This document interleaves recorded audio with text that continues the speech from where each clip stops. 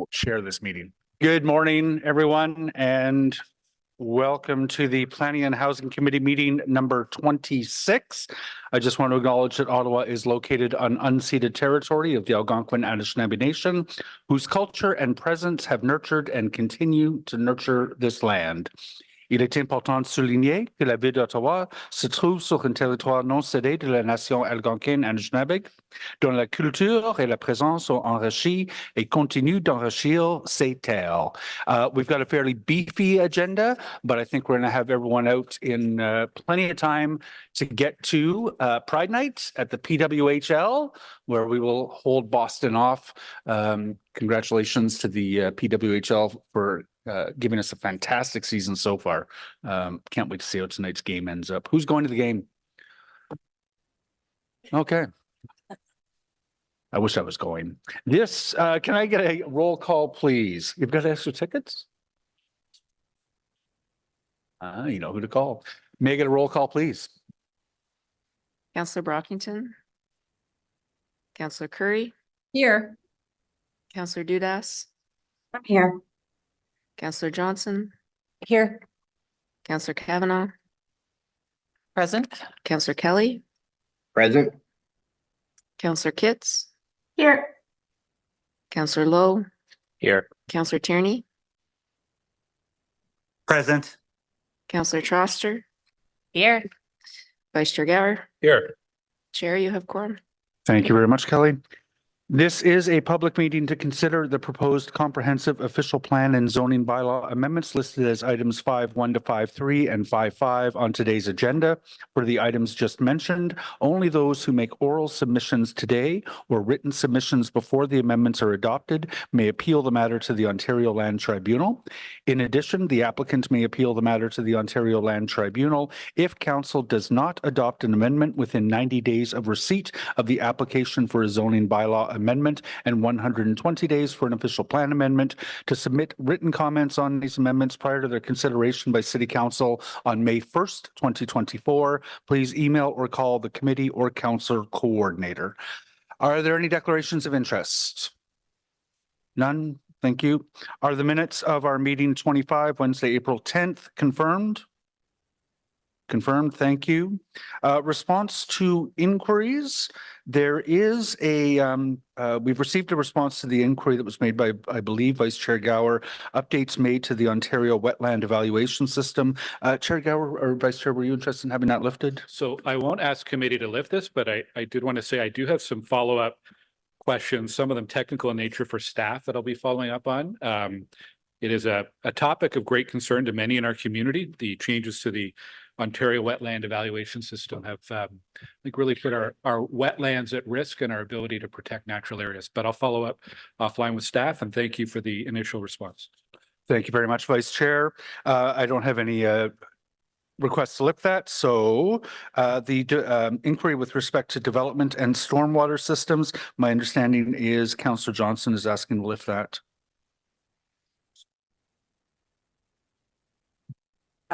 So the motion is that pursuant to subsection 89.3 of the procedure bylaw, being bylaw number 2022-410, the Planning and Housing Committee approved that the rules of procedure be suspended to allow for the consideration of the items listed as responses to inquiries, Planning and Housing Committee 2023-04, Development and Stormwater Systems. There are delegations signed up to speak to that. If it's carried, is that carried? Thank you. So we'll come back to let me get through the rest of the agenda first, and then we'll come back to that if that's okay, Councillor Johnson. There are two items, 5.1 and 5.2, dealing with Boris O'Kane Road and McKenna Casey Drive. We have no one signed up to speak to it. Is that item carried? Are those items carried? Carried. Thank you.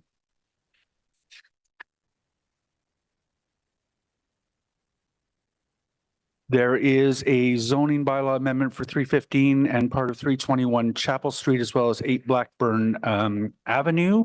Councillor Johnson, I think you have a point of privilege. I rise on a point of personal privilege to disclose that I previously worked with the property owner in the application for 315 and part of 321 Chapel Street, 8 Blackburn Avenue, which is before the Planning and Housing Committee today.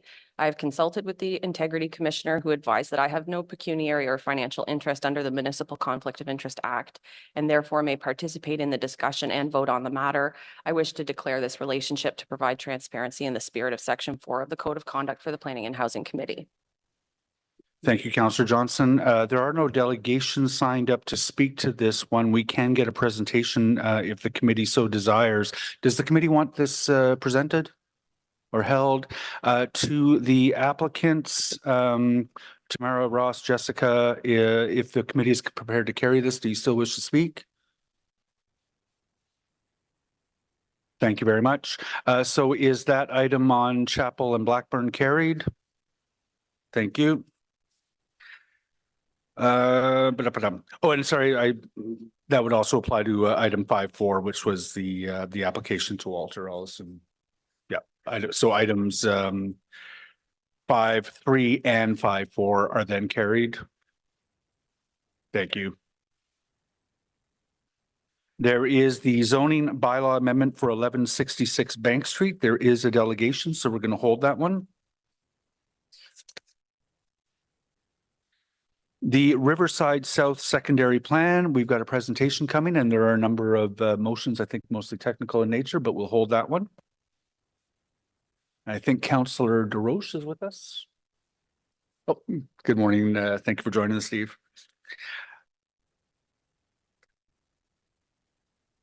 And then there is the motion from Councillor Troster with respect to renovictions. So there are lots of delegations on that one. And of course, we'll hear from that as we go down.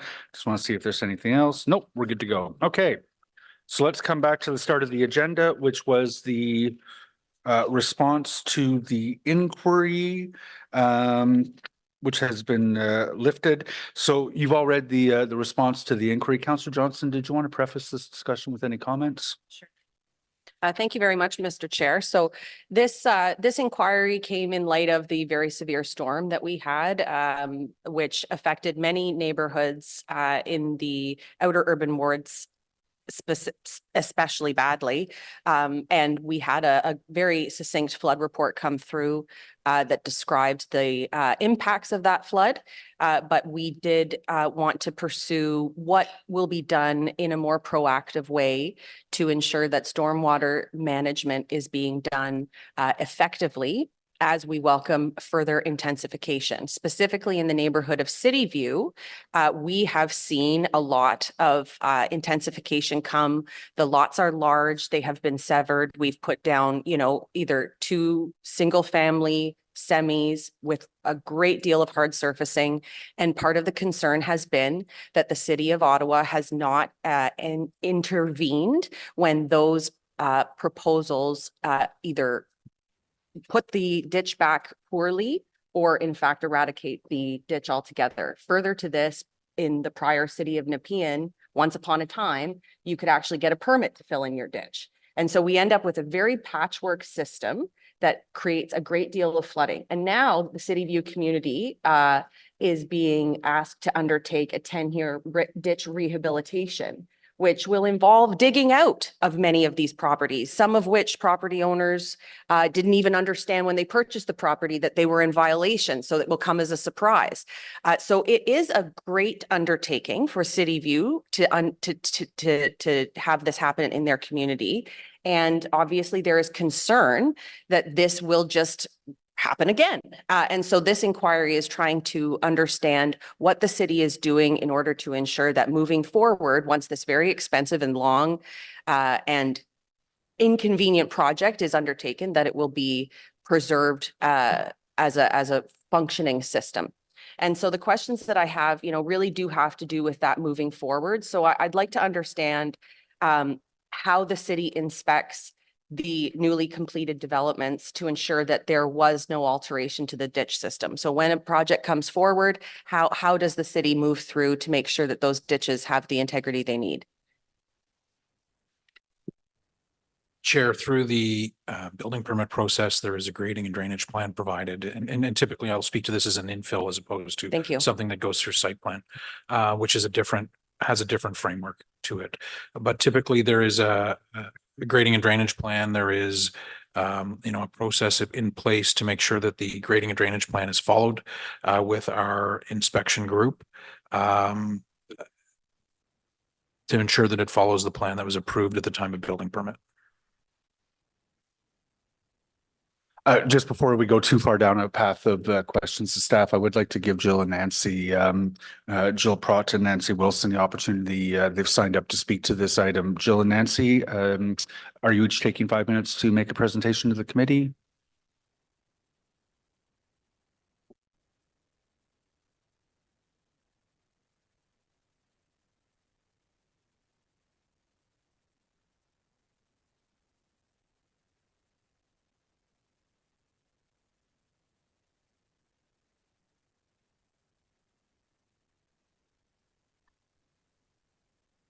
Hi, this is Nancy Wilson.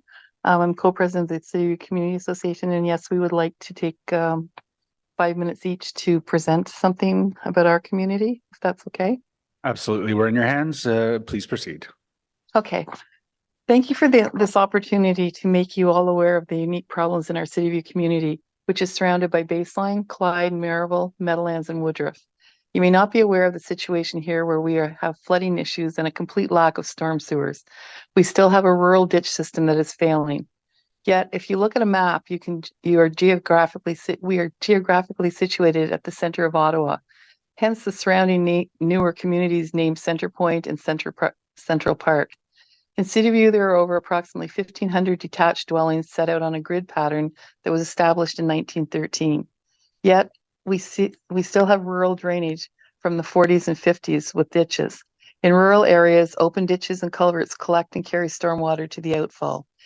This system has worked more efficiently in the past, in rural days, when everyone was required to have a ditch and the drainage flowed into the Algonquin Creek, the creek at Algonquin College, as well as Pinecrest Creek. But this has all changed. Algonquin and Leakin Farm are now all developed and paved over. Burns were constructed around the perimeter of the college. Over time, some residents filled their ditches, unaware of what a rural ditch system is, as we are not rural people but live in the suburbs. There has been no education from the city for residents who are unfamiliar with this old ditch system. The city planners should be explaining this system to developers building in this area. The old people that lived here, the older generation, they knew about these ditches, but the newer people don't. Some ditches were filled by residents illegally, but some were filled legally. Approval was given with the condition that perforated pipes were put under the ground. This was not always done. Legal filling was not common here, but it did happen. Since amalgamation, all maintenance has ceased. Culverts have rusted, deterioration, and some have collapsed over time. The steaming and cleaning of culverts stopped when the City of Ottawa took over. City View has seen an enormous amount of infill development over the last 10 years. We have had over 200 new builds that have gone through the Committee of Adjustment, with many additional huge homes filling our lots. These new builds reduce the permeable surfaces drastically. Infill and development have removed hundreds of trees in our community that absorbed most of our stormwater runoff. 131 trees alone were removed at 21 Withrow Avenue. Most new builds have been constructed with double driveways, no culverts, and no ditches. These were reported to the city, but nothing has been done. The City View Community Association has been raising this concern for years at Committee of Adjustment hearings. Finally, we got the attention of the chair of Panel 2, Anne Tremblay, and this major infrastructure issue was addressed. She consulted with the city, and eventually in the last year, the city approved the conditions be added to these severance applications for drainage. Climate change is increasing the number of and severity of extreme weather events, making City View more prone to flooding, including many of the 100-year events occurring more often. There have been many basement flooding issues. Many residents have active sump pumps that are continually dumping into the ditches, and they're running more now. This increase in sump pump activity in our community creates higher energy bills And with the more frequent power outages, residents are in constant fear of flooding when sump pumps fail. The city is aware that City View has a high water table, particularly at the lower areas and at the bottom of hills. Our lack of proper storm sewers greatly affects the quality of life here and the livability of our community. The existence of these rural ditches affect walkability as the shoulders of our narrow roads are not paved and the ditches are a safety hazard for pedestrians. Due to the existence of these ditches, we have been overlooked for sidewalk and curb construction. We are a community that has a lack of sidewalks. I'm going to let Jill take over now. Jill?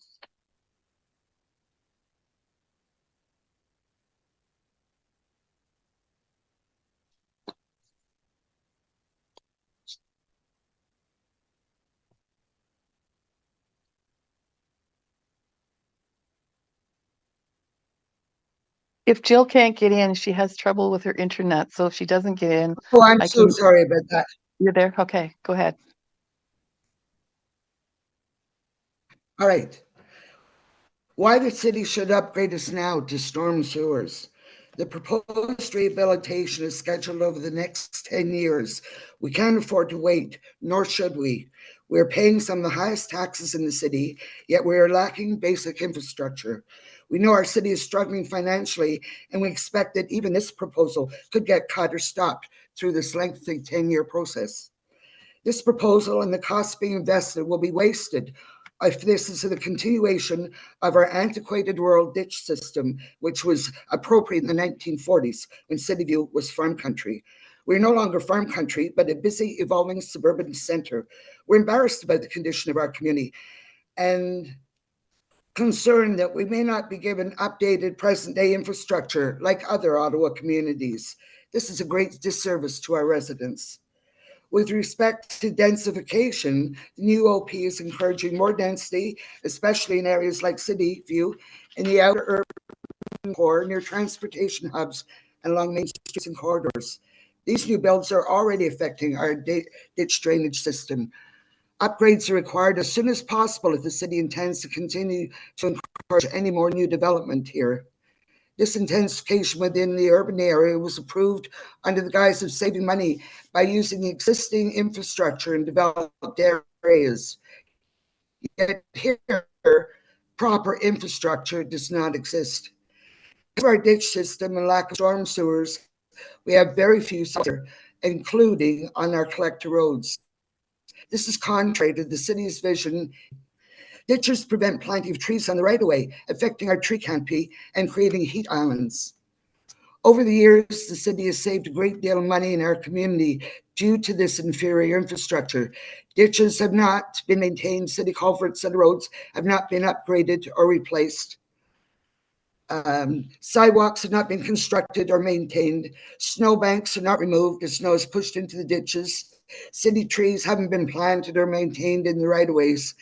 These savings are high taxes and the stormwater surcharge on our water bills, as well as these proposed ditch rehabilitation funds, should be put towards a proper storm sewer system. The city claims that an unobstructed ditch system, which has compromised the ditches and culverts, can perform to an equivalent or higher level of service as a storm sewer system if designed and maintained adequately. In City View, this is not the case. Over time, the city has not adequately maintained the ditches or endorsed the rules on the alteration of ditches. Altered ditches at infill sites have been reported but never changed. Bylaw officers are not trained to address these issues. Neighbors are reluctant to report on neighbors. And that will now be made. And how can we trust that this design will work and that will now be maintained adequately? Storm sewers can't be altered by residents as a ditch system can. The city maintains that compared to an underground sewer system, ditch systems offer many benefits to the environment. If this is the case, we suggest that all developments in Ottawa should have ditches. The city maintains that a rural ditch system is broken. There should be a moratorium on infill and new development within the City View community until these drainage issues are resolved. Thank you very much. Jill, Thank you very much. While we have the delegation, did any members have questions? Thank you so much for being here to the two of you. I know this is an issue that is causing, great stress in the neighborhood, and it's something that's highly visible when we do have pooling and flooding in various areas. I wonder if you could let us know, to what extent do you feel that the city has reached out to residents across Cityview, and how might you suggest that they communicate some of these changes the most effectively with your residents? We were talking about this last night, and one of the things that I think is key is educating people. So I think people don't understand these rural ditch systems. So I think the planners or the city needs to come out and explain to people what a rural ditch system is and how it works. I don't know if they have some kind of prop that they can bring just to show how it works. But we need to know, or our residents need to know how it works. And then they need to be given options that they can have. So if they don't want this rural ditch system, I know there's an option that if the street opts in, they can get storm sewers, but they have to pay for it. Like Jill was saying, with all of the savings that the city has made over the years on our area, we think that taking the money from this project and putting that towards storm sewers and some of the money that has been collected from our taxes and the water surcharge on our water bills and the savings that the city's made by not having to do snow removal into other areas and not having to keep trees upgraded and all those things, all those savings that Jill talked about. Those things are something that we think should be considered when telling our people that they have to pay for something. So yes, they can maybe have to pay some, but not the big amounts that we're talking about here. So I think that's something that the city needs to do, is come out and educate our community more before they take on this big rehabilitation project. I know the study's gone on and I know it's been sent out to people here, but it's really hard to understand. So I think for the normal resident, they need to be educated on, first of all, what a rural ditch system is, because people think, oh, I got this ditch in the front of my yard. Oh, there's a lot of water in it every time it rains. Let's fill it in. Maybe that'll help. They don't understand what the consequences are of that. So that's just one thing that I would suggest. The other thing is that we're getting a lot of cut through traffic through here. With all the development on Maryville and all the modifications to Maryville Road, we're getting a lot of cut through traffic, and we need to make sure that we have safe roads for our people to walk on, and we can't do that with the ditch system. So something has to happen. We either have to pave off the sides, if we're going to have ditches, pave off the sides and have markers down the side so people can walk, or something like that. So that's another thing that I think we would like to see done. Jill, do you have anything more to add?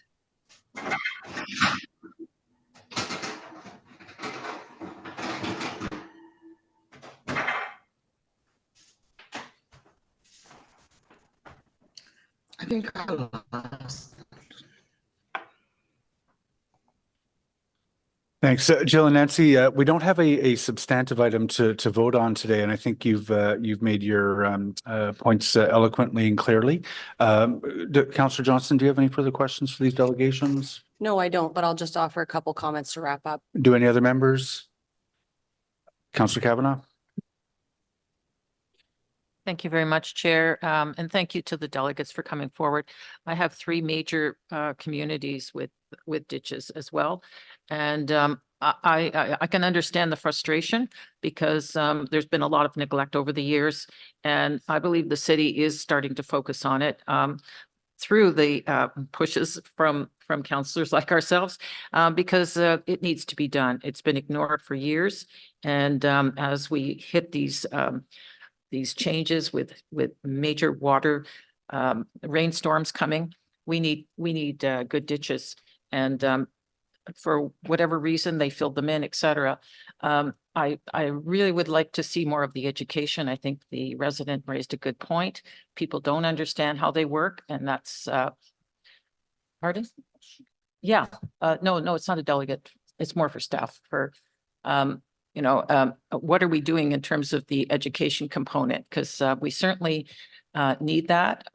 There's a misunderstanding of who does what. Jill and Nancy, we're moved into questions of staff at this point. So thank you very much for your presentation. Did staff want to respond to Councillor Kavanaugh?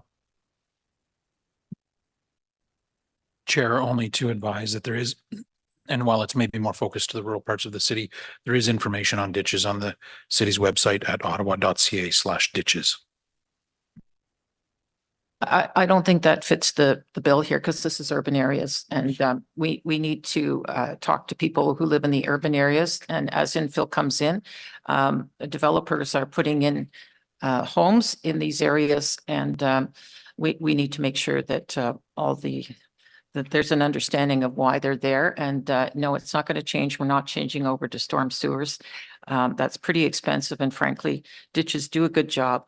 But I think we need more education for the urban areas. Thank you, Councillor Kavanaugh. Councillor Johnson to wrap up.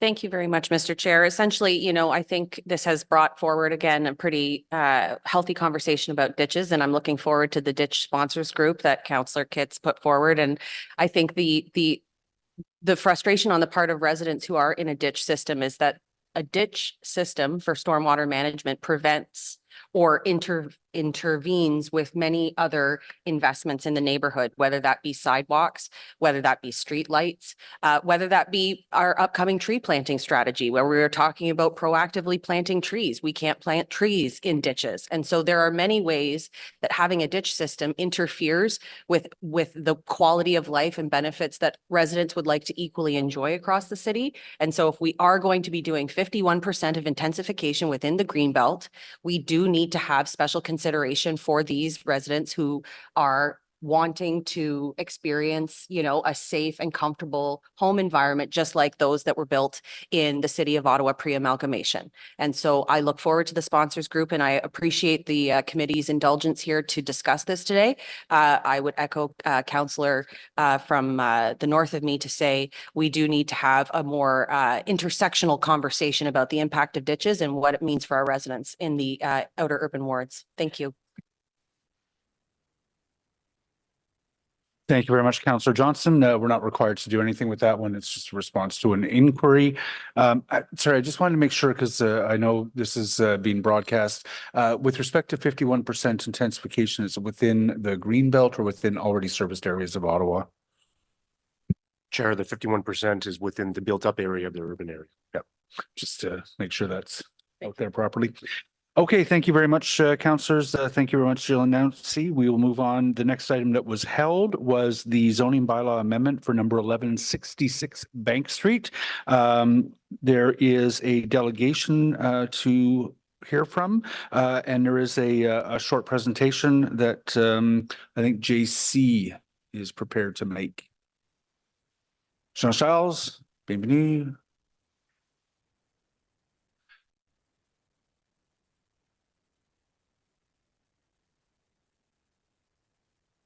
We're in your hands, sir.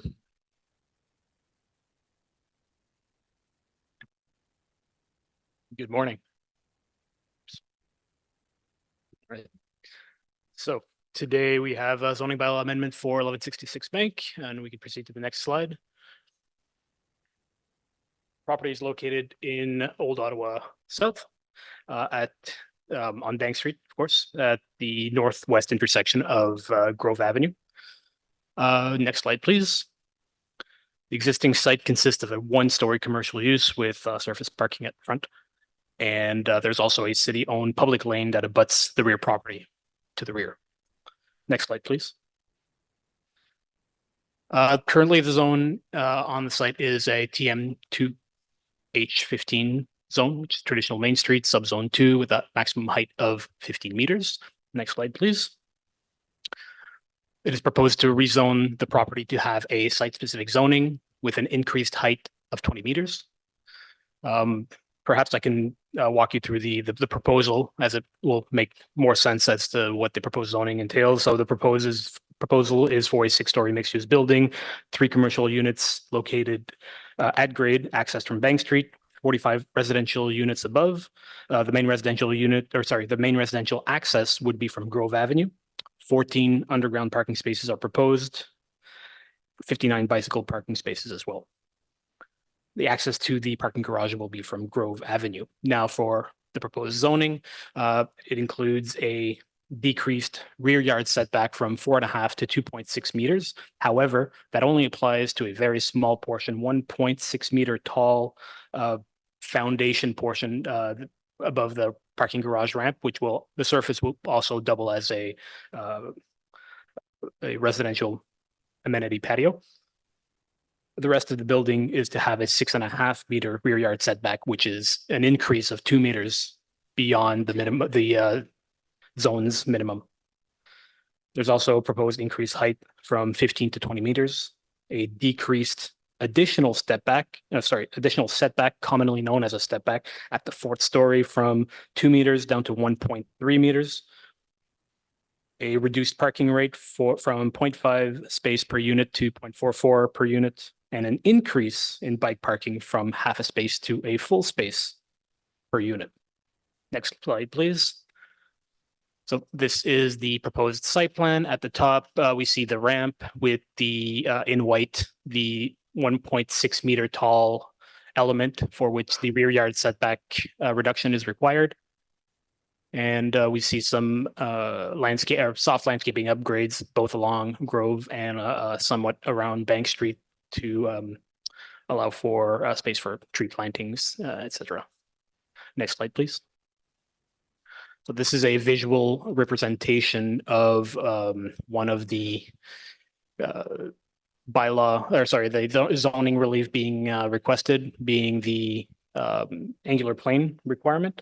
And in green, obviously, is what the intent of the reduction is, and in red is what the bylaw currently provides or requires, and in blue would be the bylaw requirements if the measurement was taken at the back of the rear lane.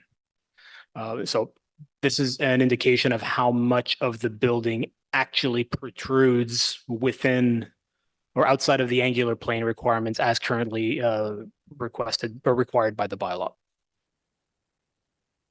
Next slide, please.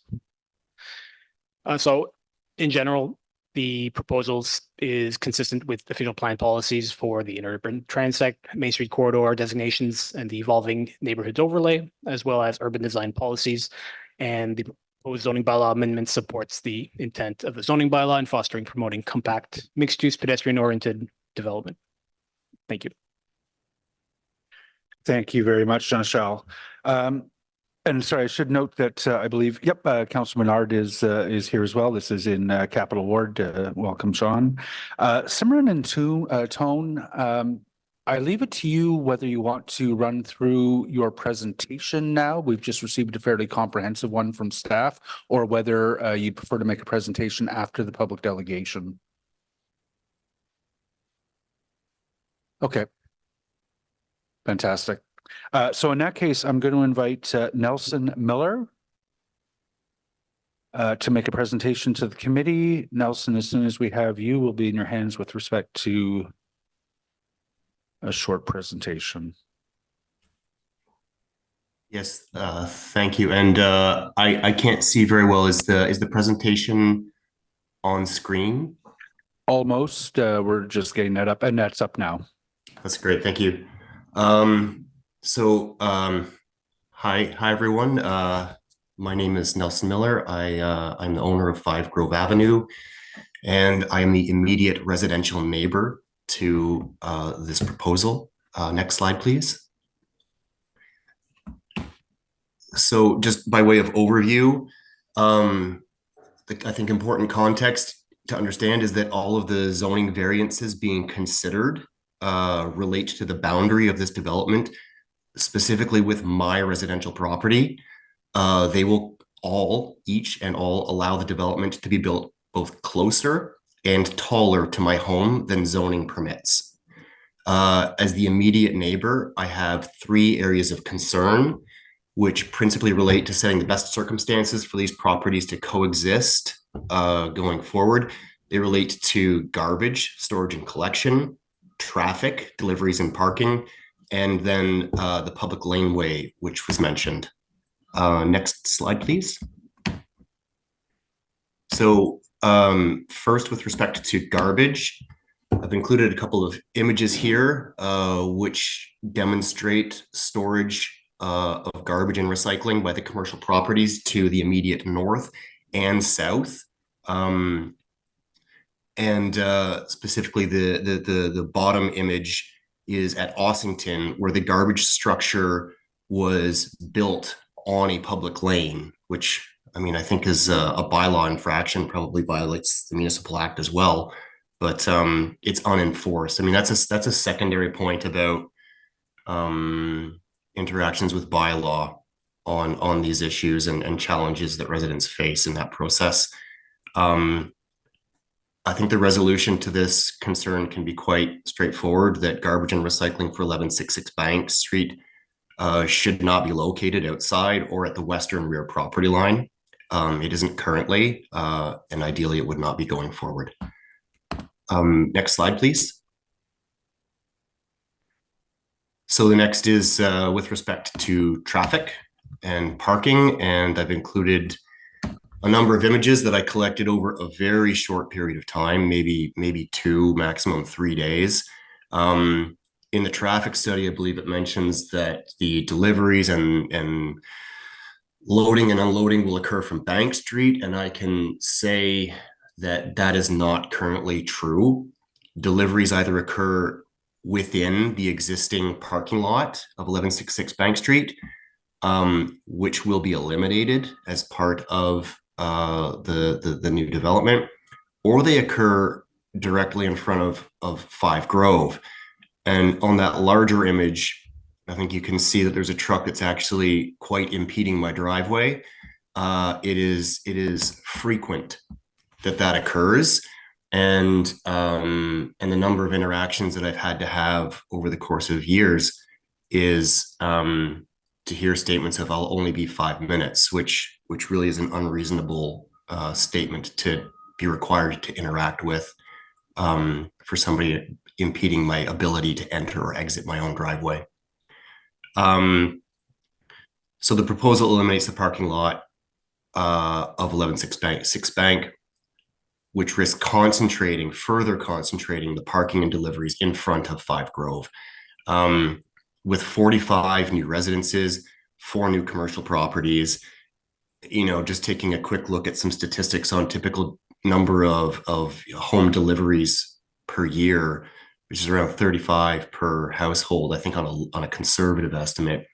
And you have about 1,500 net new vehicular deliveries per year. That's a lot.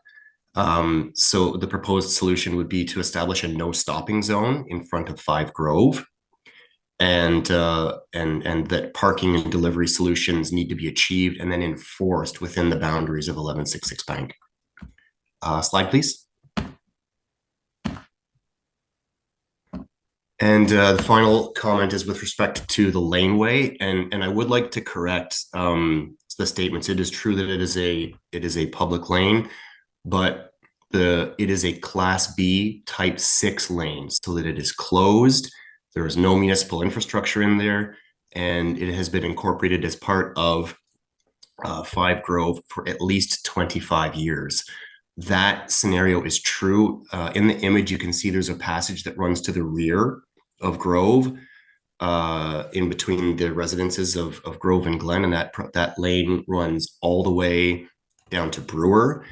And that lane is also closed and occupied by property owners and has been for decades. I understand that it is a public lane, but I think it's important to convey that this is a lane that has been part of my yard, and I have been looking after it now for 10 years. For the context, so I applied in 2020 to close and purchase the lane pursuant to the city policy on lane divestment. On December 10th, 2020, I received an Nelson. email. Oh, sorry. Yep. Yeah, no worry. This is, it's not necessarily germane to the zoning decision that we have to make, and you're out of time. So, is there a quick one sentence wrap up that you have to your presentation? I note that your counselor does have some questions for you. There is, yes. So I applied to purchase the land in 2020 and I got a yes. I got a written yes, which was then, not written, but it was then overturned without any written confirmation. There's a bunch of zoning permissions that are to be given to 1166 Bank. I think for fairness and balance, it's important to me that the permission to close and purchase the laneway incorporated as part of Part 5 Grove is very important for equality at the property boundary. Okay. On that note, we'll cut you off there. Thank you, Nelson. But Councilor Menard does have some questions for you. Thanks very much, Chair. Thanks, Nelson, for being here. I know we've had lots of discussions about that laneway and certainly some more to come. I know Tim Mark's been engaged with you on that. And I understand your perspective, given you're the direct abutting homeowner there. With regard to the suggestion you made about the stopping in front of your home, I think that makes a lot of sense. I'm going to talk to the project manager on Grove because that street's being redone at the moment, Chair, and it's going to be under construction for quite some time. So there's some good potential there to incorporate so that we're not seeing the issues affecting people that are in the direct area with regard to blocking laneways or potential concerns around access. I guess the question back to you, Nelson, is just on the garbage and storage. Because the applicants, I think, will present next or give some information next. But have you had a discussion with them about the storage of waste there and the approach? No, I mean our kind of opportunities to intersect with the consultation process have been, basically a notice received, and then we interact on that basis. So we haven't really been or been wanting to go directly to the developer. Okay. I'll let the thanks, Chair. I'll let the applicant speak on that piece, and it's something we raised too around the issues. And I know amenity space for residents there has been raised too, and I think hopefully addressed by the applicant. So thanks again for being here, and we'll continue to work together. Thank you very much, Councillor. Did any other members have questions for the public delegation for Nelson? I don't see any. Nelson, thank you very much for your presentation today. Simran and Tone, whenever you're ready, you'll have 5 minutes to be able to make a presentation to the committee. You've heard some of the concerns that have been raised, so we've gotten a good presentation from staff. You might want to address some of those concerns. Whenever you're ready, we're in your hands. Thank you. Thank you, Chair. We have some slides if they could be put up.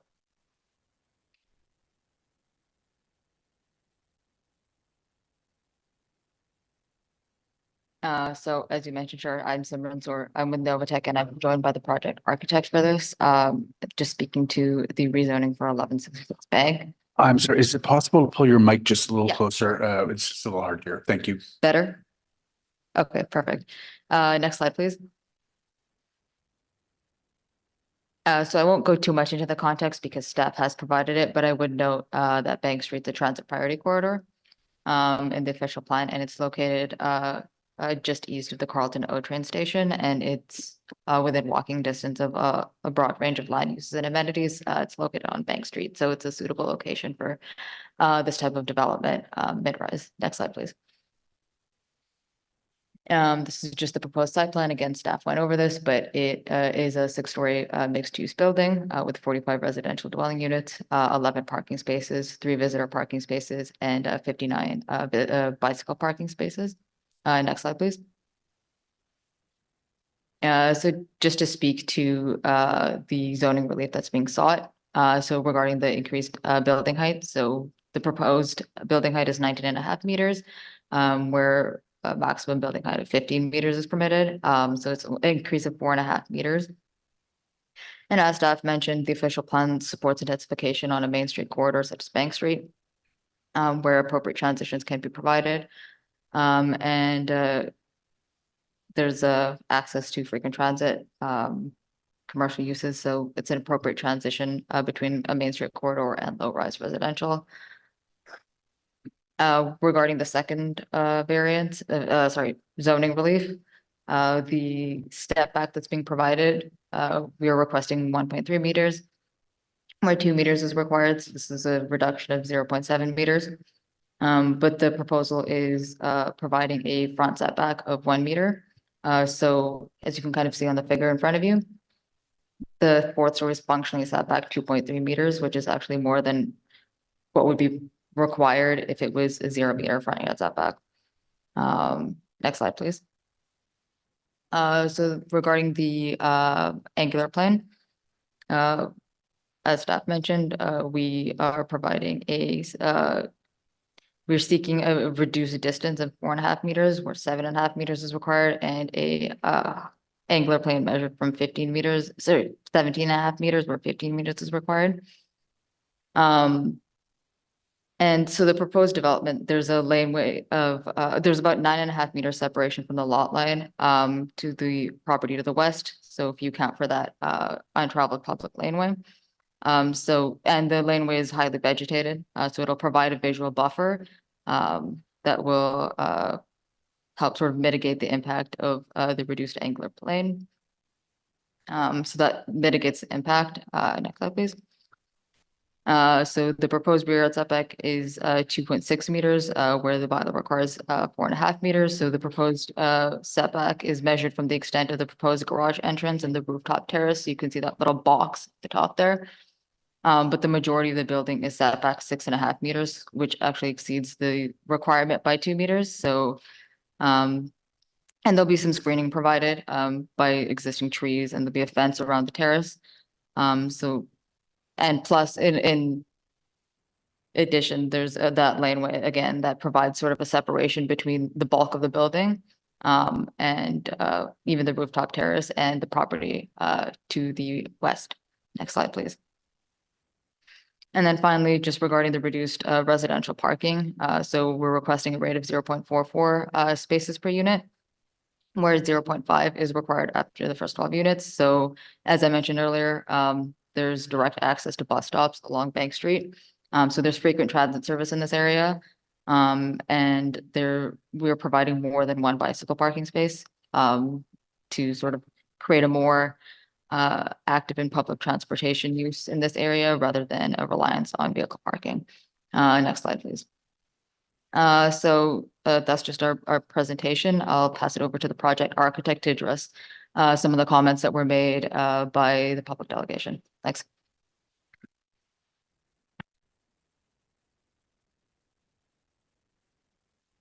Correct. Thank you. Excellent. So just to address some of the comments and the concerns, if I can remember them all correctly. So the question about garbage collection is that all garbage for both the residents and the commercial areas is in an indoor garbage room in the basement where all the garbage is stored. The last iteration of site plan back and forth included some discussion about I don't remember who, but somebody requested from within the city that we create an outdoor staging area for garbage containers on Grove Avenue, which we resist as being really poor urban design. And we've resisted that and pushed back. So all the garbage is stored in the basement and is then winched out and hauled away on garbage pickup day. With respect to traffic and traffic concerns, when we started this project 2.5 years ago, one of our early proposals with planning and thinking about the redevelopment of Grove Avenue was that the western portion of Grove, basically from Bank to the end of the commercial properties, to the start of that lane, could be converted into a Woonerf or plaza type space. And Grove Avenue, which is one way headed east, could be converted into a two-way street for that first portion with a tighter throat and landscape neck in line with the landscaped lane to help resist wrong-headed one-way traffic on Grove Avenue. That proposal received no support from city staff, received no interest from the redevelopment work being done on Grove Avenue.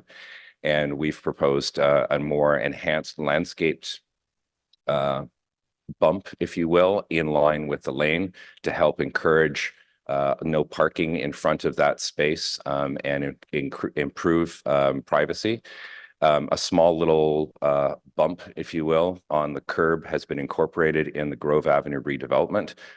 So that's not my case to say, but I think that that's something that could be enhanced if the city should choose to do so. And with respect to the lane, the entire existing heavily landscaped lane is being retained as is. All the very large trees in it are being retained. We've actually pulled the building back further than required in order to make sure we don't affect the root ball of, I think, which is a 2-foot diameter Norway maple sitting in that lane.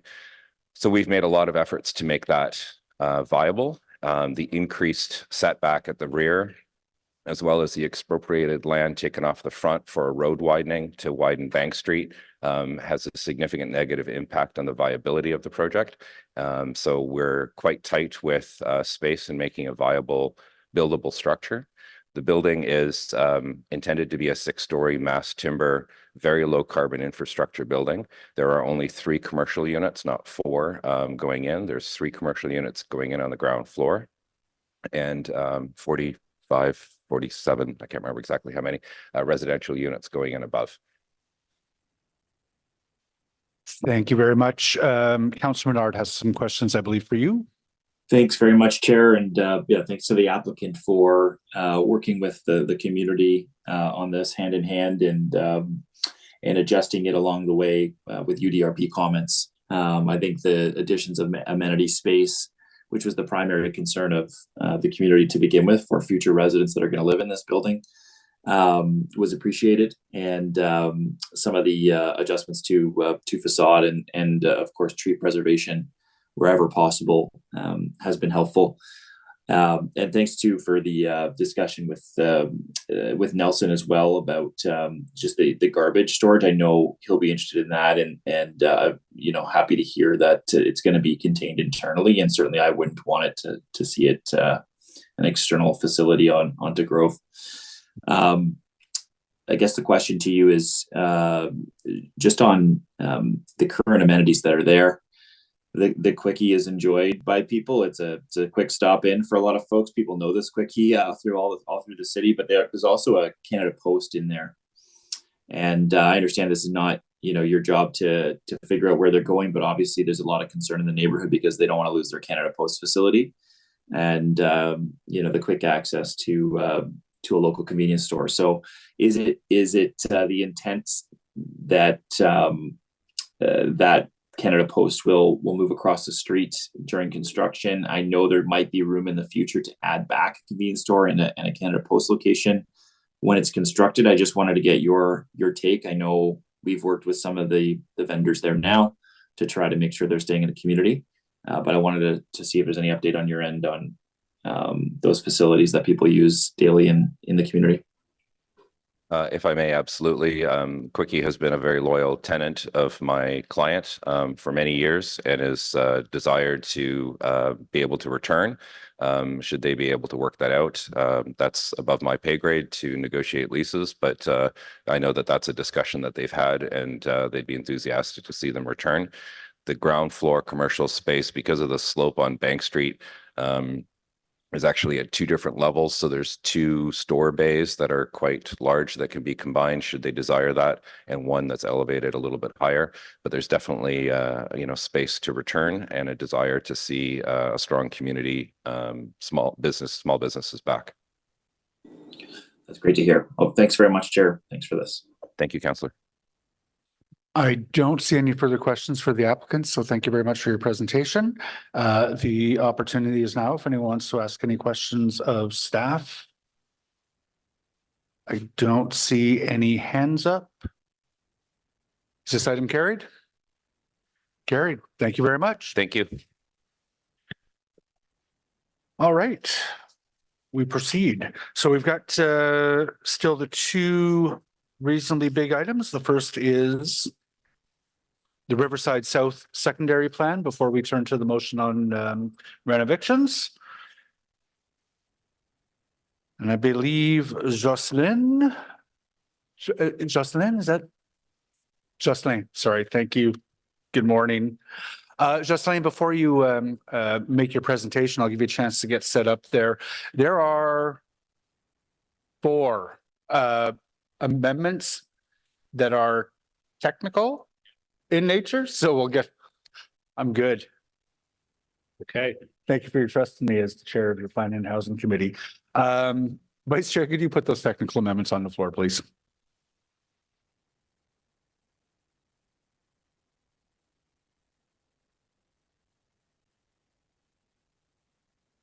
okay. Whereas the Riverside South secondary plan includes area-specific policies that allow for uses that would otherwise be non-compliant for development applications that were initiated prior to the adoption of the plan. And whereas the Riverside South secondary plan already includes an area-specific policy for the in-progress plan of subdivision application for 708, 720, and 750 River Road to reduce the minimum density requirements. And whereas the proposed development application described above includes new lots that would rear onto River Road, which would otherwise not be permitted by the Riverside South secondary plan. Therefore, be it resolved that section 2.1, policy 2A of the Riverside South secondary plan be removed and replaced with the new and expanded policy 6 in section 2.1 under the residential uses west of River Road subtitle with the following language. For the lands within the plan of subdivision application, address 708, 720, and 750 River Road, notwithstanding table 2, neighborhood density category for the lands designated low density, the minimum density requirements may be lowered to no less than 20 units per hectare, notwithstanding the policies in section 3.2 of this plan. Dwelling units may rear or side onto River Road. Surface parking will be located away from River Road, and notwithstanding the policies in section 3.2 of this plan, where the city has determined that noise levels exceed standards for acceptable noise, noise barriers may be permitted along River Road, provided appropriate landscaping is provided to mitigate visual impacts to the satisfaction of the general manager, planning, development, and building services, and renumber policies and cross-references accordingly. And be it further resolved that pursuant to section 3417 of the Planning Act, no further notice be given. 1 down, 3 to go. What do you have next, Kelly? Consistency, okay. Could I just go to the therefore be it resolved, Chair? Okay. Therefore be it resolved that Planning and Housing Committee recommend council approve that Schedule B4 Greenbelt Transect and Schedule B6 Suburban Southwest Transect in Volume 1 of the official plan be amended to reflect the boundary of the industrial and logistics designation found on Schedule A designation plan of the Riverside South secondary plan, and to update the legends accordingly. Be it further resolved that a new area-specific policy in Volume 2C, area-specific policies be created for the unaddressed property identified as PIN 0433100309 with the following language. PIN 0433100309 Industrial and Logistics in the Riverside South secondary plan. Notwithstanding the location of the lands within the Greenbelt Transect on Schedule B4, the policies of the Greenbelt Transect do not apply to the portion of the policy identified as PIN 0433100309 east of Line Bank Road that is designated as industrial and logistics within the Riverside South secondary plan in Volume 2A. 2, at the time of a municipal comprehensive review, the city will consider changing the Greenbelt Transect boundary to exclude the portion of the property at PIN 0433100309 from the Greenbelt Transect in consultation with the National Capital Commission. Okay, number 3, land value for cost sharing agreements. Therefore, be it resolved that the Planning and Housing Committee recommend council approve the cost sharing agreement for services policy, policy 8 in section 4.2 of the Riverside South secondary plan be replaced with the following language.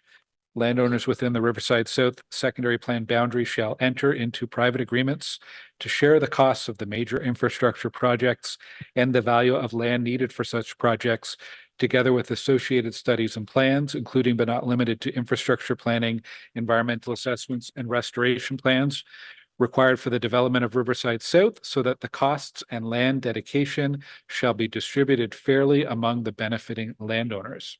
Each agreement shall contain a financial schedule describing the estimated costs of the major infrastructure projects and associated studies and plans, as well as a proportionate share of the cost for each landowner.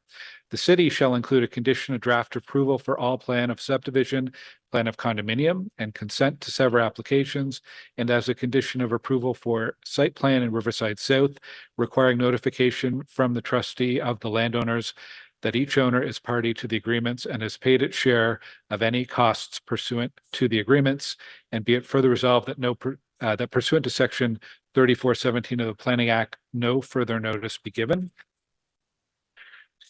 And finally, therefore, be it resolved that Planning and Housing Committee recommend council approve that policy 2D in section 3.2 street network be removed, and be it further resolved that pursuant to subsection 3417 of the Planning Act, no further notice be given. I think that is not being introduced. Oh yeah, so we have a fifth. All right, we have a fifth, Chair. This is the last one. Therefore, be it resolved that the Planning and Housing Committee recommend council approve that location map 1, document 5 be replaced with the following updated version. And there it is on the screen. And this updates the zoning boundary for the Town Center District Park. And that is it. Thank you for your service, Vice Chair Gower. Okay, so we've done a really deep dive into the motions on these. What is this? What is the Riverside Secondary Plan? We're in your hands. Take us through it. So Chair and committee members like to introduce Justin Cadillo. He's a planner, file lead for Riverside South Secondary Plan in our community planning section, and Peter Giles, a senior planner within our community planning section. We'll be pleased to take you through a quick presentation and an overview of the secondary plan before you. Perfect. Thank you, Royce, and good morning, everybody. Yeah, perfect. We see the slides there, so we can go to the next slide, please.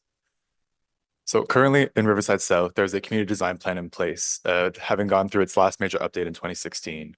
The community design plan plans exclusively for bus rapid transit, and as we all know, the arrival of light rail is imminent in Riverside South, with the Trillium line anticipated to open later this year. Land use direction in a community design plan has the same status as a City of Ottawa guideline, meaning so that there's some inherent flexibility built in. However, these are not recognized under the Planning Act. Staff today are proposing to repeal the community design plan for Riverside South and replace it with a new secondary plan. Although the community design plan is out of date, given the shift from bus rapid transit to light rail, there are still a lot of good ideas in the community design plan. And for that reason, a lot of the fundamentals are being transferred over into the new secondary plan. Next slide, please. So by replacing the community design plan with a secondary plan, the land use direction is elevated from a city guideline to become a policy under the official plan and therefore recognized under the Planning Act.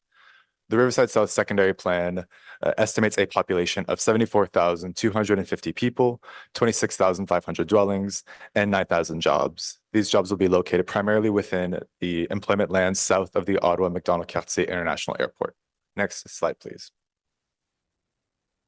So the secondary plan is very large and directs many land uses and proposes a lot of policy direction, as the motions this morning indicated. All of this direction is crucial in creating a complete and livable community.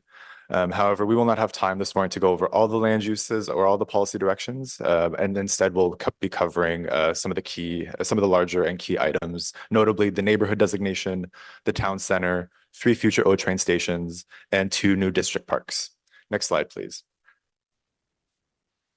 So here on your screen is the designation plan for Riverside South, and I think will be one of the most beautiful maps we'll have here at the city.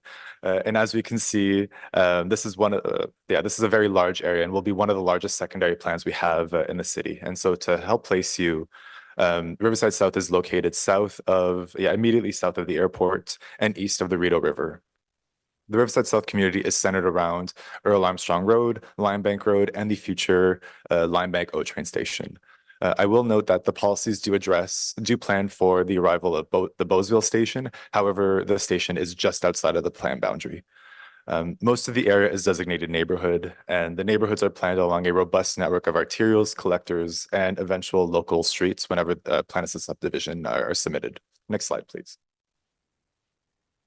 So the neighborhood designation, as I mentioned, is the largest designation in Riverside South, designating just under 700 hectares of land, primarily intended for residential uses. However, a mix of uses are allowed and encouraged across the entire neighborhood, with certain areas even requiring non-residential uses such as commercial, retail, and personal services. And so this mix of uses will ensure that people can meet a lot of their daily and weekly needs within a walking distance of their homes. The neighborhood designation assigns 4 density categories. These are the low density, medium density 1, medium density 2, and high density.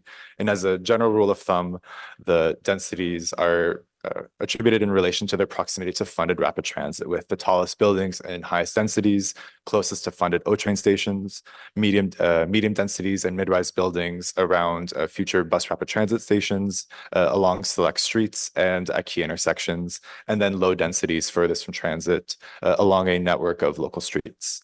Something that keeps the plan adaptable for the long term is is the overlap between building forms across the designations, so that as developers come forward in the future, that there's a lot of variety that they can play with each of the density categories, meaning that they can be a lot more adaptable to the market conditions at the time. Next slide, please. One of the biggest ideas brought forward by the secondary plan, something we're very excited for, is the design of the town center. So the town center is anchored by the Limebank O-train station. And so the vision established in the secondary plan is that it become a dense, well-connected place with a wide variety of non-residential uses to ensure that people can access those daily and weekly needs within a 15-minute walk of their home or less. The plan also, similarly to the neighborhood designation, will locate the greatest densities near funded rapid transit. So in this case, it's the Limebank O-train station. We're also planning for a robust network of sustainable modes of transportation, including sidewalks, cycling facilities, pathways that link people to key destinations and transit in order to reduce car dependency. We're also planning to have Limebank Road and a future Main Street be the centers of mixed-use activity in the area, where we will be requiring a certain amount of commercial, retail, and other uses at grade. The future Main Street, actually, and it's shown on this designation plan here as this pink north-south road just west of the station, is also set to become a civic node with a school site fronting the Main Street, and then a brand new district park that will be 10.7 hectares with a community center and a branch of the Ottawa Public Library. So we're very excited about this district park. Next slide, please. Here we have a concept prepared by the Riverside South Development Corporation as part of their current plan of subdivision application for the town center block immediately north of the Limebank O-train station. So here we can see that they've established a clear relationship between density and transit, with the tallest buildings located closest to the station and then transitioning down as we move further north. We can also see a variety of densities, a variety of forms, and good linkages between destinations and buildings with non-residential uses that line the street, and the entire block frames a future parkette. Next slide, please. This is another concept provided by the Riverside South Development Corporation that shows the entire conceptual build out of the town center. And here we see the previous block plan that was shown in its relation to the entire town center, its proximity to transit, and its proximity to the district park. We even see the conceptual build out of the district park with its outdoor amenities and the community center. Next slide, please.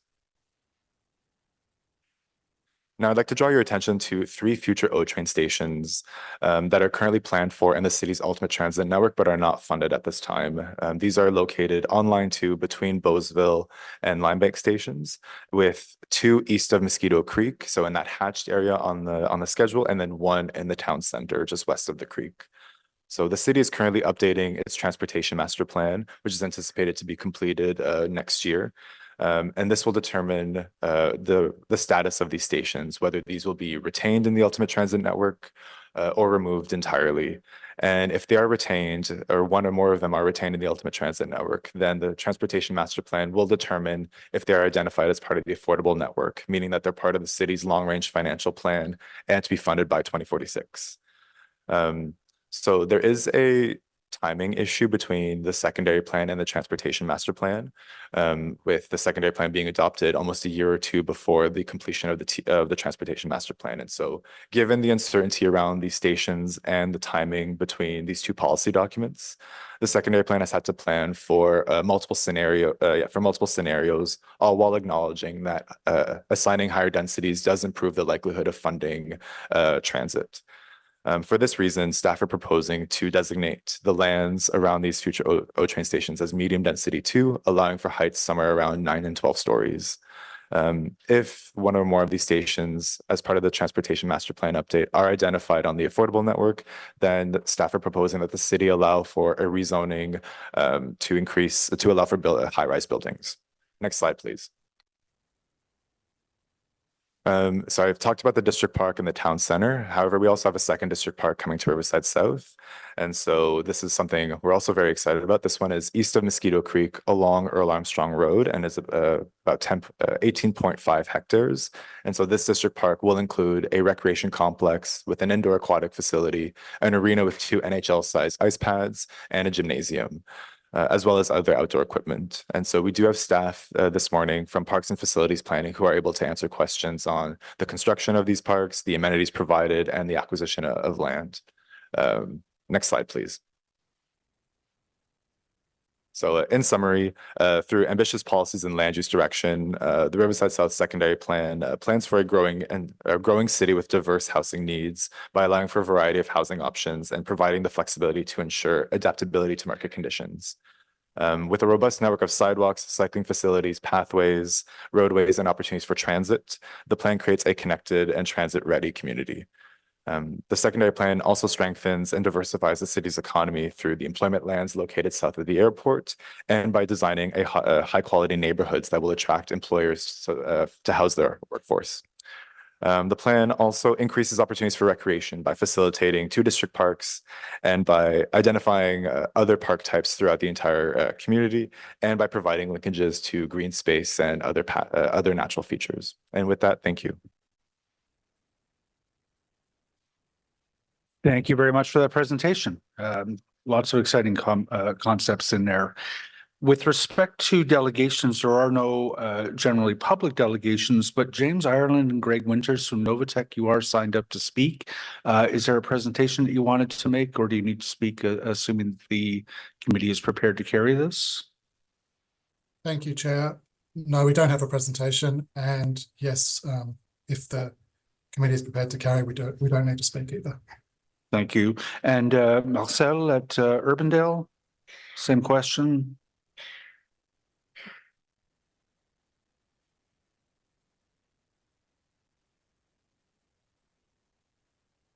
You're on. Okay, sorry, yes. No, I just want to say thanks to staff for working with us the last 18 months.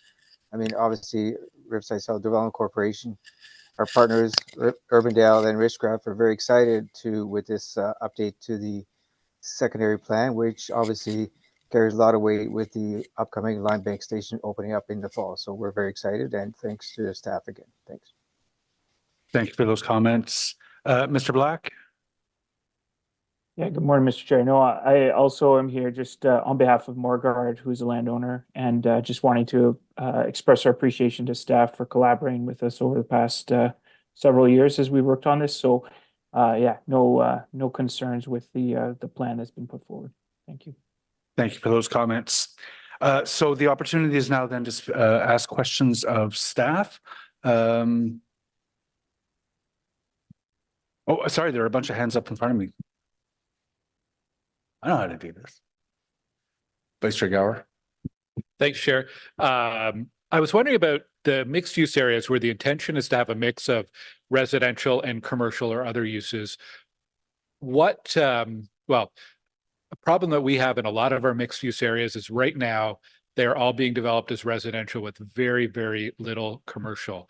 So how does this plan help ensure that there is a minimum amount of commercial or non-residential that's actually being built in the mixed use zones? Yeah, thank you, Chair. And so this plan has designations where commercial is required, and we do have minimum gross floor area requirements for these lands for non-residential uses. And they do encourage a mix of uses, which will hopefully, in a mixed-use building, incentivize, those commercial uses as well. Okay, that's good to hear. Thank you for confirming. Thank you, Chair. Thank you, Councillor Kavanaugh. Thank you, Chair. Thank you to the planners. Very exciting. I know this was long anticipated. It's interesting because this is kind of like a blank slate where you get to build, as opposed to some of the secondary plans, which these planners are working on in my area, where you already have infrastructure, you have people living there, and you're building around it and intensifying. So this is kind of fun that you get to play with a blank slate. But I was wondering about the proposed stations and the workaround that you've had to do on that, because that sounds very interesting, and don't know what the odds are on getting future stations, but what are the backup plans if they don't?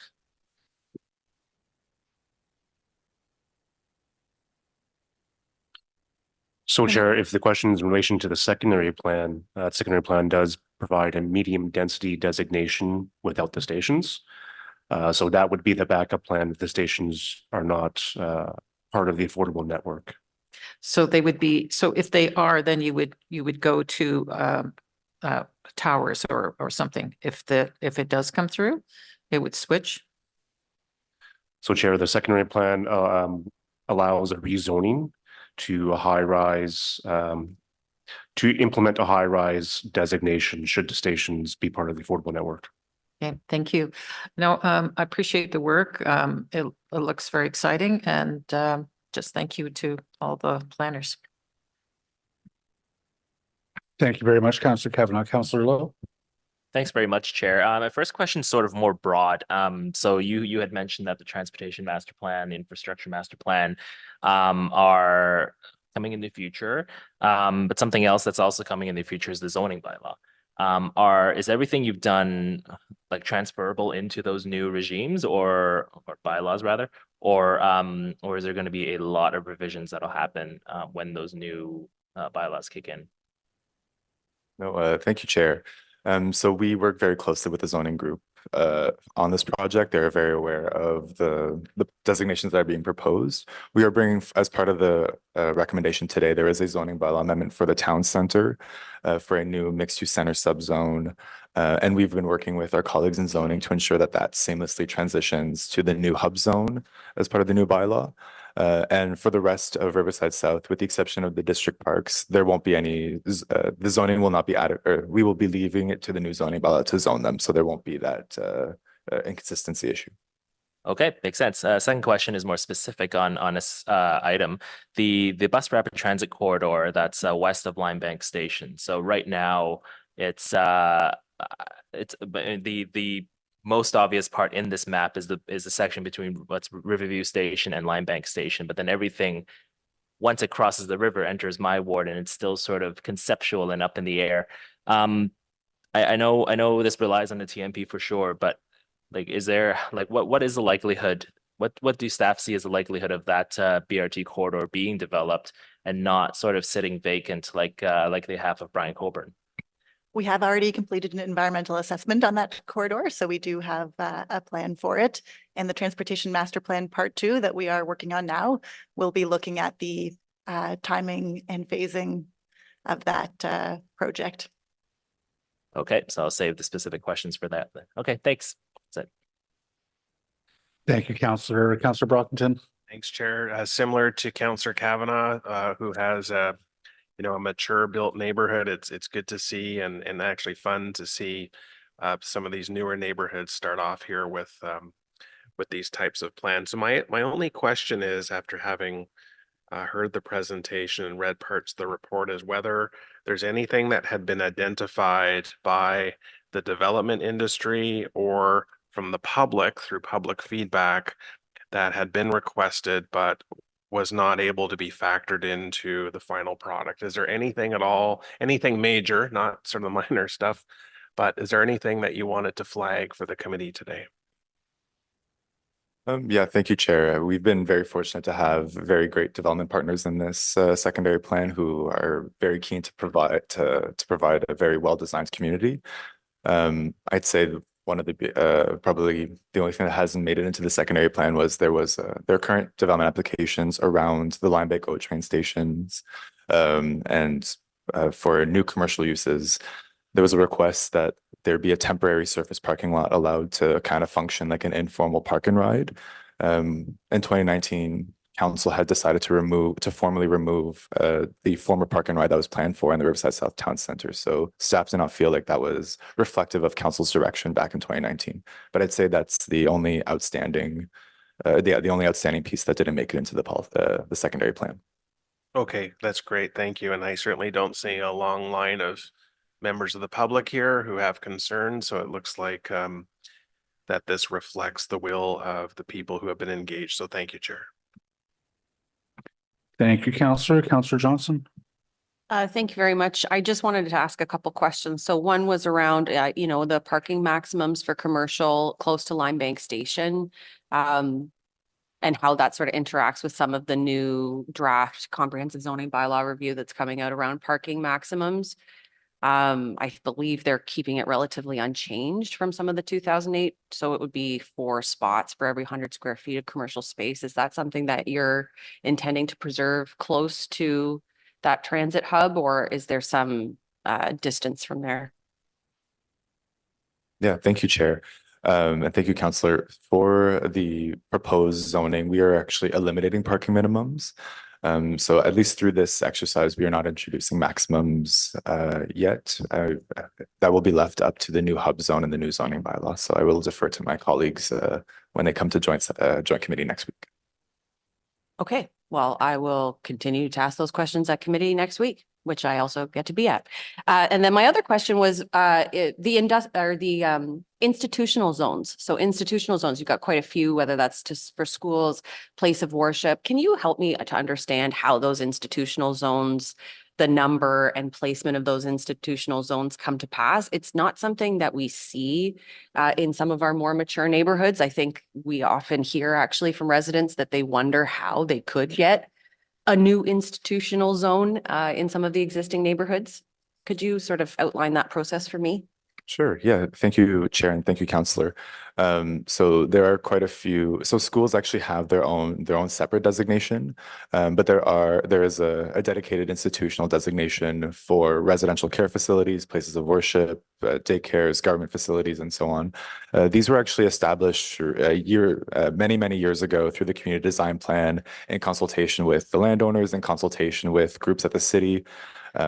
These would also be the lands that the city would acquire for any emergency services.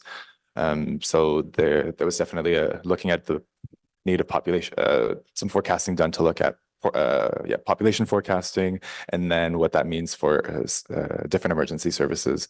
I will be frank that I was not part of those discussions, so I don't know the full extent of the methodology, but it had to do roughly with the forecasting and the land available. And they were located all at key intersections of arterials and collector roads. So yeah. Thank you. Thank you, Councillor. Councillor Kitts. Thank you, Chair. Not a question, just a comment. I couldn't resist. So for colleagues, if you're looking at that beautiful map they put up and saying, this is what building the suburbs should look like, I agree with you. I think, with the transit line, higher density near the transit, a mix of uses, that is how we should be building the suburbs. And I would like you to imagine if the transit line wasn't there, what that would look like and what it would do to that community. Because that is the situation that some of us are facing in our communities, where the transit, that's sort of the spine of the community, is absent. And instead we're getting car-centric development. So I had to put that out there while we had the beautiful pictures up on the screen. I think that's going to be very important as we discuss the zoning bylaw, as we discuss TMP Part 2. So I wanted to put that out there. Thanks very much.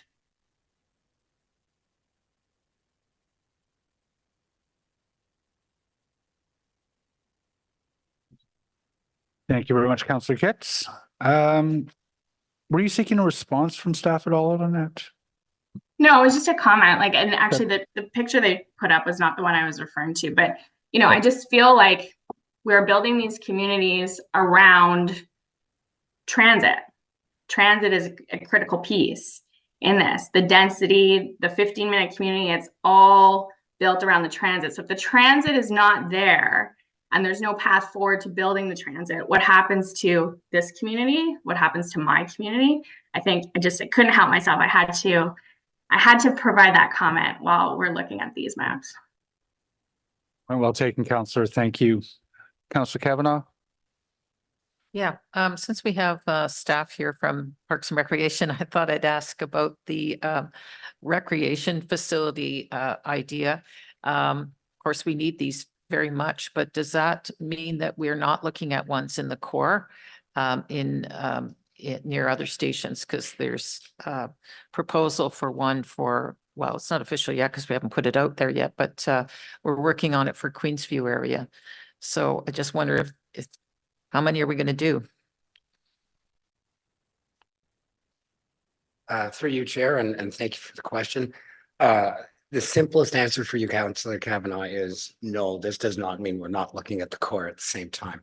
The recreation facilities demonstrated here are very much in need. Riverside South is more deficient than any other area in the city simply because we only have one single small community building here. We don't have any other facilities, and with this amount of growth, we need to provide a level of service that's commensurate with most other suburban centers. I can say that once the future development charge bylaw is released and there's a list of projects, you will see that we are looking to invest over the long term throughout the city, including core areas as well. Growth is happening. Not just in the suburbs. With intensification, we're seeing growth inside the Greenbelt, and as a result, we need to consider our level of service inside the Greenbelt at the same time. Thank you. I don't want to look like I'm, have an issue with this. Of course, we want more recreation facilities, especially on transit lines, so everyone can get there. But as our population grows, of course, we need more than one. Great, thank you. Thank you, Councillor Kavanaugh. I don't see any other questions for staff. Councillor DeRoche, did you want to speak to the new secondary plan for Riverside South? Yeah, thanks, Chair. Just in closing, I think normally it's customary to thank staff, and I will thank them for their hard work on this. And I thank all the members of the public who participated in the public consultation. This new plan is very much in keeping with the community design plan for Riverside South, which dates back well over 20 years. So really there's no surprises, I think, for the community in terms of the fundamentals of this plan. And the residents of the area have been very patient, and the community has evolved without a rapid transit system. And I want to thank some of the pioneers who have lived here for a long time, some community leaders like Craig Cudmore, Keith Parker, Scott Hodge, Rick Dancer, who again moved into this community believing in its future, and we can see the plans are evolving, and I think they are exciting.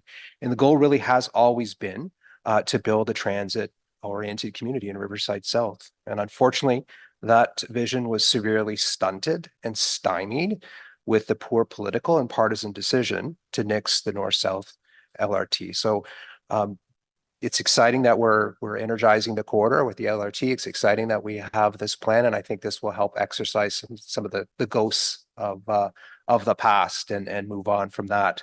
It is at that time, again, many of these people moving into the community said, I'm probably going to only buy one car. But again, as Councillor Kitts has alluded to, if you don't have the transit system, it makes it very hard to build a rapid transit community. So I think we've got the right opportunity with the LRT being activated. It's very much a bold plan that I think responds directly to the housing crisis. I think the development around the stations will be a big contributor to our transit ridership. Riverside South is certainly doing its part to build a transit-oriented development, including plans for the first library that will be directly located on the rapid transit system. And I'd like to remind council that this is the Line Bank station is the only station that is paid by the residents of the community through a local development charge. And they're very much walking the talk in terms of investing in transit and walking the talk in terms of growth, paying for growth in this particular area. It's an ambitious plan, as you can see, and its success will depend on a lot of independent variables that will need to mesh to make it work as a whole. That includes market conditions, housing prices, the local infrastructure that we're going to invest in, the energy that goes into activating the employment land so that we have a balanced community, the city services that are planned in terms of the library and the rec center that is very much needed, and the potential for new stations along that line so that we can, again, activate some additional densities potentially.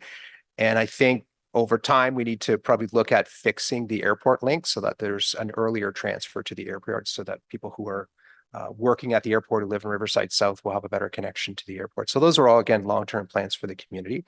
And I remind people the plans are certainly exciting to look at, but there really is a big difference between a development like this that's on the frontier of the city and the development within the core of the city. But again, I think there's a lot of variables that have a very strong opportunity to come together to, again, to build a very strong transit-oriented community that will really take some pressure off the housing crisis that we're in.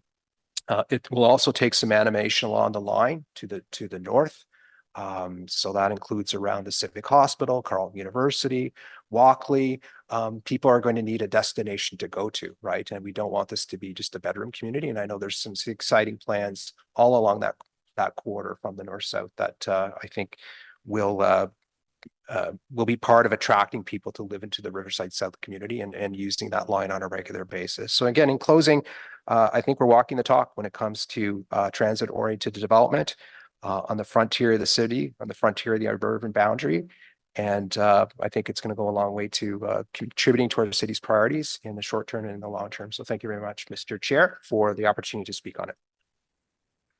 Thank you very much, Councillor DeRoche. And I'll just echo the thanks to city staff. I know what kind of effort these are, and this is positioned as well, both to take advantage of our increasingly large transit network, and in terms of implementing the principles of the official plan as well. So thank you very much. Members, we've got a couple of amending motions. There was a motion that was with respect to the area specific policy for 708, 720 and 750 River Road. Is that carried? Thank you. There was a motion with respect to consistency between Schedule B4 and B6. Is that carried? There was a motion with respect to the updated zoning boundary for the Town Center District Park. Is that carried? Thank you. There was a motion with respect to the removal of policy 3.2.2D. Anyone have any questions on that one? So one carried. And there was a motion with respect to land value policy for cost sharing agreements. Is that carried? And as amended, is the main report carried? Carried. Thank you very much. Thank you very much, staff. So the next one that we have on the agenda, I think it's our final substantive item today, is Councillor Troster had previously given us notice of a motion on rent evictions. Councillor Troster, I understand that you want to modify that slightly in ways that I consider to be a straightforward replacement. Yeah, thank you very much. The mayor's office had some helpful suggestions, which if we could put it up on screen, we've highlighted just so folks can see.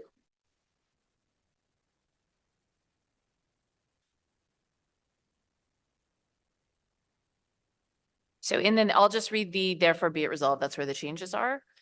Therefore be it resolved that the Planning and Housing Committee recommend council direct the General Manager of Emergency and Protective Services Department in consultation with the Community and Social Services Department, the Planning, Development and Building Services Department, and Legal Services to review the City of Hamilton's rent eviction license and relocation bylaw and the Federal Tenant Protection Fund and the new Canadian Renters Bill of Rights, and report back to the appropriate standing committee of council by Q4 2024 with a preliminary assessment of the feasibility of developing a similar anti-rent evictions bylaw in the City of Ottawa, which should include an outline of the anticipated timelines, costs, FTE requirements, and operating resource implications.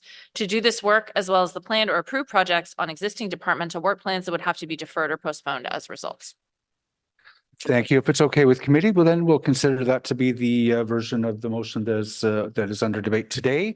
Councillor Chaucer, did you wish to introduce that at all, or do we want to go straight into delegations? Sure. I won't say much because we do have a lot of people to hear from today. I just wanted to stress a few things. First of all, my office worked with 3 different city departments to come to this motion. And the intention is really to see what's possible in terms of our current legislative framework and in light of the new anti-rent eviction bylaw that was put forward in Hamilton. You've heard me speak many times about the number of evictions we're seeing in my ward, particularly among senior women. And we heard 2 weeks ago from Steve Pomeroy about the alarming loss of affordable housing in our community, which is now at 31 apartments for everyone that we build. So I'm really excited to see support from staff on this motion. And 2 weeks ago, we also passed a motion put forward by Councillor Plante to look in the idea of a housing acquisition fund. So altogether, this package of potential reforms can make a real difference in terms of stopping the loss of affordable housing. But let's hear from delegates today, and then I'll just close at the end. Thank you. Thank you very much, Councillor. So we'll move into the public delegations. What I'm proposing, there are 17 public delegations on this item.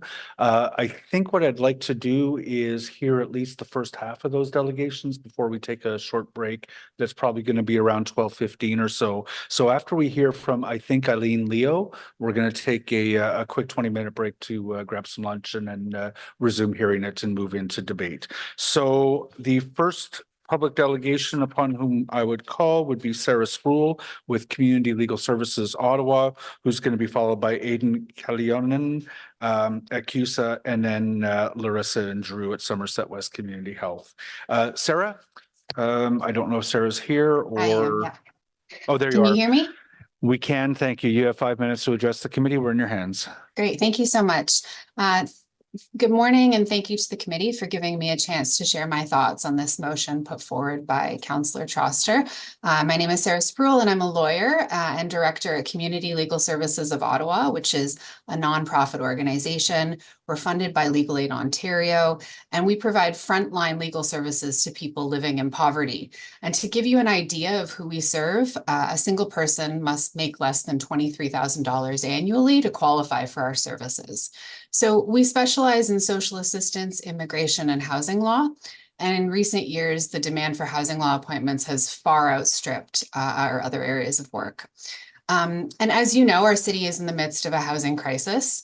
The clients that my office work with are new Canadians, people living with disabilities, students, and seniors, all of whom are struggling to afford rent in our city on their fixed incomes.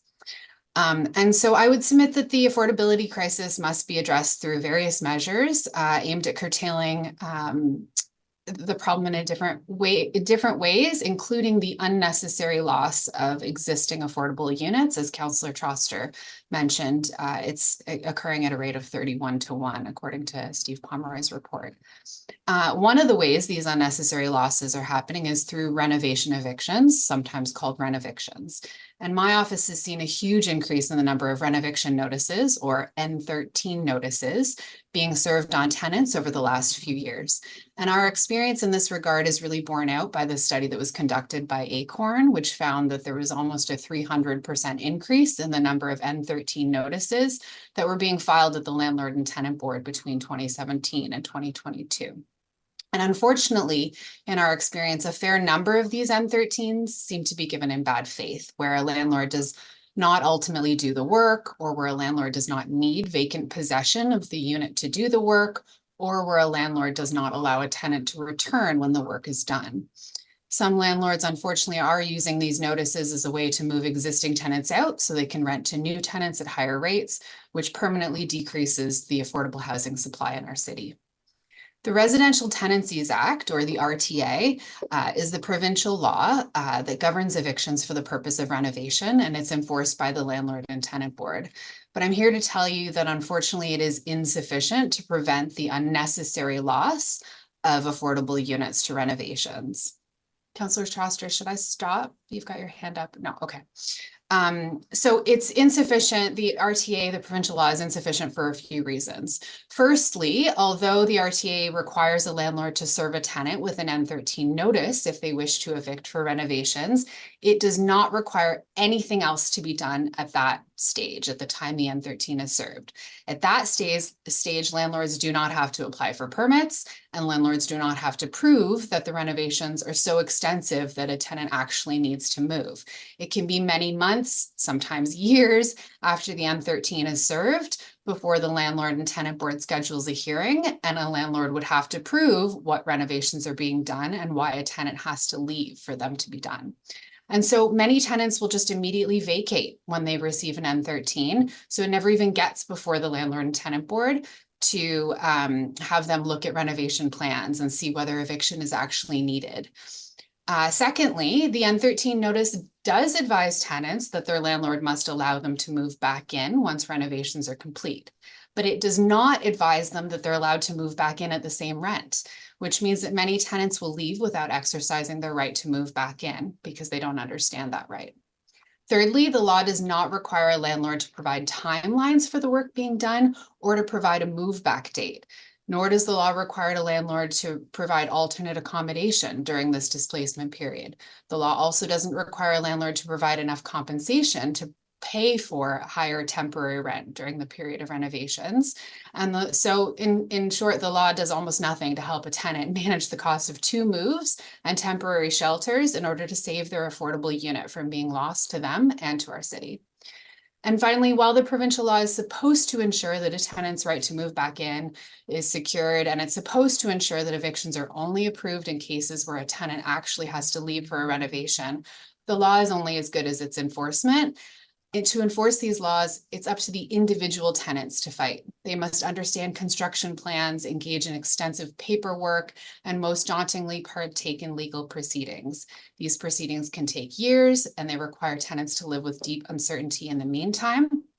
Indulge me for another 30 seconds. I'm almost through this. Yeah, your time, sir. So if you have 1 or 2 more sentences, and then there's some questions as well. Okay, yeah. So I would just say in summary, the provincial law is not adequate to ensure that tenants, our seniors, our low-income people living with disabilities are able to preserve the affordable housing stock on behalf of our city. And I believe the Hamilton bylaw, the renovation license and relocation bylaw, is a good measure to achieve that. And Ottawa should consider something similar. Thank you, Sarah. Councillor Troster.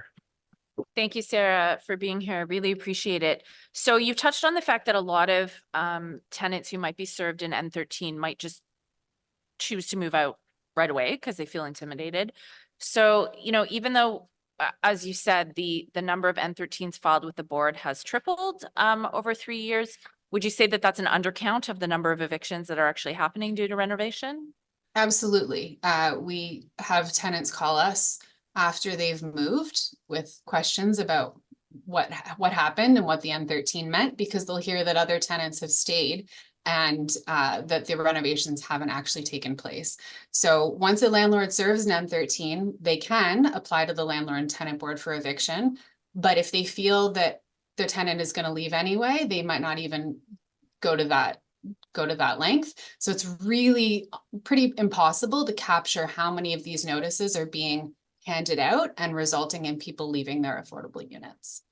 Okay, and so you did speak to the issue that there's a lack of education about tenants' rights among tenants. And something that we did pass was a motion I put forward to have the city look into the idea of a tenant defense fund. Would you feel that a tenant defense fund would be sufficient, or do you think we really do need some sort of bylaw intervention as well? I think we need bylaw intervention. I think that just the sheer numbers of tenants in the city and the sheer number of N13 renovation evictions that are happening, I can't imagine how big this fund would have to be and how many people would have to be working at it to make a discernible difference. Okay, Oh, go ahead. Well, I was just going to say in the Hamilton bylaw, you know, it gets at the problem at the beginning. When the M13 is served, it requires a landlord to apply for a permit within 7 days of serving that notice, and to provide proof such as an engineer's report that actually vacant possession is needed, and to set out timelines and to provide tenants with information about their rights, and to provide assistance for relocation and temporary accommodation. And it provides for fines for landlords who don't comply. Okay, so because you're a lawyer, I'm going to ask you a jurisdictional question. So of course, any review that staff did, if this motion passed, would include jurisdictional questions. But I do think there's an open question here about the RTA and whether or not a bylaw like this would be out of municipal scope. Obviously, Hamilton didn't think so. I'm just wonder if you could speak to this. Yeah, sure. So the Residential Tenancies Act actually explicitly envisions a role for municipalities in renovation evictions, because they do already require permits to have been obtained in order for an eviction to be issued. So this isn't a matter of encroaching on provincial jurisdiction. The province has the laws set out in the way it needs to, but it doesn't address the issue of the M13s that don't ever get to the landlord and tenant board. I do believe that a bylaw like this would not run afoul of would not conflict with the provincial jurisdiction over these evictions. Okay, thank you very much. Oh, sorry, I unmuted the wrong thing. Thank you very much. I appreciate you being here today, Sarah. Sir, I don't see any further questions for you. Just as a heads up to staff, Councillor Troster, do you intend to ask staff about this this afternoon with respect to legal staff and jurisdiction questions? Yes. Okay, just a heads up to our legal staff. So I've got Aiden next, followed by Larissa and Drew, and then Tony Miller. Aiden Kalinin, I apologize for that pronunciation, with CUSA. Are you? Oh, you're here in person. Thank you. Take your time, and whenever you're ready, you'll have 5 minutes to address the committee. Appreciate that. And good morning, members of the Planning and Housing Committee of Council, staff, and members of the public. And my sincerest apologies to the chair for my difficult to pronounce last name. So my name is Aiden Kalionen. I'm the Associate Vice President of Government Relations at the Carleton University Students Association. I was brought on about 8 months ago to help tackle some of our very pressing issues related to student advocacy. We do a lot of work at the provincial and federal level with organizations like CASA. But that being said, there's a lot of importance and a lot of weight on municipal decisions as well, and that's why I'm here today. So I'm speaking to you today on behalf of CUSA in strong support of Councillor Troster's recommendation regarding a potential review of an anti-rent-eviction bylaw here in Ottawa. I won't go for too long at risk of sounding like a broken record for all the other people here today, but did want to provide a brief insight into the student experience. So as advocates for the students of Carleton University, our organization is always working with community partners to ensure that students have safe and affordable access to education. And often that's precluded by issues surrounding student housing and students finding an affordable place to live.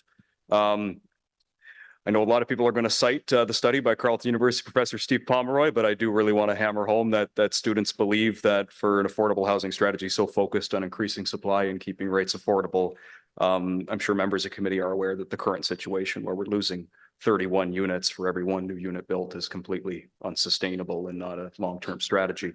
So a proposed bylaw, we believe, similar to the one introduced in Hamilton, is going to help prevent landlords from abusing a process whereby they can issue an eviction notice in bad faith, particularly in an attempt to increase rent for new tenants. And this is something we hear from students a lot. So we do really want to hammer home that, as with Hamilton's bylaw, we're strongly in support of including a couple of different provisions, primarily that the landlord obtains a rent eviction license within 7 days of issuing the standard eviction notice, and providing that that license is conditional on submitting a building permit and an engineer's report confirming that that vacancy is absolutely necessary to the renovations. As well, we're looking for anything that can provide for temporary accommodations if full vacancy is necessary of the tenant, and that the landlord must allow the tenant to return to the unit at the same rate of rent as before the renovation. And probably most importantly for students, it was touched on in the previous delegation, Many are unaware of their proper rights as tenants, and we want to make sure that throughout every stage of this process that student tenants in particular are properly informed of their rights, and that the city does its part in issuing fines for landlords for non-compliance, because that's a key point of enforcing the bylaw. So I did mention it, but these provisions are going to help protect some of our most vulnerable renters. And that includes many of our students. Many are new international students who are very unfamiliar with rentals in Canada, or they're just simply unaware of their rights as tenants more generally. So we hear this all too often from students, where students are very limited in the scope of where they can be housed, what is affordable to them. And we have students that are stuck in less than ideal living situations. And some of that is made worse by landlords issuing these sorts of eviction notices. With that said, we'd like to thank Councillor Troster and team for bringing this forward today, and the work of community partners we've worked with, like Horizon Ottawa and Acorn Ottawa. I do want to stress, as a student union representative, that if you're ever curious about the issues of students, our door is always open. And we love to be included and in discussions, and love to be consulted where possible. So any opportunities for us is great. We're not legal experts, we're not policy experts, but we are students with a vested interest. So we hope all of committee strongly considers what is being put forward today and what this means for students at Carleton University and in Ottawa. And I'm happy to take any questions. Thank you. Thank you so much for being here. I represent College Ward, which has Algonquin College in it. So certainly the student experience is very much of interest to me. Most recently, the province of Ontario released Bill 185, which will allow for the potential for post-secondary institutions to build, to try and do their own part to resolve the housing crisis. I'd just like to understand from your body, what would students prefer to live on campus? Would they prefer to live off campus? Are there advantages to living in the community, or what? Yeah, please explain what you think about that. For sure, it's a great question. We're aware at the student union that everybody living on campus is not tenable. Carleton is home to over 30,000 students, and so trying to house 30,000 students on a campus is not going to work in the long term. And there are lots of advantages to living in a community. Primarily, the neighborhoods that Carleton students live in are Old Ottawa South, Heron Park, Centertown. It's nice to be integrated in the community, especially in your upper years of study. But yeah, we do appreciate that. I mean, another example I'll give, there was an announcement on the federal government's part to provide low cost loans for student housing projects. And that's a great step in the right direction. But the majority of our students who aren't in first or second year do live off of campus in surrounding neighborhoods. And so it does little really to address some of those overarching concerns that student renters have in those areas. But there are advantages to living in the community, but we know for a fact that everybody living on campus just isn't going to be a sustainable model. So. Thank you very much for that answer. I would agree, given the immediacy and the urgency of the housing crisis, it's perhaps not the time to divide between different government responsibilities, but instead to think about what we all might be able to do to address this problem. So I'm glad that the provincial and federal governments are using what is at their disposal. And I think that cities can be creative here too. Thank you. Thank you, Chair. Thanks for bringing that perspective to this debate. I was at the City Building Summit yesterday, where one of the keynote speakers was Mike Moffat, a very well-known housing advocate, and he brought home the point that an existential crisis facing all of Ontario, but certainly Ottawa, is that the largest demographic of residents leaving the city are those 19 to 35. And he was talking about the existential threat that will pose to the city. So as the city of Ottawa itself is trying to identify strategies for us to maintain economic vibrancy, can I ask you, not as the representative of all people 19 to 35, but would you say that as you are, and one thing that Mr. Moffat said, and he himself teaches undergrads, and he said that he's noticed a shift among students over the past 10, 15 years, that where students used to be saying, as they came to the end of their studies, I want the highest paying job possible. He was saying now he's hearing them say, where can I live where I can afford to live? So is it reasonable to say that as somebody who is, just in that demographic, as you approach the end of your studies, do you and or your peers, colleagues, start talking about where else you might live to afford? Or do you automatically assume that you will and can live in Ottawa? Well, thank you for the question. I think it's an issue that we have to consider at Carleton now that a majority of our students are international students now. I think it's the number sits at around 53, 54%. And so the vast majority of my advocacy is done making sure that they feel like, getting the proper permits within the law, they're able to stay in Ottawa and work after their education. But yeah, we hear that same sort of narrative shift, really. We do a lot of different consultation methods with students. The main one is submission forms on our website, which we compile into a database, and from there it influences how we advocate for these issues.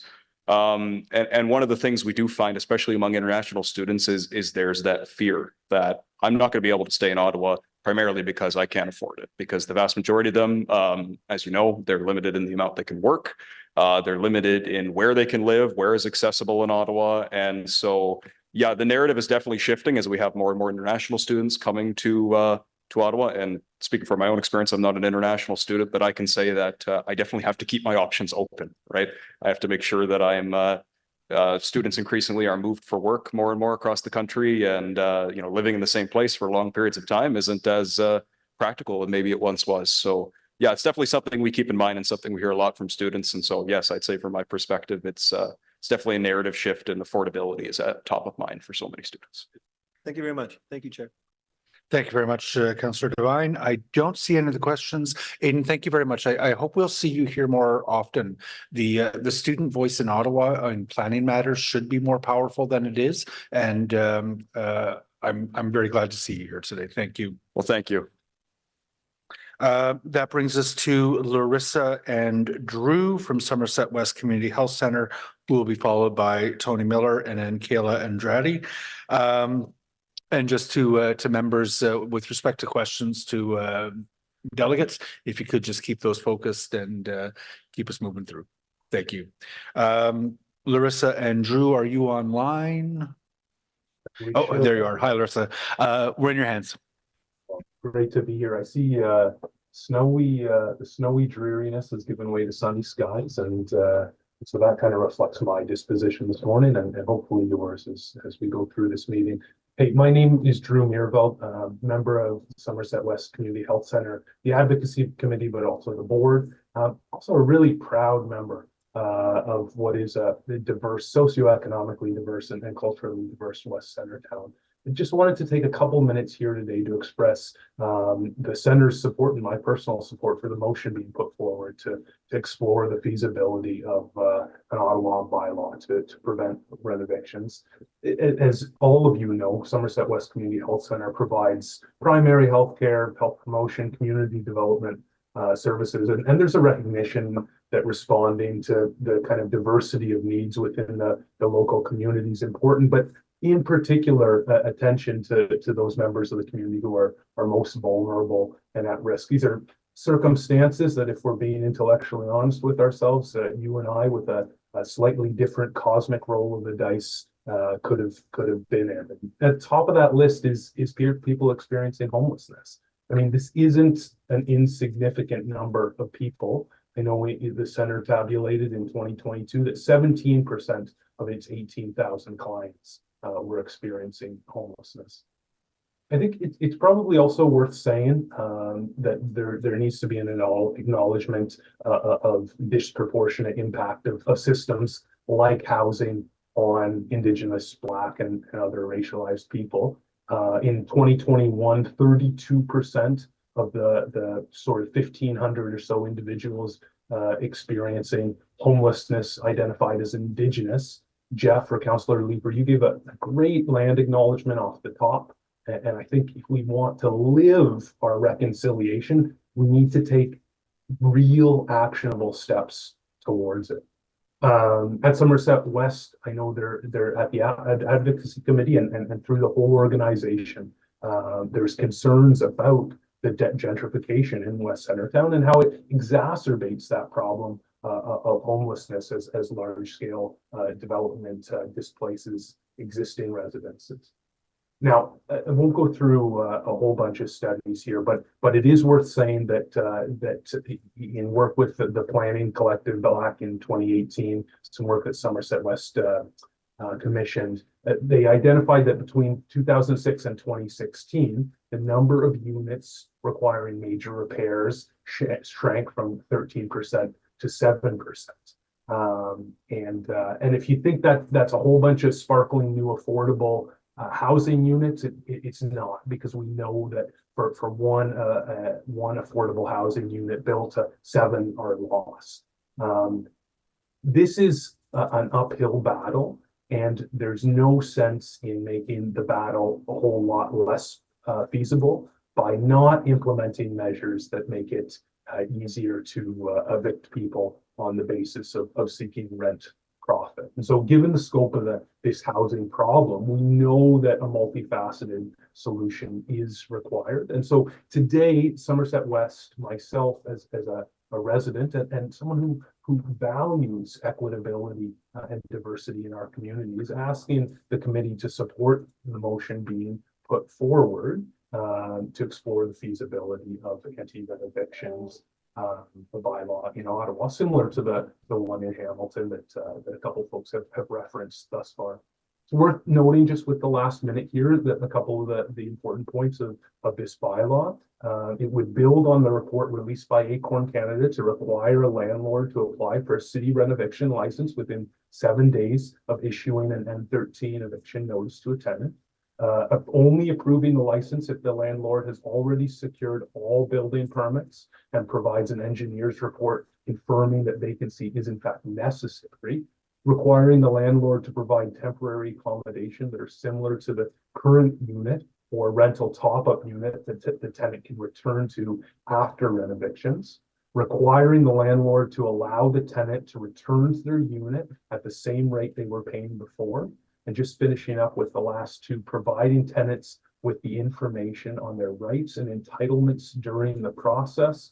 Lastly, as a city, issuing daily fines for non-compliance. I mean, given the stakes here that we're talking about, it's worth being bold. And so Somerset West and I personally wanted to thank you, councillors, for each of your leadership in advancing this important work. Thanks, and I hope you guys have a great day. Drew, thank you very much. Mute my computer. Councillor Troster. Thank you so much, Chair. Thank you, Larissa. Thank you, Drew, for being here. I'm just wondering, given that Somerset West Community Health Centre is a multifaceted healthcare facility that does a ton of community outreach and provides a lot of services to folks experiencing homelessness in our neighborhood, I'm just wondering if you've seen the kind of knock-on health effects of some of these evictions due to renovations, specifically in West Centertown, and how that's impacted your ability to provide healthcare services. I can jump in here, Drew. I will say that even as far back as 2018, when that report that Drew referenced around the affordable housing strategy was released, we were already seeing significant demographic shifts in our service area. One specific example is related to immigration. And certainly our advocacy committee has currently acknowledged, has made it a priority to protect rooming house stock in our service area, for example, for this very reason, right? We see the sort of essential role that rooming houses play in terms of deeply affordable housing. And we know there's a need, there's a gap in people stepping up to defend that. And we know there's a need to defend that. So yes, Councillor Troster, we do see the impacts and the corresponding health implications. Our teams are regularly preventing people from falling through those housing cracks. And we know that every time somebody does fall through, there's a great cost to every resident in the city of Ottawa in a number of different ways. One last point being that there's losing your housing, even temporarily, to a rent eviction that changes school access for kids, or access to medical providers, or access to getting to different workspaces. So there are a number of different health implications here. So I'll pause there. Did I get that fully? That's very helpful. Yeah. And I'm really glad you brought up rooming houses, because Somerset Ward is the ward with the highest number of rooming houses in the city. And I will say a trend that we're seeing in our office is renovation and eviction of rooming house rooms, and then landlords renting them out for $1,500 a month for one bedroom. There is a rooming house on Cartier where I literally met a guy who was sleeping in Minto Park because he'd been evicted from that very same rooming house on Cartier. And the rooms now cost $1,500 a pop. And we discovered an entire undocumented family living in one of them. So thank you very much. I appreciate you highlighting that issue. I know that rooming houses can be very challenging. They're often very poor quality housing, but they really are the end of the line for a lot of folks in our neighborhood before homelessness. So thank you so much. Thank you, Councillor Troster. I don't see any further questions for you, Drew and Larissa. Always a pleasure to see you. Thank you very much for being out today. Mr. Miller will be next, followed by Kayla Andrade and then John Dickey. Tony, I think you are online. There I am. There you are. You have 5 minutes to make a presentation to the committee. We're in your hands. Thank you, Mr. Chair. Hello, committee members. Good to see you all. First off, I'm a real estate investor here in Ottawa. I'm not a paralegal or a lawyer, but I have a high level understanding of the RTA and the LTV. I know that the motion will be carried. I understand that, and that's okay. I don't think that a feasibility study is needed, but I'm here to just raise some awareness about the N13 process and break down some of the statistics that were mentioned by previous speakers and by Acorn in their report. So next slide, please. Thank you. I'm just going to jump down to the second bullet.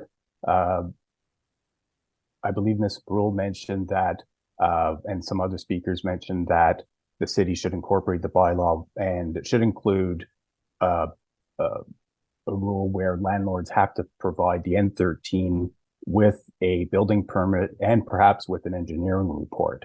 Bill 97, once proclaimed, provides that rule for the city. So once that's proclaimed, it's going to happen. It also provides right of first refusal for tenants. So Bill 97 will do that. And I'm just going down to the last paragraph. The city's official definition of renoviction doesn't include N12s or demolitions or conversions. It's really, I know that they're in the motion, it mentions N12s and a couple of other things, but it's really just for extensive renovations. Next slide, please. So here is a high level N13 process, and it's really important to note that only the LTB can evict tenants. When a landlord serves an N13 to a tenant, it's not an eviction notice or an order. An application to the LTB filed by a landlord is also not an eviction order. The reality is that tenants are protected from bad faith and evictions, N13 evictions, by the RTA and LTB. In fact, the N13 form says that tenants can stay in the unit and they can wait for an LTB hearing. They don't have to go anywhere. And I know it can be intimidating for some tenants, and I understand that. And I think one key part of any bylaw going forward would be tenant education, tenant rights education and training. It's definitely needed so that they know this, because I don't think a lot of them have that information. And you can see there that the wait time is 7 to 9 months for applications submitted to the LTB to be scheduled for hearings. So tenants, once they decide to stay, they're in there for almost a year anyways. Next slide, please. Finally, I just want to provide some context for the N13 statistics provided by Acorn, and it's found in the motion, saying that renovations jumped 545%. It's great for headlines, but it's simply not true.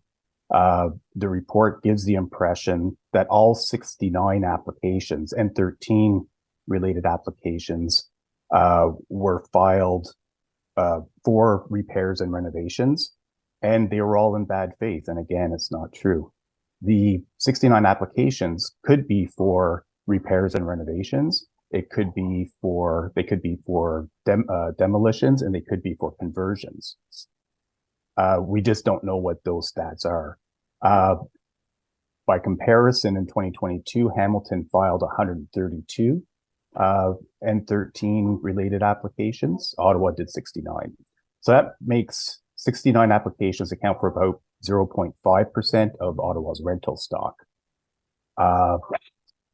Oops, sorry, we got company here, so people are coming in. So the questions that I have I hope staff can answer in the development of their feasibility study is how many of the N13 applications were for extensive repairs and renovations? How many were withdrawn before an LTB hearing? How many were deemed to be in bad faith? Those are the questions that need to be asked. And I think that the committee and councillors need the answers to those questions before they can approve any type of bylaw, renovation bylaw going forward. Yeah, so that's all the time I have, and I'll stop there. Thank you. Thank you, Tony. Councillor Curry has a question for you.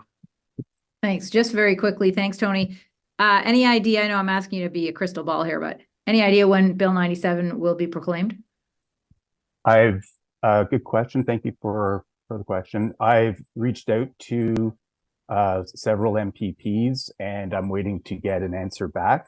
They don't have a date set in stone yet. All righty. Thank you. Welcome. Thanks, Councillor. Councillor Kavanaugh. Thank you, Chair.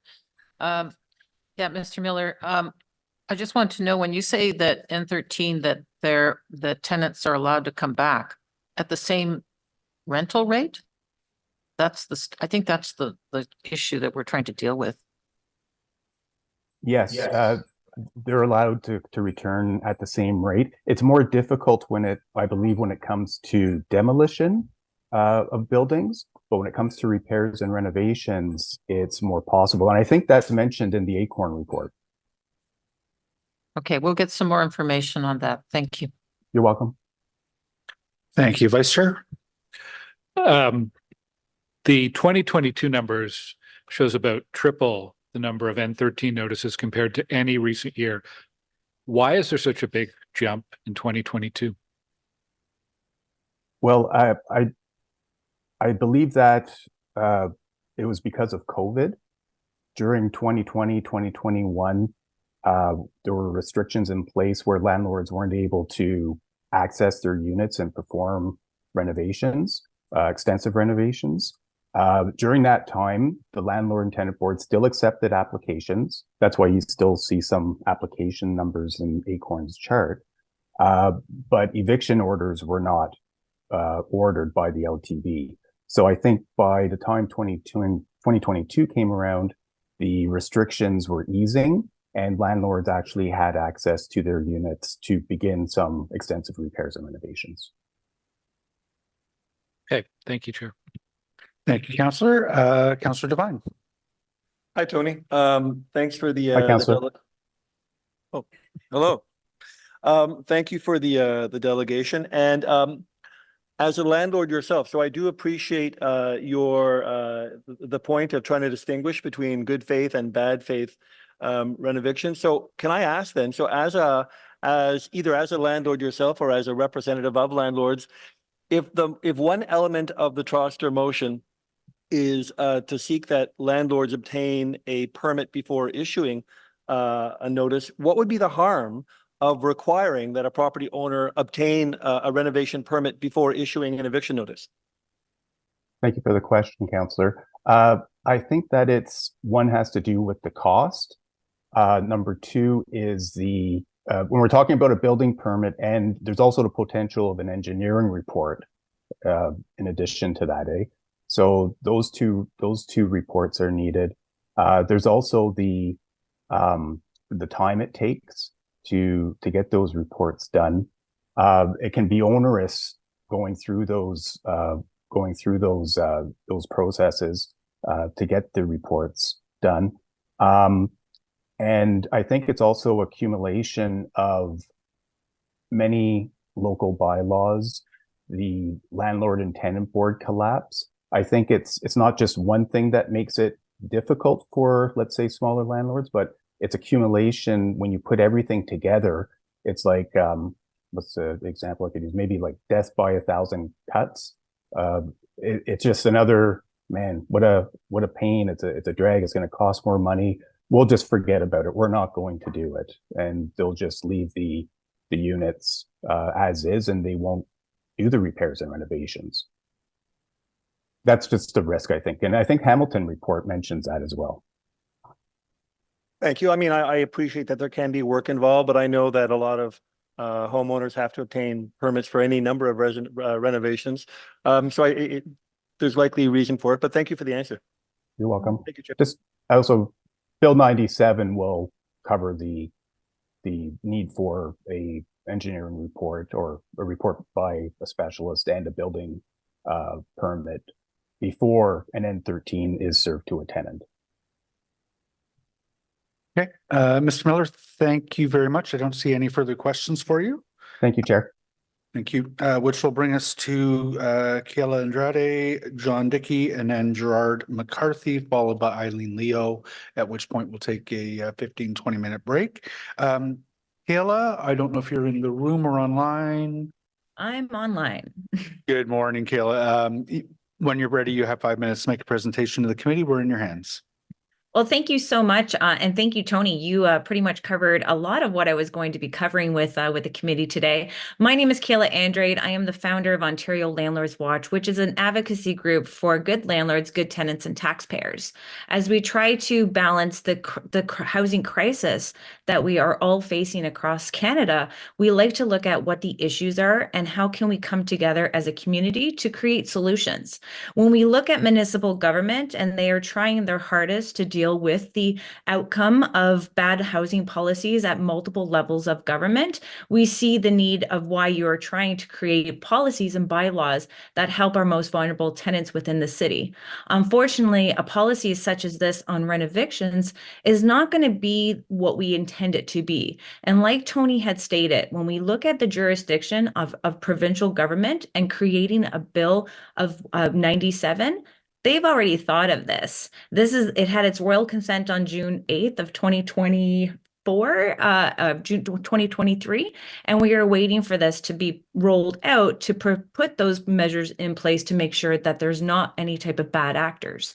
And when you look at the concept of why a landlord would want to do a rent eviction, it's not so much as the concept that they always want to just get the tenant out and be able to increase their rent higher, because it's very well known through the tenant community that you can move in back at the same rate. It's more the concept that they have aging infrastructure within their properties and they need to upgrade the electrical, they upgrade the plumbing. If tenants make a call to city property standards stating that their unit is in disrepair, the city will come issue an order. The landlord can take that order, attach it to their N13 application, and will be able to probably get a hearing a lot quicker because there's an order from the city, and they do not have to compensate the tenant because there's an order from the city.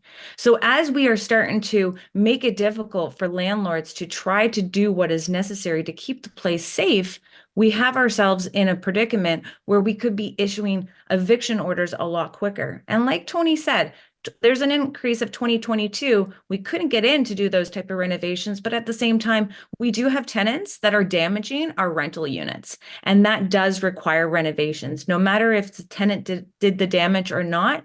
That's why the Landlord and Tenant Board needs to be the only place where the landlords and tenants can discuss the renovations that need to happen in order to complete the work that is necessary. This is where a landlord can prove the evidence to an adjudicator. They will issue the order. They can inform the tenant that they can inform the landlord in writing that they want to move back at the same rate. And the landlord has to hold that unit for 60 days with Bill 97. They have to hold it for 60 days for the tenants to move back in. So instead, we should be looking at different alternatives such as tenant insurance. Do we have tenant insurance for tenants? Yes. Is it a spot on the standard lease stating that we want you to have tenant insurance? Can we make our tenant insurance cover short-term accommodations for the tenants who are displaced through these type of renovations, and provide some funding instead of wasting the staff members' time on creating this bylaw? Let's create some time in creating the education to the community to let everybody know that these are their rights. So I would just like to jump on as the association to be able to tell you that this is obviously going to be almost like getting the cart before the horse. I think we need to allow our cities to stay in their own lane and let the province do what they are supposed to be doing. With too many hands, too many cooks in the kitchen, something's going to get burnt, and that's going to be our housing supply that's already crumbling. And I would love for you to pay attention to media on what's happening. The investors are leaving Ontario, they are leaving Canada, and it's not just a renoviction, it's vacancy tax, short-term rental bans, landlord licensing. We have the capital gains tax. The industry is it's on fire. And so when you make a decision at a municipal level, be very, very careful of how that's impacting all of the landlords and the tenants across Ontario. Thank you. Hi, Kayla. Hi, how are you? I'd like to quote something you said on LinkedIn the other day. Yeah. You said, when politicians create a crisis they can't fix, they resort to smoke and mirrors, scapegoating private housing providers while pretending to address the issue. It's fascinating how they twist the narrative to suit their agenda. The city of Ottawa needs to stop trying to reinvent the wheel. I would like to know what suggestion you have for how the city might tackle a loss of 31 affordable homes for everyone that we build. Look at the concept of renovictions in itself. Do you think you're losing all of them through renovictions? The city of Ottawa approves the permits, the rezoning to allow to create more units. The city of the province wants building, build. You have quotas that you need to make. If you're preventing a landlord from removing 3 people out of that one property in order to put 10, how are you want more housing, but you're preventing the people who contribute 70% of our housing stock, you're preventing them from actually doing it. Where is the government on housing? How many units have the government been able to put into our housing stock? How much disrepair is Toronto in with a $1.6 billion repair backlog because they can't maintain their current units? Alberta, there's other areas of Canada selling off their affordable housing stock because they can't afford to maintain it. So when you look at bringing the right people to the table and stop listening just to developers who are looking at making as much money as they possibly can, but look at that small homeowner, the ones who are on fixed income themselves, being able to take their basement unit and make sure that they can put a secondary suite in without trying to charge them an obscene amount of money just to get that rezoning.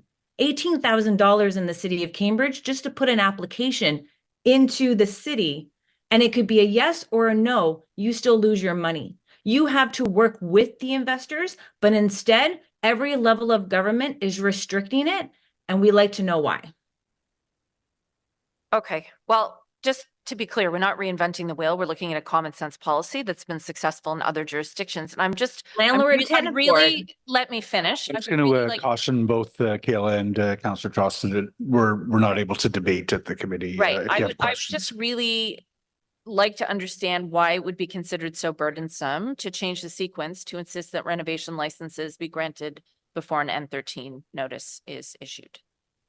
Because it's cost. A business of rental properties is all about cost. The numbers need to make sense. The time frame needs to make sense. Is this a cash grab from the city of Ottawa because you need money and now you're looking for the real estate community in order to get that type of money? No, we already have Ontario Landlord and Tenant Board. We have the RTA. That is our rule book. When it comes down to a tenant complaining to the city that the landlord hasn't done their job and you need to come in and inspect and you need to give the landlord that order, then that will be your jurisdiction. And in that case, we'd still have the appeal process in place to appeal it. And you don't know what that renovation is requiring that needs to be done right away. And what you're doing is delaying it and putting tenants more in a vulnerable, unsafe property just because you're just looking at that little bit of 46 applications or 46 applications that went to the board.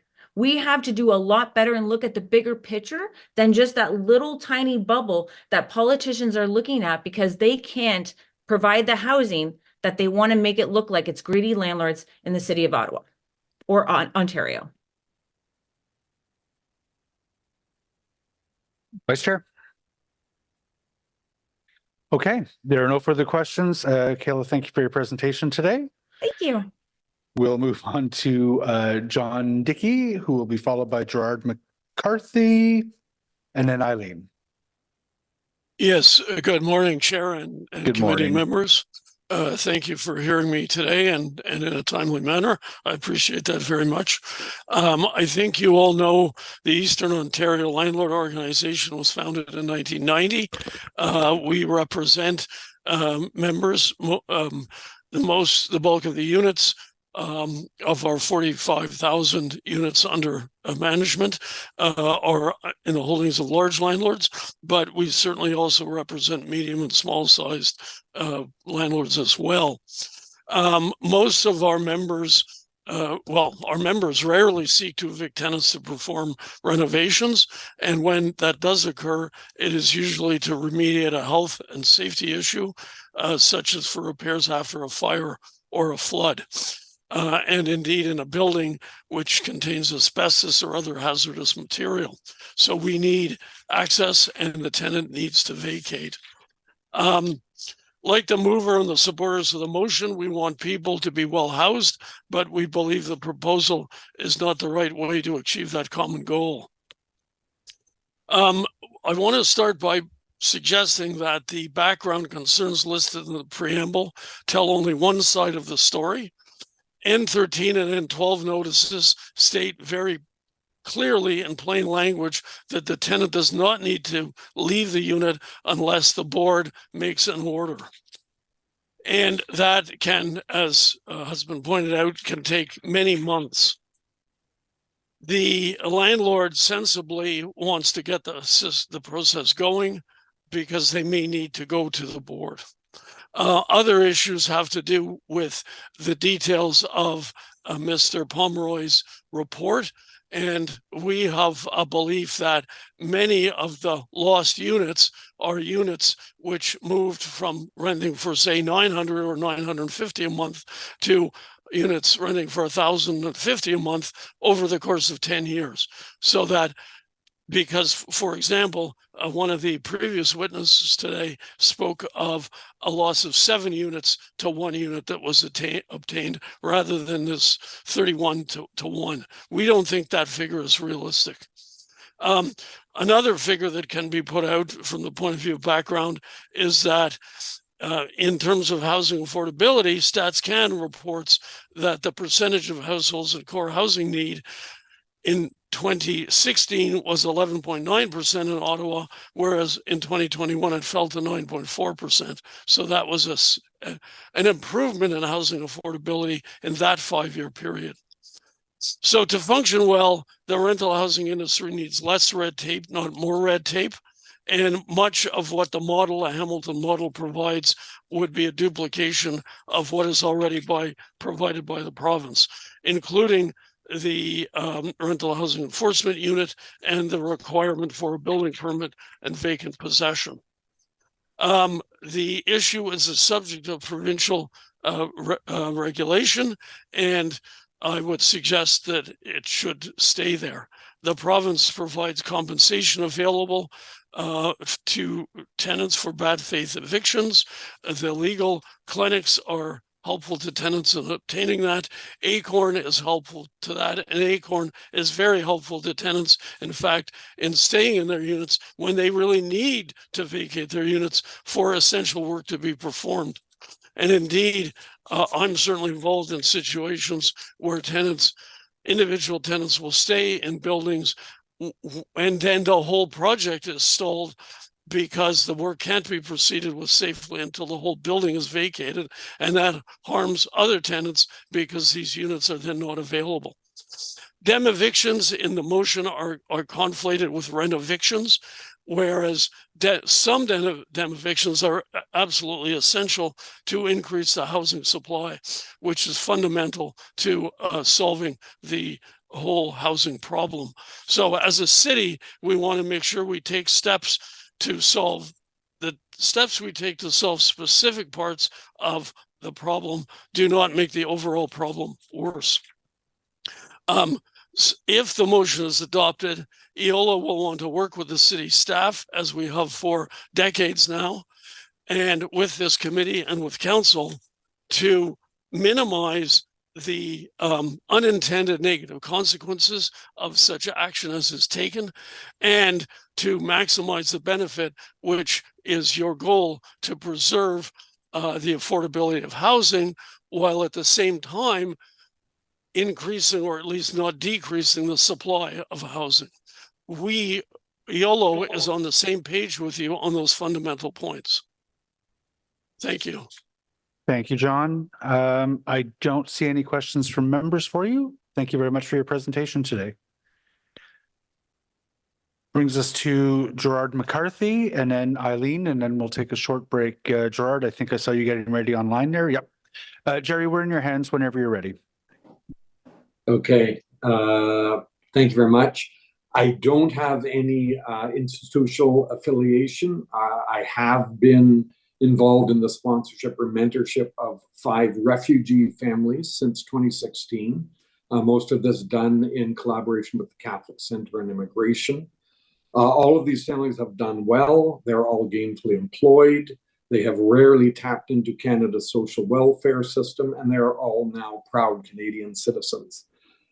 In their own still precarious ways, they are building their modest Canadian dreams, and it has been a privilege for me to bear witness to this. One of these families, an Iraqi family of 5 living in Manor Park, recently encountered a significant obstacle to their dream. On March 28th, they were suddenly and unceremoniously presented with a 4-sentence letter from their landlord, Brookmill Gardens Limited, instructing them to contact a designated real estate agent to arrange for the sale of their townhome. And I have a copy of the letter here with me. Since this appeared highly irregular and not in compliance with the Landlord-Tenant Board regulations, I decided to investigate further. And in the 3 weeks since, I've discovered that at least 4 additional families in this complex on Foxwell Street in Manor Park, all of them Arabic speakers, all former refugees, and all indeed paying under market rent for their units, have received similar letters, some of them dating back as far as July of last year. It's possible that there are many more families in the same boat. All 4 of these families with which I've had contact have received follow-up visits from the landlord's real estate agent. All of these interactions appear to involve certain patterns of coercion that implied tenants had no choice but to accept the sale of their units. When some of them resisted, the landlord and the real estate agent attempted different tactics. One family was subsequently presented with N12 documentation indicating that extensive renovations would be needed and they had to leave. 2 other families were told they could stay in their unit only if they abrogated their current lease and agreed to substantial increases in monthly rent. One of them agreed to do so, and they're now paying $1,900 per month instead of the previous $1,400, which is obviously a huge increase. The actions of the real estate agent and the landlord appear to be highly irregular, possibly illegal, and certainly not in compliance with the Landlord-Tenant Board.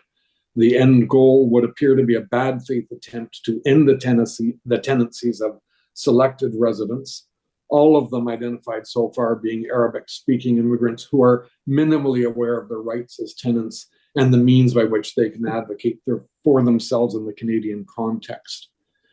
If this happens, it would mean not only a further erosion of affordable housing in Ottawa, but also a huge impediment to the aspirations of these refugee families.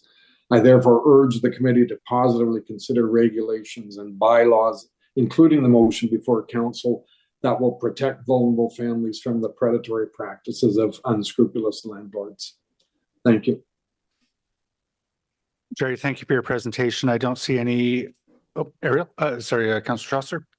Hi, Jerry. Thank you so much for being here. As someone who also has participated in more than 5 refugee sponsorships, I want to thank you, first of all, for doing that work. It's so important and so valuable. So just to clarify, what you're implying is that when the tenants did not agree to vacate because of an upcoming sale, they were then issued N13 eviction notices, suggesting that there might be extensive renovations. So that was sort of a second attempt?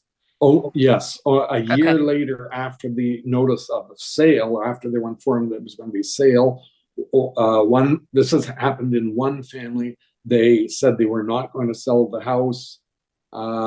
They were subsequently presented with, I think it's an N12 renovation type notice. Okay. Yeah, N12 and they've scheduled a hearing with the landlord tenant board.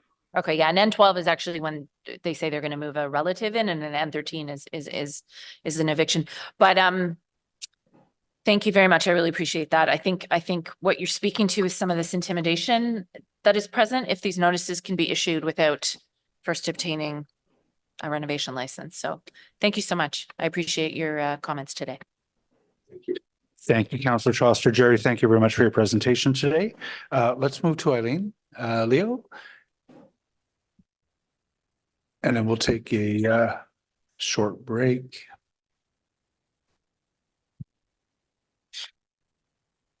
Leo, you're no stranger to the committee. You have 5 minutes to make a presentation. Thank you, Councillor, and thank you, members of the committee. We appreciate the opportunity to speak to you about this important issue today, and we're particularly grateful to Councillor Troster for introducing this motion. On April 11th, the Ottawa Mission released our report entitled "No More Waiting, a Call to Action on Homelessness and Food Insecurity," which was sent to all members of council as well as to provincial and federal elected officials. In this report, we noted the same appalling trends concerning renovictions as are noted in Councillor Troster's motion, namely the shocking increases in renovictions across Ottawa, the negative impacts on vulnerable community members, and renovictions as part of a larger trend of the staggering loss of affordable housing across Ottawa, as documented by Professor Pomeroy. In our report, we also noted that the anti-renoviction bylaw in New Westminster, BC, which was ruled constitutional by the Supreme Court of Canada in 2021, and a similar bylaw that has been mentioned here in Hamilton, which was adopted in January of this year. Under the Hamilton bylaw, renovictions are only allowed if the landlord has already secured all building permits to complete the work and provides an engineer's report confirming that vacancy is necessary. In our report, we recommended that the Government of Ontario clarify the Residential Tenancies Act to support the development and implementation of municipal bylaws to prohibit bad faith renovictions in our province. We also recommended that the Government of Ontario reapply rent controls to units built after November 2018, as the lack of rent control on these units is one of the factors fueling the increase in renovictions. I would now like to speak briefly regarding the impact on renovictions on those we're working at the Ottawa Mission to help. In 2019, our shelter became a housing first shelter, reflective of our commitment to a home for everyone as a human right. Finding housing is always a central goal for our clients and their case managers. The ongoing housing emergency and almost no affordable housing also makes this task very difficult and is one reason why 10% of people who live in shelters are in fact employed. They simply cannot afford Ottawa's sky-high rents. The restrictions imposed by the recent pandemic also made it incredibly challenging for our case managers to find housing for clients. But regardless, over 3 years, they did manage to place 424 clients into housing. Many of our clients have experienced renovictions, which is why they turn to us for help with nowhere else to go. In addition, several of our clients who have gone through our programs, such as our addiction and trauma services suite of programs, our food services training programs, and other programs, have subsequently found themselves renovicted, which jeopardizes not only their housing, but their entire well-being. It's incredibly frustrating and dispiriting for us to see clients who have gone through our programs and find themselves back at our shelter, which is not where they want to be. It's also distressing in terms of the potential impacts on their health, well-being, and sense of self-worth. Everybody in our community deserves a home. People should not have their homes taken away from them for renovations that are not truly needed, but instead motivated by profit. The Ottawa Mission strongly supports Councillor Troster's motion concerning renovictions. We urge this committee to adopt this motion and the City of Ottawa to proceed with options to develop and implement an anti-renoviction bylaw, similar to those in Hamilton and New Westminster, to ensure that tenants in our community are not subject to bad faith renovictions. Thank you for your attention. I'd be very pleased to answer any questions you may have. Thank you, Eileen. So just to clarify, so you have tenants who have spent years, who have worked with you through all the programs, are finally in a place of their own, and then they're bouncing back to the shelter when they're evicted from their homes? Yes, that's correct. And it's not a pretty picture. Being served with a notice of renovation. And I mean, I appreciate the earlier discussion that, you know, you don't necessarily have to leave, et cetera, but many tenants simply don't understand it and they feel compelled to move out, or the landlord will proceed with a notice to the landlord tenant board, et cetera, et cetera. So it has severe impacts on the psychology of clients who are vulnerable to begin with, and it does nothing to improve their chances to be successful. I can think of one gentleman who attended an advocacy training session we held last May. He was a successful graduate of our food services training program. He was doing well. He was employed. Then he was renovicted. He somehow managed to find, quote unquote, an affordable bachelor unit that he had to share with 2 other people. So imagine someone who came to us in a very low ebb in his life, worked very hard to be successful, graduated from Chef Rick's training program, found a job, and then had the rug literally pulled out from under him. It is not helpful to our clients when that happens to them. And just one more thing. You mentioned a certain percentage of your clients who line up for a bed every night at the Mission are employed full-time. Can you tell me what kind of professions they work in? Well, it's actually, according to the city's own point in time count from 2021, 22, many of the people who are employed at the Mission, they will work in construction, in retail, in other jobs. You know, unfortunately, if you work in a minimum wage job, there are many studies that point to the fact that you simply cannot afford to pay on average $2,000 a month rent. That's why some people who end up at our shelter are in fact employed. So is it your contention that if we don't do anything to try to address this issue, that we might see more full-time minimum wage employees living in shelter that the city will then have to pay to house?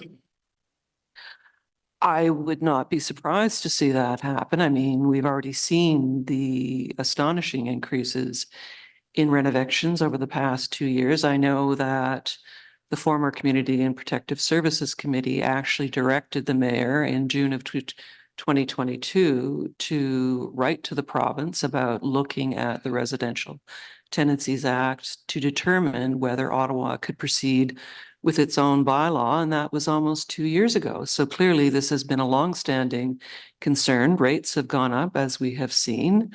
And unfortunately, without something like a renoviction or an anti-renoviction bylaw, logic would dictate that this situation would only get worse. I mean, other things that we advocate in our report are the reapplication of rent controls to units built after November 2018. So we need a whole suite of measures in order to stem this. And you're right, the city does contribute to our budget to house people at our shelter. Why should the city have to do that when rents are so absorbently high and we can protect tenants through other measures? Thank you very much. And thank you to everyone at the Mission for everything you do. Thank you, Councillor. I'd like to echo those thanks and say thank you very much. I don't see any other questions from members. Oh, I'm sorry, Councillor Kavanaugh has a question for you. Thank you. Yeah, thank you, Aileen, for coming out today. I'm wondering about what you said about people bouncing back and that they're not understanding the renoviction. So there's, from what I'm hearing from the landlords, it's some kind of misunderstanding that, you know, we didn't really mean it, that you didn't have to leave. What's wrong here? Like, why is it that people are being scared to death and obviously leaving when we're hearing from landlords saying that they're, that they weren't forced to leave or that they could get a equivalent unit, or they can come back and have it at the same rent. That's an excellent question, Counselor. I certainly don't want to impugn the motivation of all landlords. The mission is itself a landlord. We own 3 apartment buildings for former tenants to provide affordable housing for them. So we understand the position of landlords as well. I think when the entire system provides incentives for those landlords who do wish to act in bad faith, unfortunately, there are some. So I do think tenant education is essential. Where are the resources to do that? It falls to our case managers to explain that to people. Where are the resources across the city to explain that to tenants? We do need robust tenant education. We have legal clinics, but why should somebody who's already low income, scared, perhaps a new Canadian, have to resort to an outside party? Those supports should be readily available. Our case managers do a lot of explanation about tenant rights for people who have been rent evicted. That takes away time from them to find housing for our clients. It should be much more widespread, and incentives for bad actor landlords should be removed through things like a rent eviction bylaw, reapplication of rent controls for newer units, etc., a whole suite of programs. Where do you suggest this education should come from? Directly from the province, or how, just from your experience? I think it would certainly be helpful for the province to introduce as many forms of accessible education for tenants as possible in an accessible format. Many clients are new Canadians. I think councillors are aware of the overwhelming influx of refugees and asylum seekers to the shelter system. We need education in many different languages. We need education from several different levels of government. So I would urge all levels of government to work together, but certainly the province, because that's where these things end up being adjudicated at the landlord tenant tribunal. They have a leading role in this. Thank you very much. Thank you. Thank you very much. Appreciate the presentation. Let's come back here at 12:30 and resume.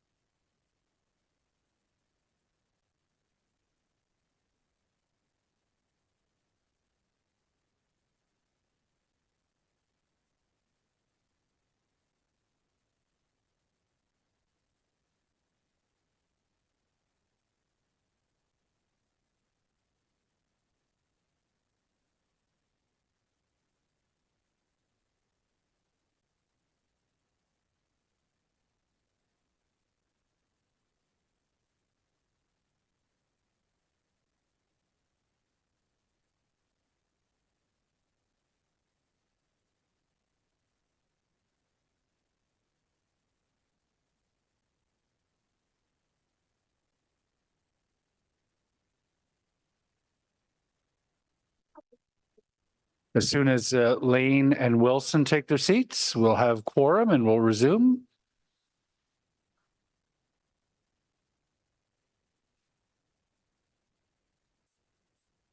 Oh, and Councillor Dudas is here. Thank you, Laura. Thank you, Kathy. All right. So as it turns out, I did end up getting tickets for tonight's game. So I am keen. I think we got lots of time. That was an amazing game on Saturday. Ottawa's rush, the way they set that rush up is unstoppable. We were watching, like I was watching, like Minnesota just kept getting jammed up between the blue lines, and Ottawa just unstoppable. It's going to be amazing tonight. Color is color commentating your post-political career. Yeah.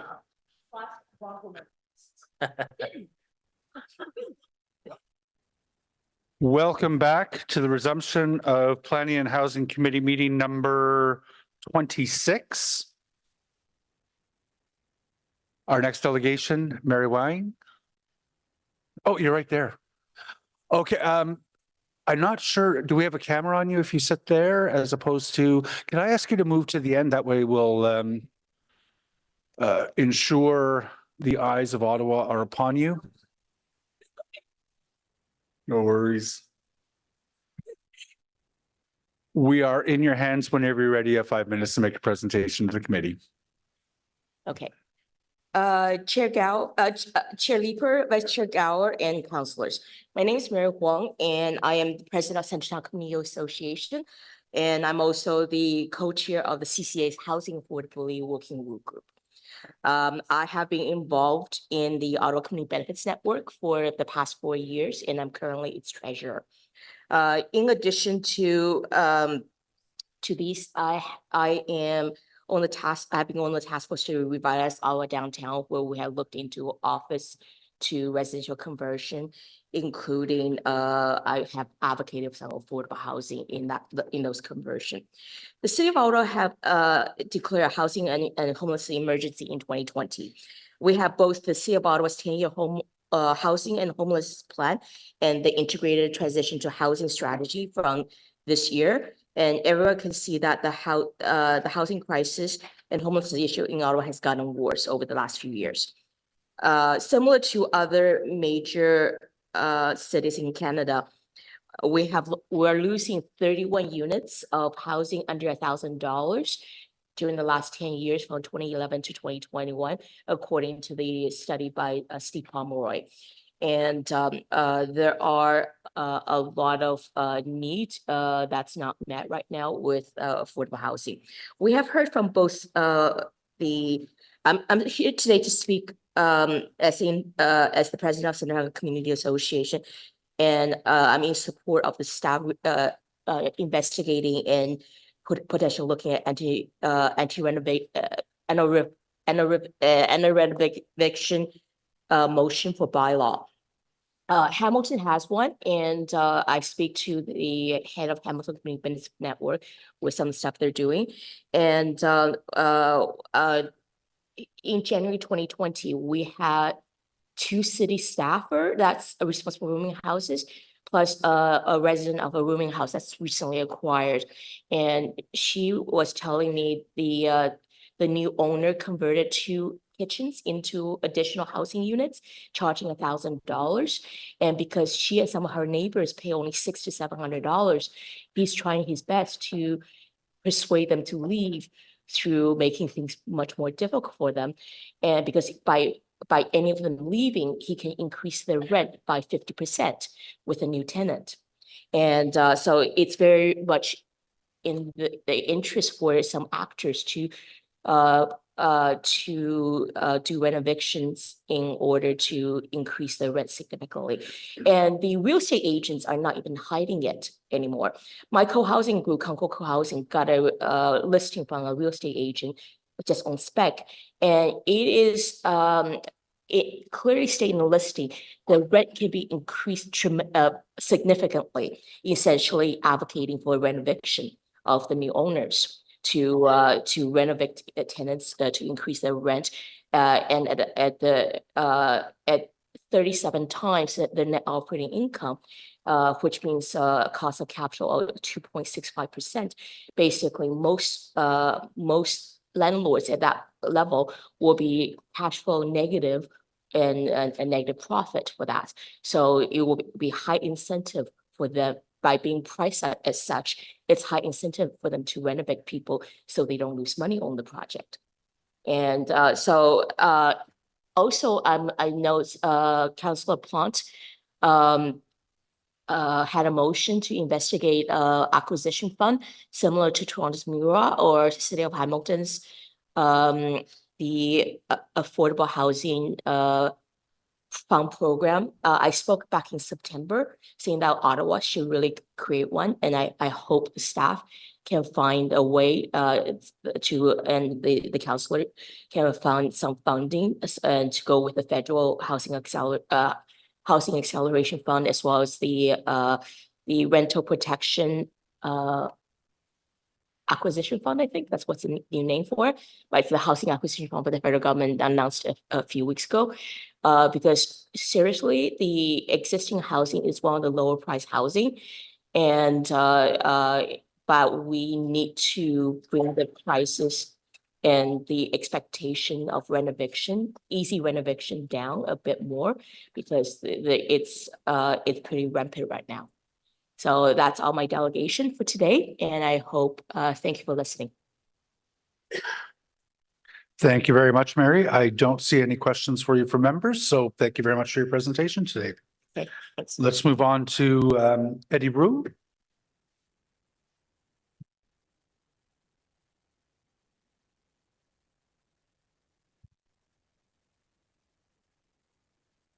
Good morning, Eddie. Welcome to the Planning and Housing Committee meeting. You have 5 minutes to make a presentation when you're ready. Very good. Good morning. My name is Eddie Rouet. I am a board member of Ottawa Acorn. Acorn, for those who don't know, is a community union fighting for low and moderate income people, including tenants, of course. I would like to speak in support of our campaign for an anti-renovation bylaw.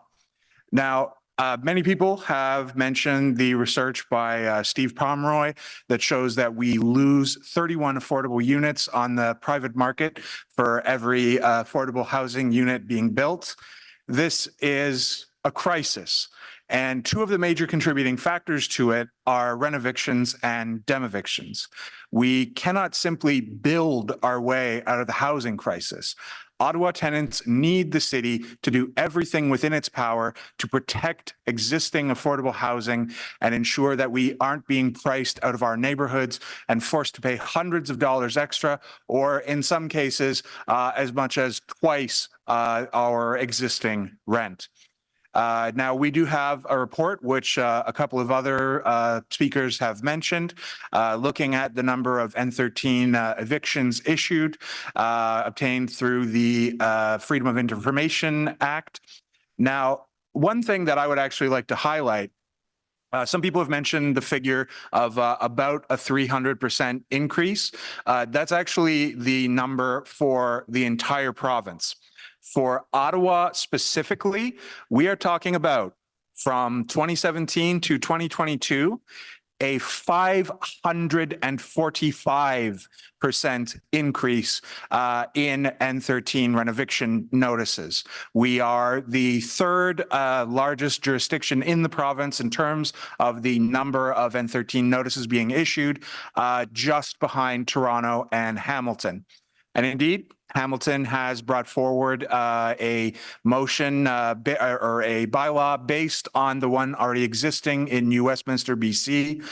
Both of these are places where Acorn has been advocating against renovictions. And so we are certainly happy to see those moving forward. We're happy to see it moving forward here in Ottawa. And we also note with pleasure that we are seeing it move forward in other places in the province like Toronto, London, St. Catharines, Sudbury, and the Waterloo region. This is why we are calling on the City of Ottawa to strengthen tenant protections. And to do so, that would have to include, of course, passing an anti-renovation bylaw similar to the one in Hamilton, which would include requiring a landlord to apply for a city renovation license within 7 days of issuing an N13 eviction notice to a tenant, only approving the license application if the landlord has already secured all building permits and provides an engineer's report confirming vacancy is necessary, the landlord providing temporary accommodations that are similar to their current unit or a rental top-up until the tenant can return after renovations at the same rent. The landlord must allow the tenant to return to their unit at the same rate that they were paying before the work was done. Tenants must be provided with information on their rights and entitlements during this process, and crucially, that the city issue daily fines for non-compliance with these regulations. In terms of demevictions, we would also like to see a rental replacement bylaw come forward that would require at least one-for-one replacement of lost affordable housing in new developments at the same rent that can be offered back to existing tenants, and that current tenants be provided temporary accommodations and rental top-ups until construction is complete. On this matter, we note that in June 2022, the previous city council directed city staff to report back to committee on the feasibility and scope of a rental replacement bylaw for Ottawa. However, no such report has come back.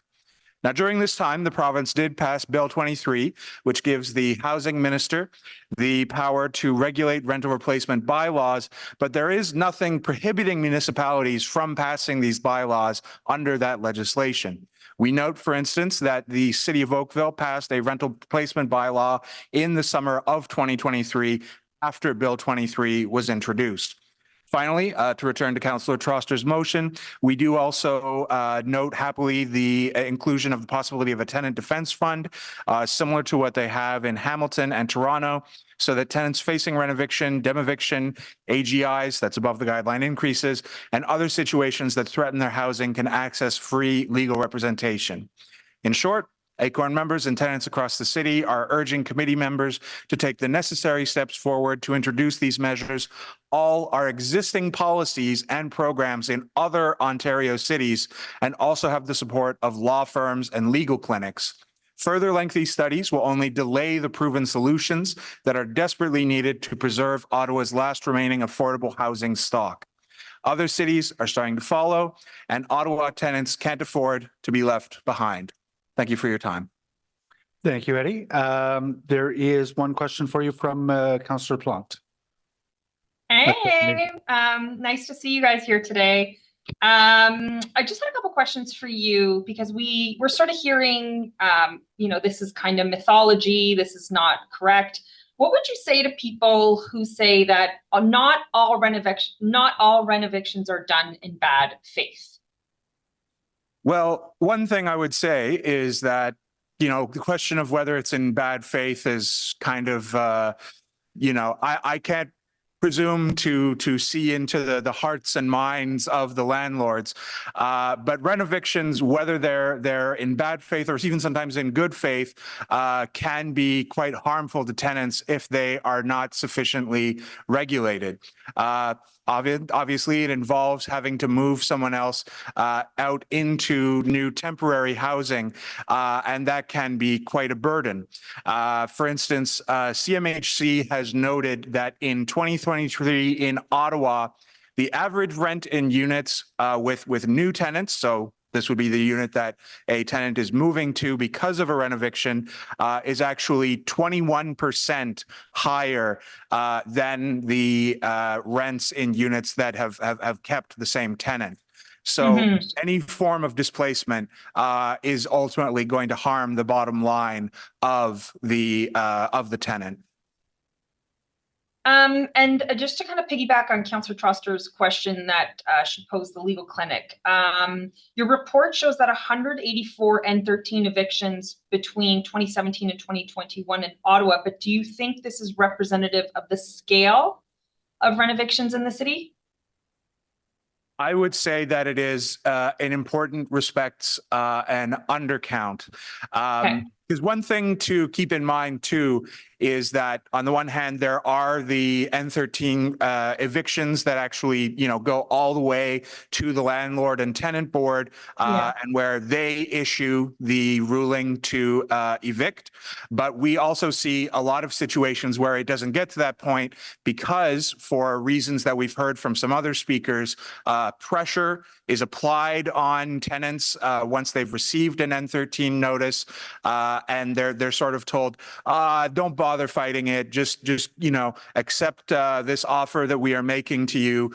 And so people end up moving just sort of under the pressure of the uncertainty that an N13 creates, without it even going sort of the full legal and regulatory path of the N13. And then just one last question for you, Eddie. I'm sort of, I guess, asking this as a renter myself. When a long-term tenant has to move, typically for the reasons that you're outlining here as for a rent eviction, what does that do to a person when they've been living in a place for a long time, there's community in the place that they're living in, and then all of this uncertainty is kind of washed over them suddenly, and they have to kind of figure out their life in a very uncertain rental market that we have now? Well, it's an awful reality. Again, particularly considering what I've sort of mentioned, which is that often when you are forced to move out, given the realities of the rental market, you will often end up paying not only paying considerably more for wherever you end up, but yeah, as you say, it's also a question of displacement. It may affect the community that you may have built up in the neighborhood where you are currently living. It may considerably increase the commute that you have to work. It may make it more difficult for you to access services that you're used to accessing in your community. It just adds a whole burden of uncertainty and difficulty in a time when a lot of tenants are already facing very high rents and other affordability issues that I'm sure everyone is well aware of. Yeah, no, thank you for that. We're seeing that in my community as well with children who've been going to school, a certain school for a long time. And then when they have to find a new school, it's just extremely stressful for them and their parents. So I just wanted to thank you again for your delegation. Acorn, as always, is awesome. Thank you. Merci beaucoup. De rien. Thank you. There's another question from Councillor Kavanaugh. Sure. Thank you, Chair. And thank you for your delegation. You're talking about two separate things, because you're talking about the rent eviction, which is being brought forward right now. And that's very specific in terms of telling people to leave while our renovation is going on. But you're also talking about dem eviction, which is, in other words, rental replacement.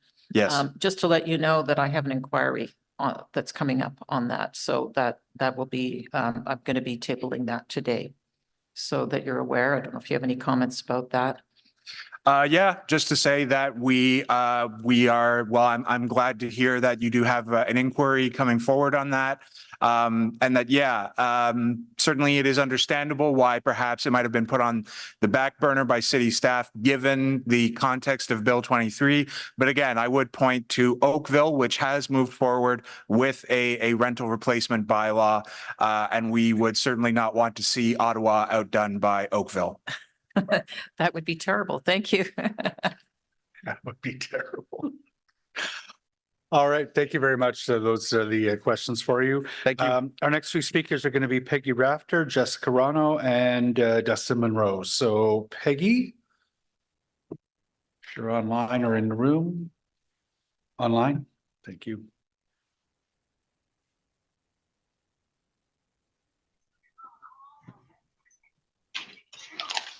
Good afternoon, Peggy. Welcome to the committee. Whenever you're ready, you have 5 minutes to make a presentation to the committee. Thank you. Good afternoon, councillors. My name is Peggy Rafter, and I'm a member of Acorn's Nepean chapter. I'll just give you a little background on what I experienced with the rent eviction. Smart Living bought our property approximately 3 years ago at Manor Village. We were 111 units of family townhouses.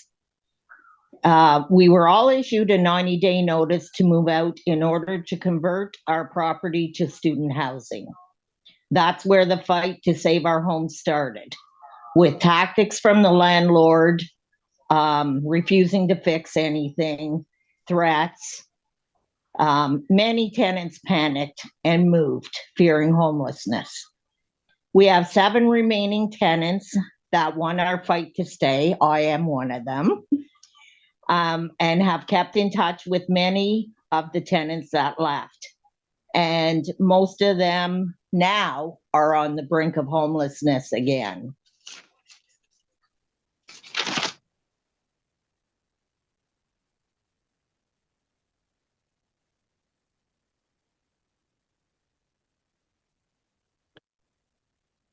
I'm going to give Peggy another 30 seconds or so here to reconnect. Oh, sorry. Oh, hi, Peggy. Okay, please go ahead and resume. Okay. Where was I? My experience going through the renovation was a very emotional and physical experience. Not knowing after 30 years of living in one place, you were about to lose your home with nowhere to go. I watched many of my neighbors leave because of the threats from our landlord. I would have never found housing on a pension, as the rents were more than I have per month. More than half of my pension goes to rent, and that doesn't leave a lot for other expenses. We were also told that we could not come back. They would rather pay the fine than let us back into our units after the renovations. If we did stay, I pay $1,100 per month. Our rent, the townhouses are now going for $4,000 a month. So that's a giant increase. This is why I support Acorn's call to action for the committee to take steps towards an anti-renovation bylaw, similar to the one in Hamilton. And other cities are starting to follow, and Ottawa tenants can't afford to be left behind. Thank you for your time. Peggy, thank you. Good to see you again. I don't see any questions for you from members. So we'll move on to the next presenter, who is going to be Jessica. Thank you. Jessica. Raise your hands whenever you're ready to make a 5-minute presentation to the committee. Thank you. Good afternoon, councillors. My name is Jessica Ruano, and I'm a member of Acorn living in Carlington. I was born and raised here in Algonquin Anishinaabe territory, and I am a solo parent to my daughter Joy, who is 4 years old. So 3 years ago, in the height of the pandemic, during a stay-at-home order, I received an N12 no-fault eviction notice to vacate my home in Hintonburg because the new owners wanted their adult son to move in.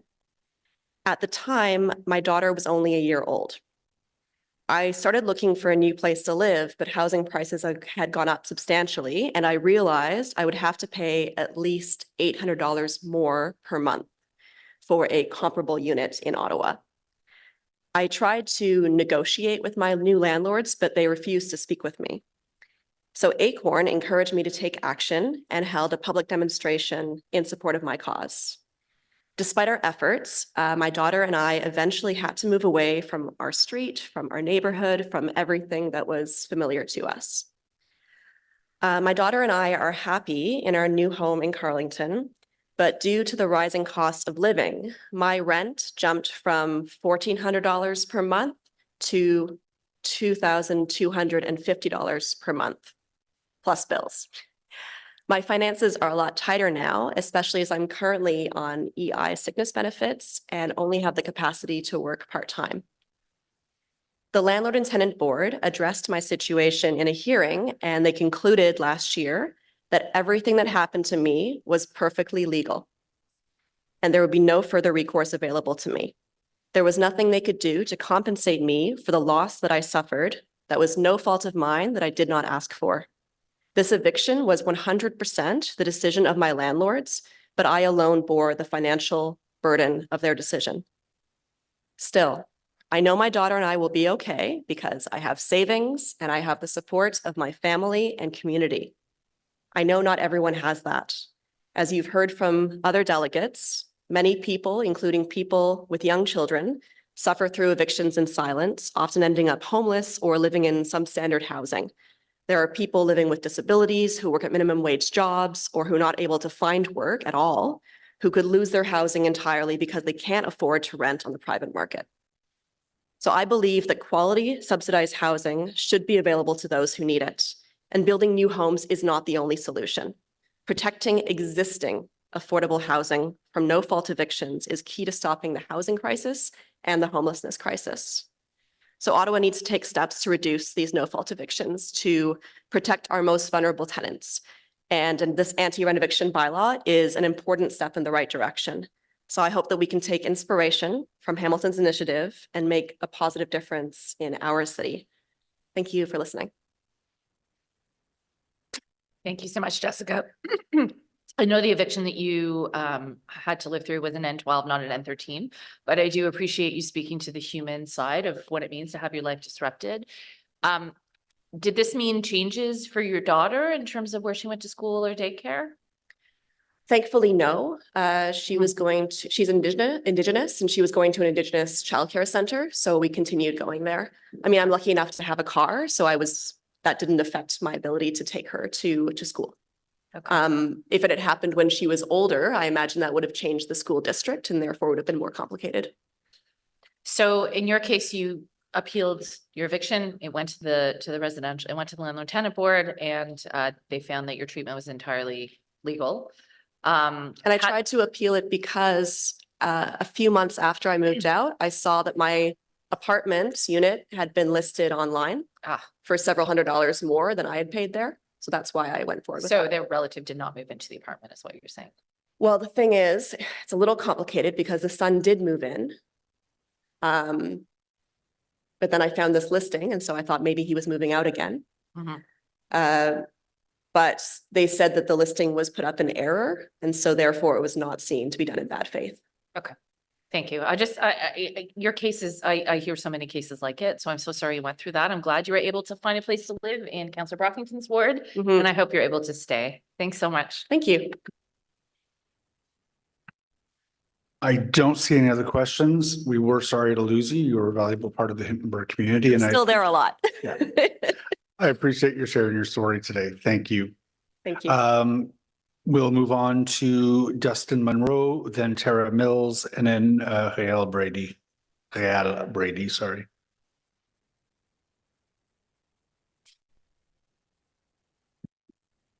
Good afternoon, Dustin. Whenever you're ready, you have 5 minutes to make a presentation. Yeah, good afternoon, everybody. I'm Dustin Monroe. I'm an Acorn member in the Vanier chapter, and I'm part of a group that's fighting for Ottawa to get the same kind of bylaw as Hamilton. I think the best way is copy and paste, and then anything else comes up for amendments, whether additional stuff gets added on, we just do it over time and exchange it with other cities that do the same thing. But anyways, like I've been living my home in Vanier since 2013, and I experienced a rent eviction notice by people that didn't even own the property yet. They weren't supposed to take possession until July the 6th, and this was back in March 24th of 2021. And 2 people actually moved out, before they even owned the property, and they wanted us to sign the N11s. Apparently, 4 of us didn't sign it, but even for those that did, it was rendered invalid. And more than half of the tenants left because they thought they had to, and then OPG threatened, they were the holdings, was the new owners threatening to evict us at the end of August for major renovations. Well, apparently what happened was it was just by luck that I got involved with Acorn, because I was having them do my taxes, and I was describing what to the guy doing my taxes what happened, and that I was afraid I'd have to build myself a shack or buy myself a camper to live in, because how would I be able to afford rent? And even if I do find an affordable place, if it goes up for sale, I can be back for square one. So I thought I'll just go straight into something that I can afford and not be evicted from. But, you know, and when they told us they help people avoid having to move out before, you know, so then we got the rest of the tenants involved. We were about to have a protest the end of June of 2021. And I guess they were shocked that we found out where their address was, because they wouldn't even say who they were, let alone know where their office is. And so in good faith, we canceled the protest. And then because they still wanted us out, so we just planned another one for July 16th, I think it was. It was a Thursday. And so then just suddenly before that, the four of us were offered to stay, provided we didn't do the protest. Well, nobody showed up to discuss anything, so we went through with the protest. And, you know, so it ended up that we're about to do another protest in November in front of their office. And suddenly they emailed Acorn saying that they would rescind the N13s if we gave up the protest. So we canceled the protest. And what happens? They reactivated them not long afterwards. So the lawyer from Acorn told me with the hearing that you know, they would just dismiss the case because they put it on paper twice that they would cancel the N13s if we cancel the protest. And so it just basically got dismissed. And it would have impacted me financially if I was to move, because I was only paying $661 a month at the time. And, you know, of course, you know, hard to find another place. A couple of the people did actually move into a shared accommodation, but had to move out because people were stealing off them. So that's another problem with moving. And when tenants lose their housing after being rent-evicted, they're forced to pay much higher rent, sometimes double or triple it. And Hamilton already passed a bylaw, is it? And, you know, we should not be left behind. And that's why I support Acorn's call for the, you know, to take steps towards the anti-renovation bylaw, similar to what was just passed in Hamilton. And a couple other aspects about renting places is not only can you afford, you know, the question is, can you afford the rent being advertised? Yeah. And so, but it's, are you going to be accepted by the landlord? Some of them want to know your life history or what your income is, and, or they'll refuse, you know, and there's credit checks too, a lot of times. And there was one place, just out of curiosity, that I called them. The owners were in Montreal. They said you have to have deposits in that now. To my understanding, I told them it's illegal. They said maybe in Ontario it is, but in Quebec it isn't. So just some examples of why we should copy and paste or do very similar bylaw to Hamilton. So I guess if anybody has questions to ask. Thank you for sharing that, Dustin. I don't see any questions for you. So are we going to move on? We will move on to the next speaker. Thank you for coming out this morning or this afternoon. Tara Mills, then Rael Brady, and then Andrew Lumsden.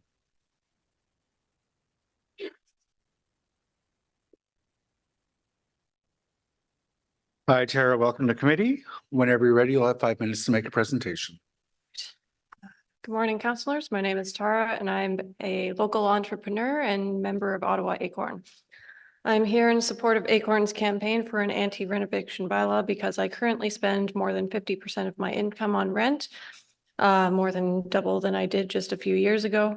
I have been forced to give up my cat due to the inability to find cat-friendly housing following an eviction, and because I still want my $100 bill back, which I strongly suspect that my landlord stole off my table when he illegally entered my unit just days before my lease ended.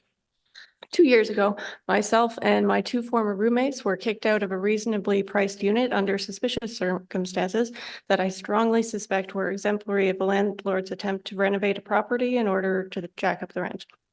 For approximately 5 years, I lived in a small house in Nepean with 2 other roommates. We always paid our rent on time, and myself being a professional gardener, I personally took it upon myself to maintain and significantly improve the property's front and backyard at no extra charge to the landlord. Then one day we received an N12 under the pretext that the landlord's wife was moving into the unit. One of our neighbors, who is a contractor, later told us something that made us doubt this story. It turned out he had been hired by our landlord to do minor renovations on the house as soon as we had moved out. The year following us being kicked out, I passed by the house numerous times on my way to and from work, and it appeared to be unoccupied. Only more recently has it shown signs of occupation.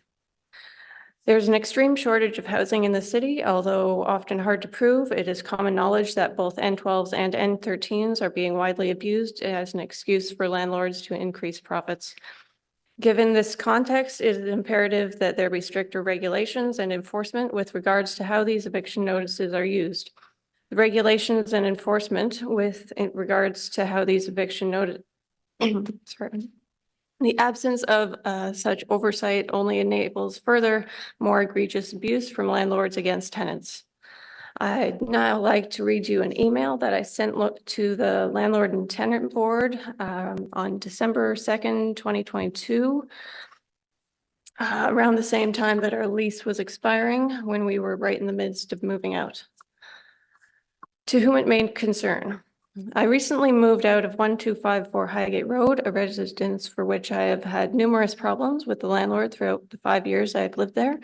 I reported infractions several times, but nothing came of it. More recently, our landlord illegally entered the house on November 27th between 2:15 and 2:45 p.m., trying to move his stuff in early. He did not give myself or any of my roommates the requisite 24 hours notice, and our lease was paid for until December 1st. He displaced some of our stuff, including my expensive music equipment that I had packed on the living room floor. The same day, a $100 bill that I had in my wallet on the dresser in the entryway went missing. As the trespassing was occurring, I called bylaw.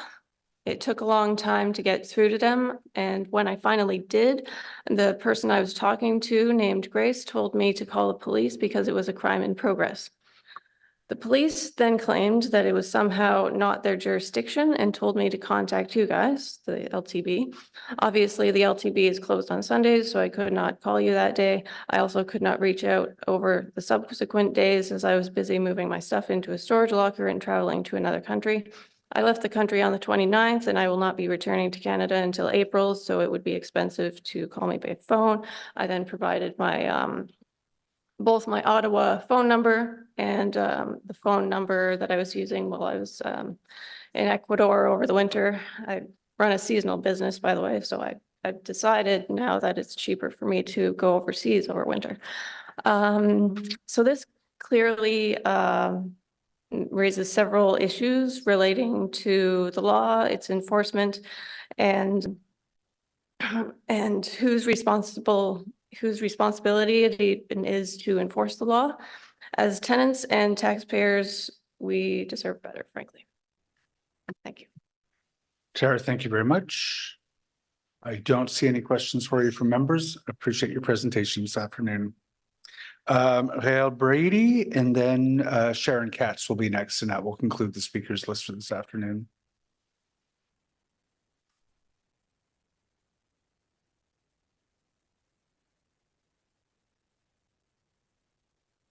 Mr. Brady, welcome.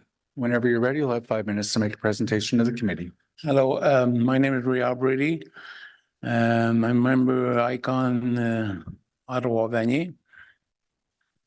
And my landlord just served me in 13. It's been a year. He tried to throw me out without success. They do me trouble. They threatened me. I got video of it. And one day he came to, I got a small garage with the apartment, power from my apartment.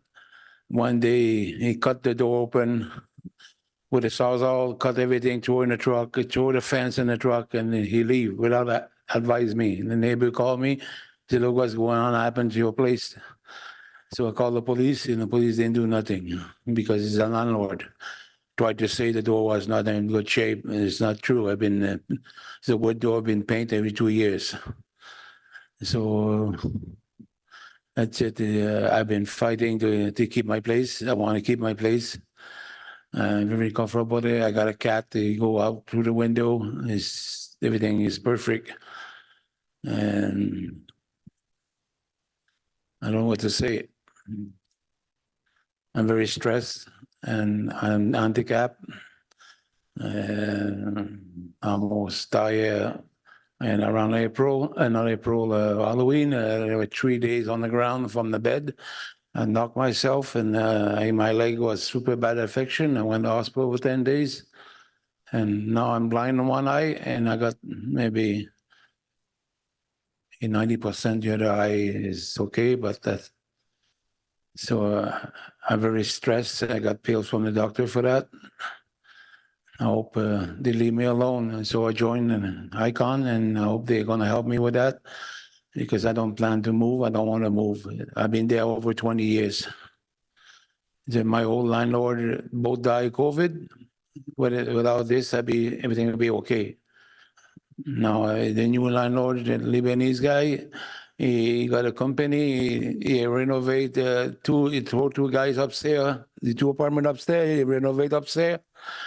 And now they want to rent out $2,200 a month plus AC and electricity. And it's been 2 months now. They try to rent it. A lot of people go, and nobody move in yet.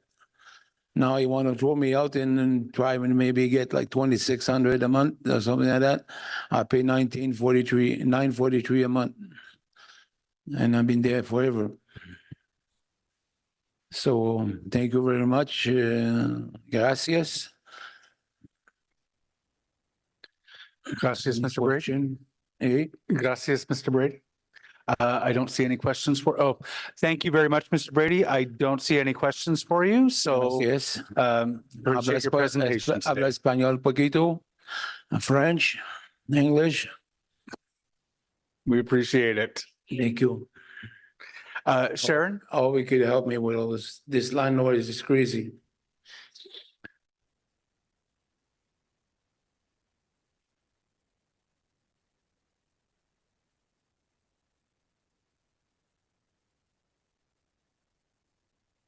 Sharon, whenever you're ready, you'll have 5 minutes to make a presentation to the committee.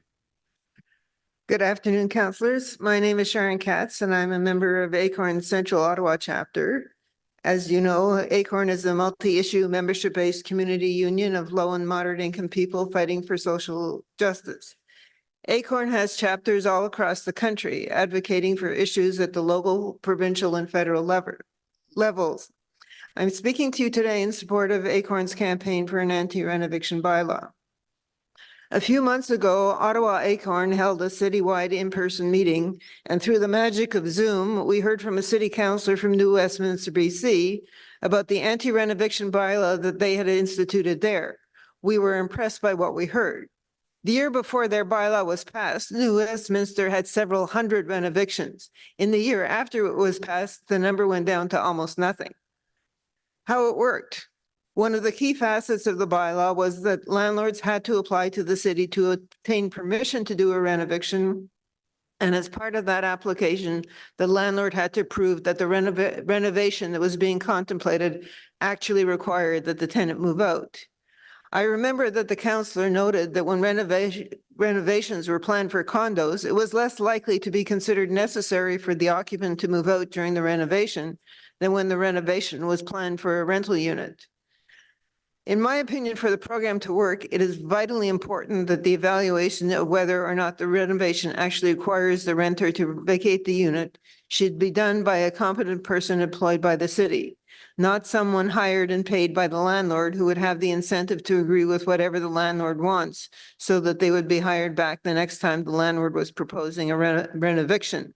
This is a problem with Ontario's Bill 97, which has the landlord select and pay for a contractor to do the evaluation. I've just been told that under Ariel Choster's bill, it would have to be an engineer who did the evaluation, and they have legal ethics or engineering ethics. So that might solve the problem. Related issues. Two related issues I want to mention is the need for improvement in the enforcement of existing bylaws and the need for tenants to have better access to information on their rights, something that has been mentioned by a number of people. The existing system is that tenants who are having a problem with their landlord in terms of maintenance or lack of repairs can contact the city either through the city website or by calling 311. For people who don't have a computer, this means that they make a phone call, and if nothing happens, there's no record that they ever complained. I submit that there should be more options, such as being able to mail information about their problem to the city or coming in person. I have also heard stories about less than great responses from bylaw enforcement officers, even when they do show up. This has to change, and there also has to be fines for noncompliance. Finally, an absolutely crucial area that needs improvement is access to information about tenants' rights so that they cannot be misled by landlords who act in bad faith. The city should at least set up a telephone resource that tenants can use to get their questions answered. Also, an information booklet should be made available to tenants that explains their rights. The councillor from New Westminster that I mentioned earlier said that their city had produced one. In Hamilton, part of their procedure for dealing with rent evictions is that the tenants who are affected are each provided with a tenants' rights package. I submit that such a package should be freely available to all tenants in Ottawa, not just tenants who have been served with eviction notices or otherwise threatened with being evicted. While we wait for the city to produce such a booklet, I would like to mention that I came across an impressive 24-page booklet called Tenant Guide 2024, produced by Ottawa West Nepean MPP Chandra Pasma, which I highly recommend. It includes a section on resources that tenants in Ottawa can use to get more information about their rights and to get help in protecting them. A final note I should mention is that on CBC Radio this morning, there was an interview with the city councillor from Hamilton who spearheaded the anti-rent eviction bylaw in Hamilton, and I would like to recommend that interview. Thank you. Thank you so much, Sharon. First, a clarification, the motion that I put forward is simply asking city staff to take a look at the Hamilton example. It's not prescriptive in any way, but yes, the Hamilton bylaw does levy fines. First of all, I want to thank all of the ACORN members who came today. I know I'm only speaking to you, Sharon, but I'm also speaking to you as a group. Thank you for your advocacy.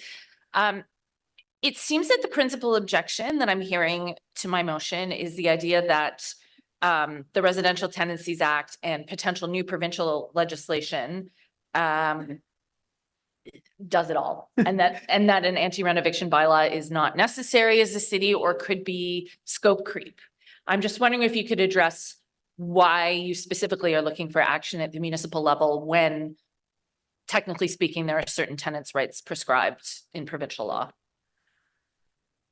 The existing situation is totally inadequate, and we know that from the stories we're hearing, like from the first speaker on today, that people's rights aren't being protected. The landlord tenant board takes forever to consider a case, and because tenants don't know their rights, they get a piece of paper that says you got to move out, and they don't know that, well, you don't exactly have to move out right away. You can fight it if you want, but then it turns out that like the Hamilton bylaw and your bylaw says before a landlord can say, move out because I have to do this major renovation.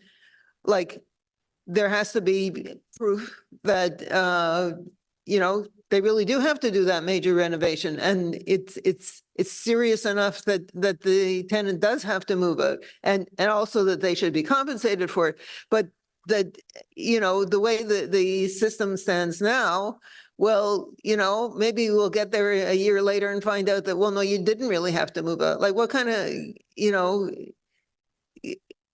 it's insane, because if you actually, if the situation was serious enough that you needed to fix something right away, the thing should proceed, expeditiously. And if it didn't have to happen, then there never should have been a notice in the first place. So, like, it's not working. Okay. It's basically. Thank you. Just one more question, because you did mention the need for more tenants' rights education, which is something, another motion I put forward a few months ago, asking the city to look into the idea of a tenant defense fund. I asked this very same question to the very first delegate earlier today. If we had better tenant education, do you still think we would need an anti-rent eviction bylaw? Yes, but it wouldn't get used as much. Like, okay, the situation in New Westminster, and like, I think all of us that were at that meeting and heard about it were really dazzled by the results, because I mean, Hamilton just passed theirs, and so we don't have data on the experience. But in New Westminster, they passed it. They have it in operation, and all of a sudden there's little or no rent eviction requirements. Right. So you're saying that landlords are finding a way to do those repairs without evicting the tenant? Yeah. That's what the data from New Westminster is showing, according to your interpretation. Well, whatever the reason, they're not rent evicting the tenants. Thank you very much. Okay. Sharon, thank you very much. Appreciate your delegation this afternoon. That does bring us to the end of the public delegation list. So I will open the floor now. I note that Clara Freire is here. Hey, Clara. And you're prepared to answer questions if members have questions of you. And Christine Etna is here as well from legal. So if you do have questions of legal, I know she's prepared to answer some questions as well. So we will open it up essentially to just a free-flowing debate. Comments, discussion, debate. Councillor Josser. Thank you so much, Chair.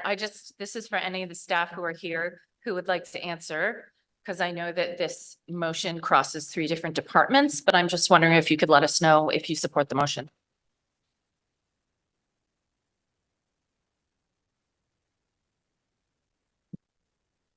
Thank you, Chair. I knew there was a risk in walking in the room. From a community and social services perspective, of course, our mandate is housing loss prevention. It's part of our housing services mandate, or housing loss prevention, and identifying other solutions to support people to retain their housing. In that vein, we happily support doing more research and looking into what are the implications for such a bylaw here in Ottawa, and what will council have to consider, including the resources it will take and the budget and funding it will take to ensure that we can put this in place, if that is the will of council, once we bring forward some ideas. So happy to be part of that work.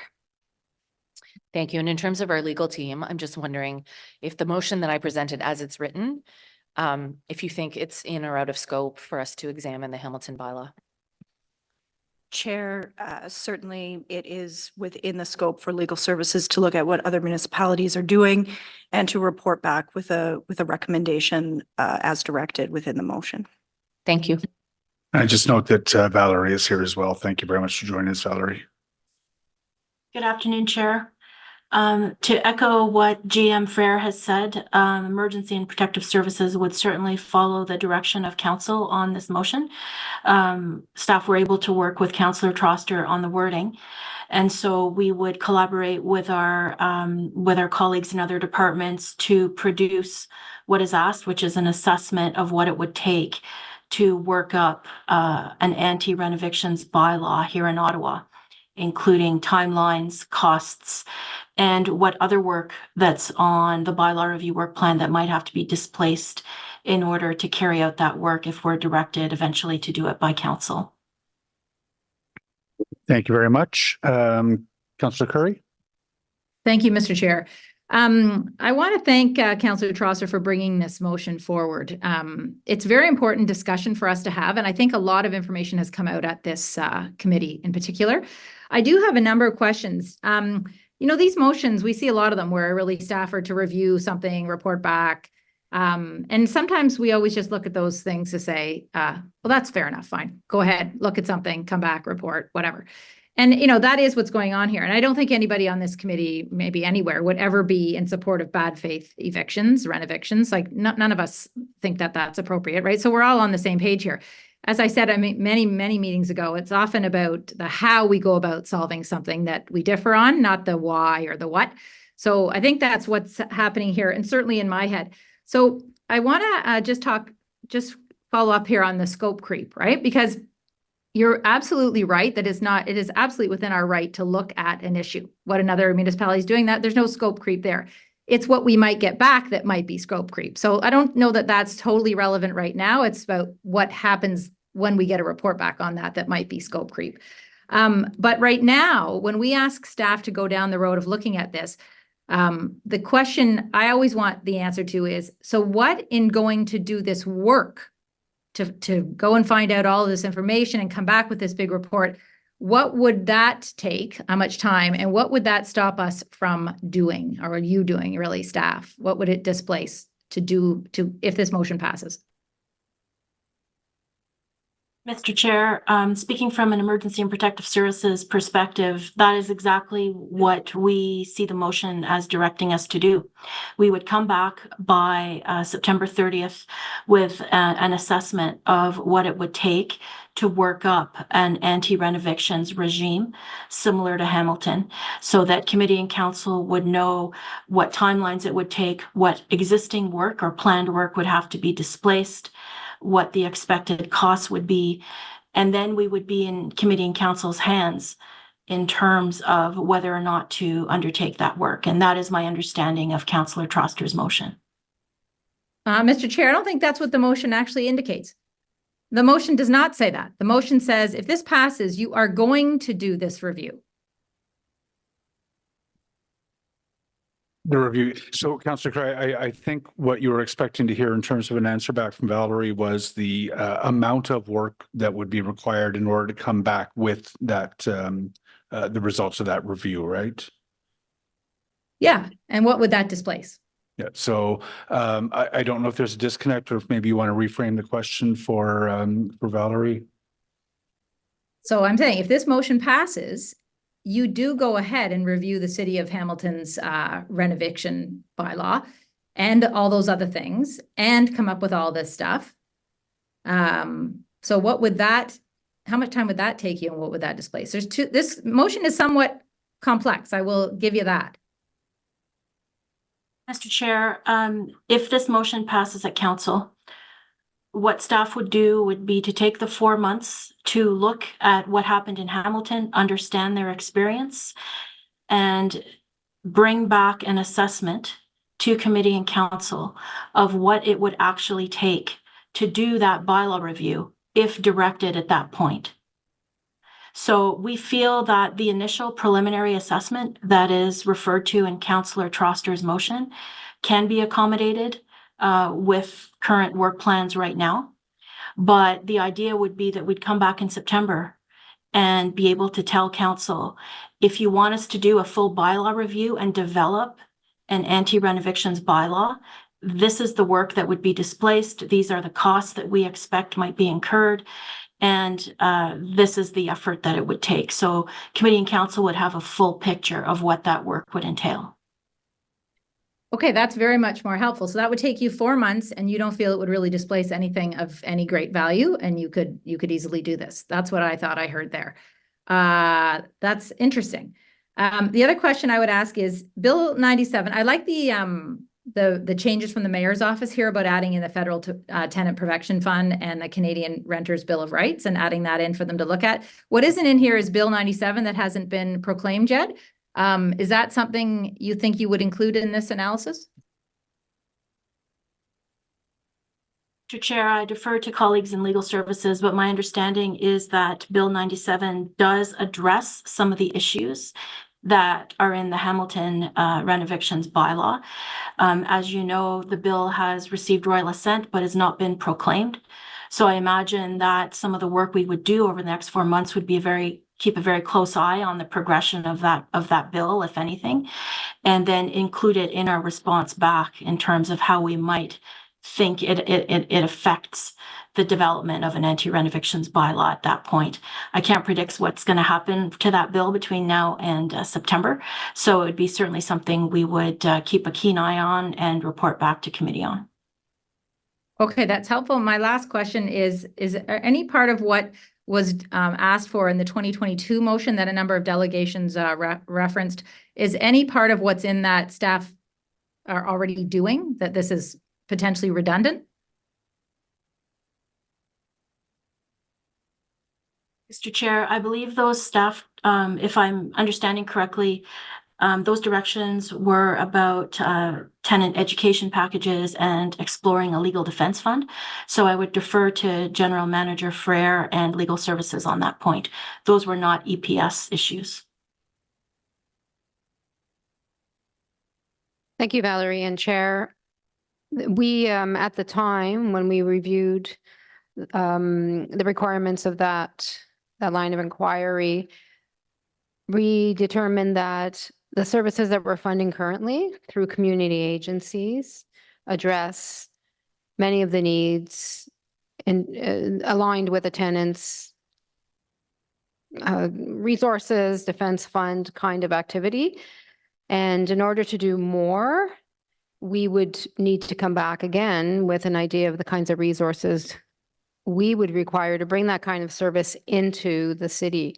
Right now, we fund community agencies to fulfill those roles. And we believe that that's not only more cost effective, but also where it belongs in community. And that was our position at that time. Okay, I just want to have one other comment. And I would say that, I looked at the Hamilton model, and I know this is not directly to what we're agreeing whether staff should do this report or not. But the Hamilton model, I think, was upwards of $1 million and 8 FTEs and a vehicle.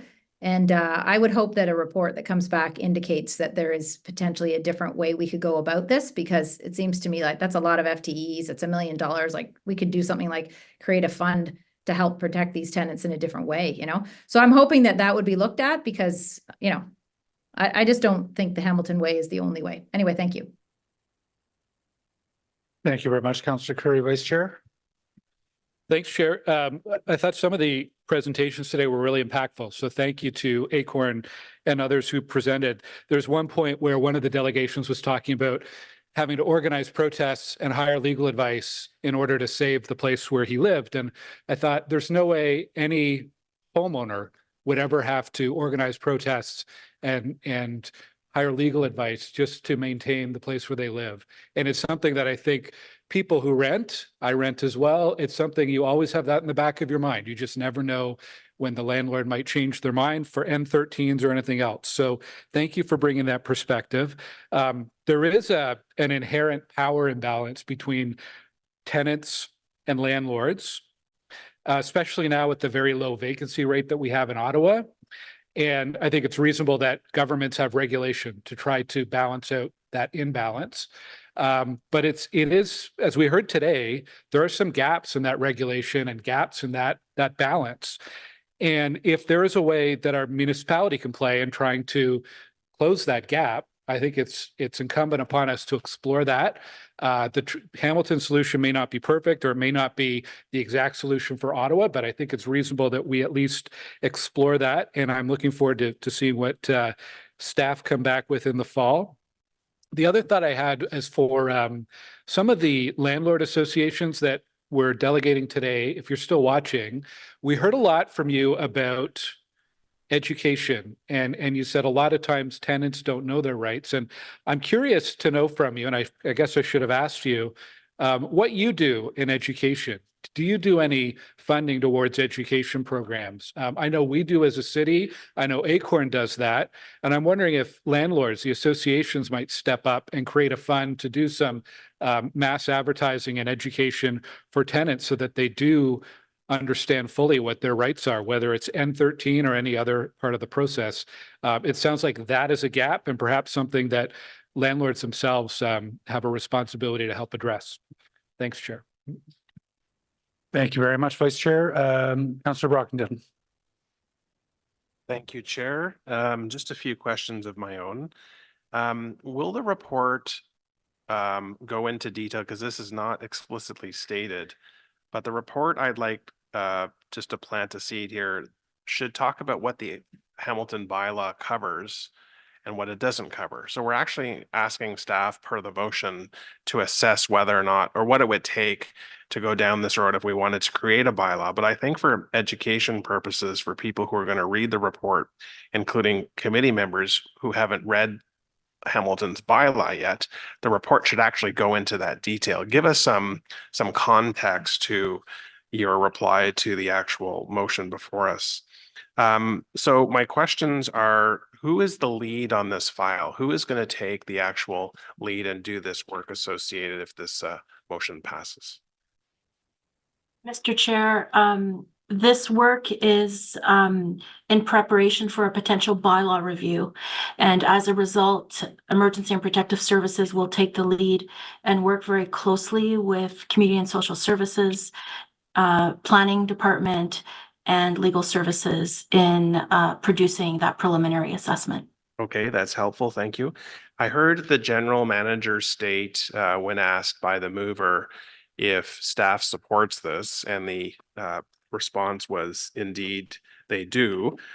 And I just wanted to know, why is a motion from my colleague necessary? At what point would staff have acknowledged that there are issues within the community that have to be addressed, that we don't have a bylaw per se that addresses concerns that exist? When would staff actually move on this matter had no member of council moved this type of motion?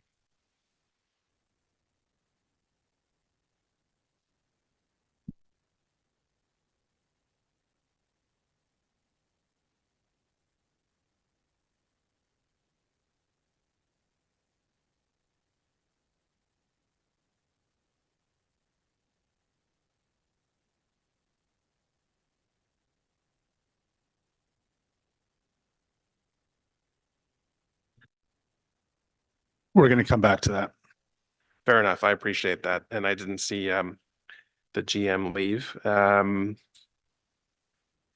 I'm just looking at my notes. And staff had an opportunity to look at some of the whereas clauses, talks about percentage increases in number of N12 or N13. But does staff have data that can again be embedded in the report that comes back to this committee on the actual numbers?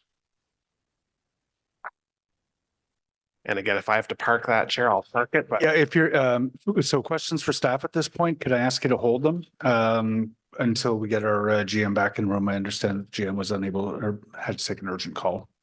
Sure, I appreciate that. So in essence, I will support the motion that's before us. I have a good colleague, friend from Hamilton that I work with at AMO, and we've talked about their recent bylaw. And I think that, I want to see Ottawa be a lot more proactive as opposed to being reactive. We have to set the table here with some significant and I think legitimate concerns in the community, but I don't want to reinvent the wheel either. There are thousands of municipalities in the world, and we're not the only ones struggling with this. So what are the best practices that exist that respect the basic human right of shelter for all citizens, but also the reasonable requirement to charge rent by landlords so they can pay for the costs associated with running the household or the building that people live in.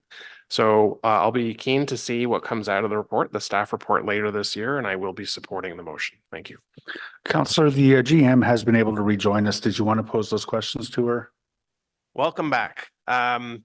I just asked two questions in your absence. One was you're supportive of the motion before us, one of the first questions from Councillor Troster.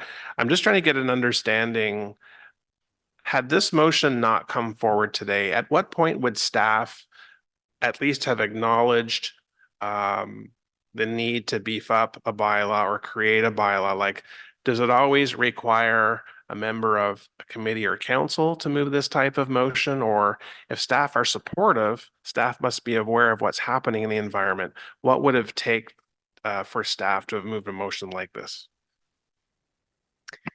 Chair, we, as part of our 10-year plan, refresh would have been looking at this very issue as we would have been looking at acquisition, as we will look at some of the other issues that not only other levels of government have now decided that they're funding through the federal budget, for instance, but also in refreshing our 10-year plan, there's significant community engagement and consultation.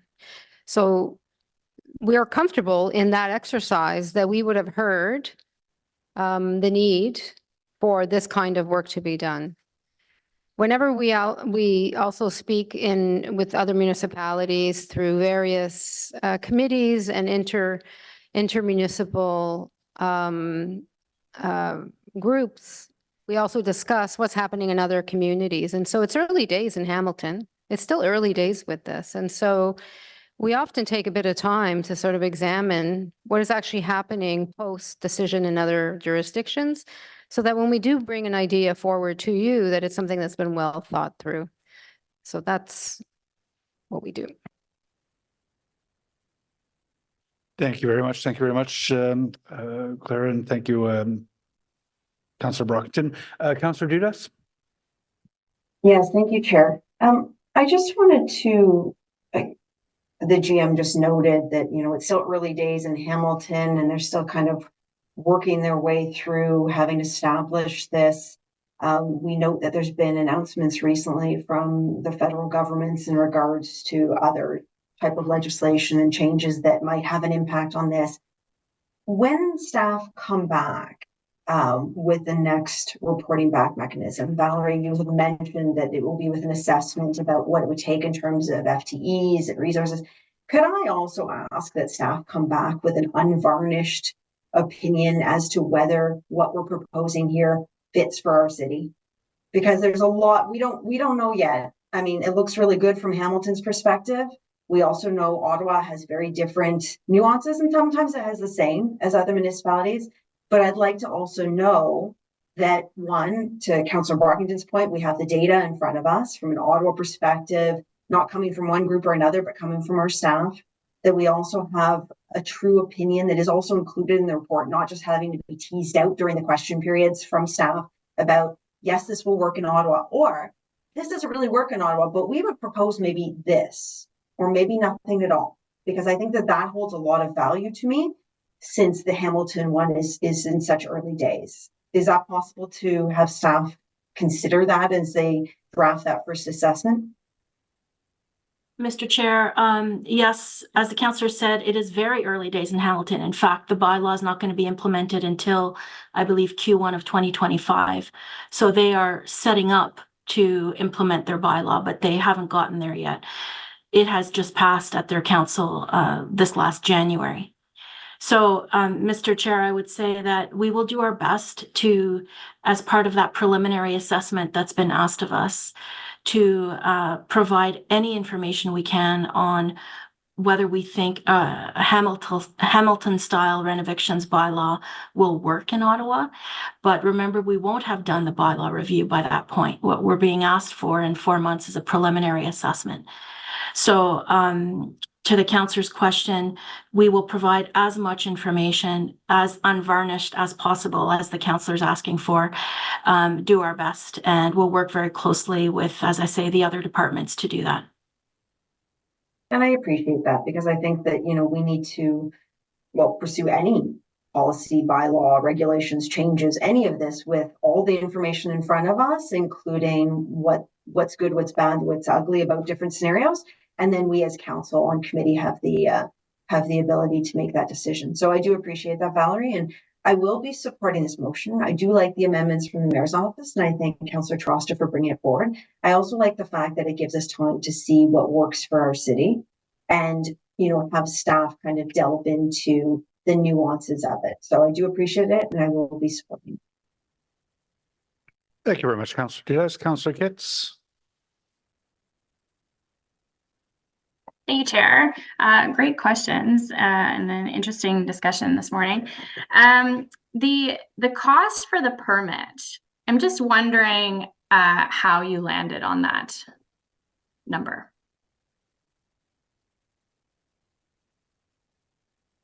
Yeah, and I'm going to direct that one to Councillor Troster as the mover of the motion. Yeah, hi, Catherine. Hi, Councillor Kitts. I don't know how Hamilton landed on a specific amount of money for a permit. There's nothing in the motion that I put forward that specifies is that would even have to be part of an Ottawa solution. My understanding is they did that for cost recovery to fund the actual program. Now, I'll say the legal context in Hamilton's a little different. They have of their entire population, 40% are tenants. So the push for this kind of legislation was really strong across the whole city. And the extent of loss is similarly high. But, again, I'm not seeking to be prescriptive. I'm looking to explore what could be a made in Ottawa solution. It could have a fee, it could have no fee. I'm really open to see what we come up with. Okay. Thank you for that additional context. And I suppose this is the question for staff, but if the Ottawa solution does include a fee, I'm wondering, either based on what other municipalities have seen or staff at first blush, would there be a fear that adding either cost or layers of bureaucracy would act as a disincentive for property owners to keep their properties in good repair? Is that a concern at all, or does that not factor in here?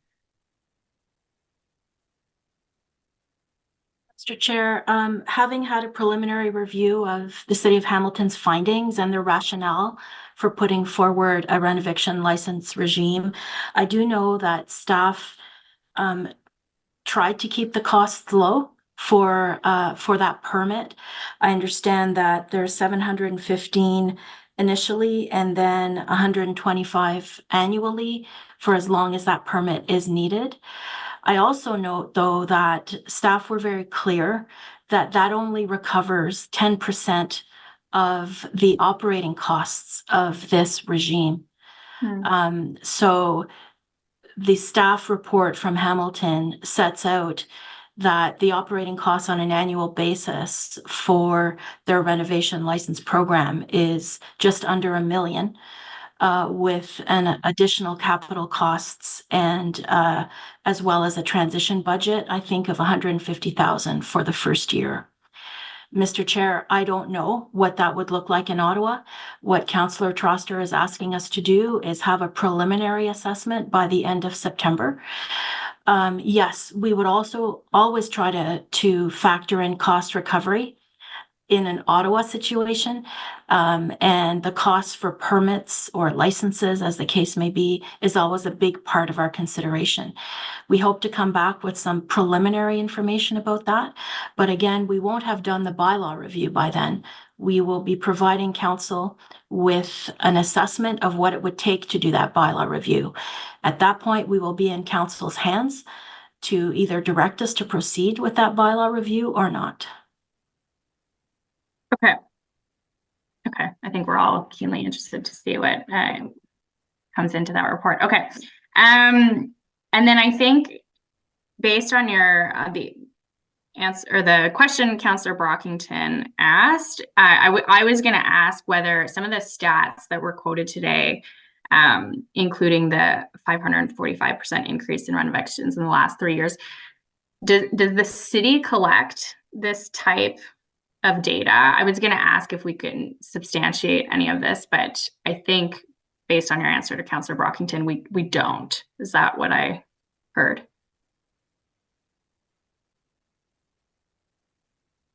Mr. Chair, Emergency and Protective Services Department does not currently collect those stats.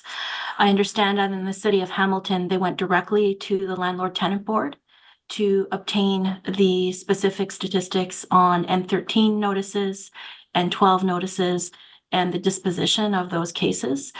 I am aware that groups like Acorn and others have collected that information for Ottawa, but obviously in terms of a staff assessment, we would want to validate that information or at least advise council of what it would take to get that data if we're unable to validate it ourselves. Okay, so that will all be part of this report as well. We don't have data. Okay. Okay. And then I guess, I think you've answered this question already in different ways from different questions, but to be very direct, you know, we heard from delegations on either side saying either there is a legislative gap that Ottawa can fill, or there isn't a legislative gap and Ottawa shouldn't be filling. But as staff working in this space, and I recognize that the report is going to go into more detail, but at this time, with the information that you do know, do you think that there is a gap in legislation that Ottawa should be filling?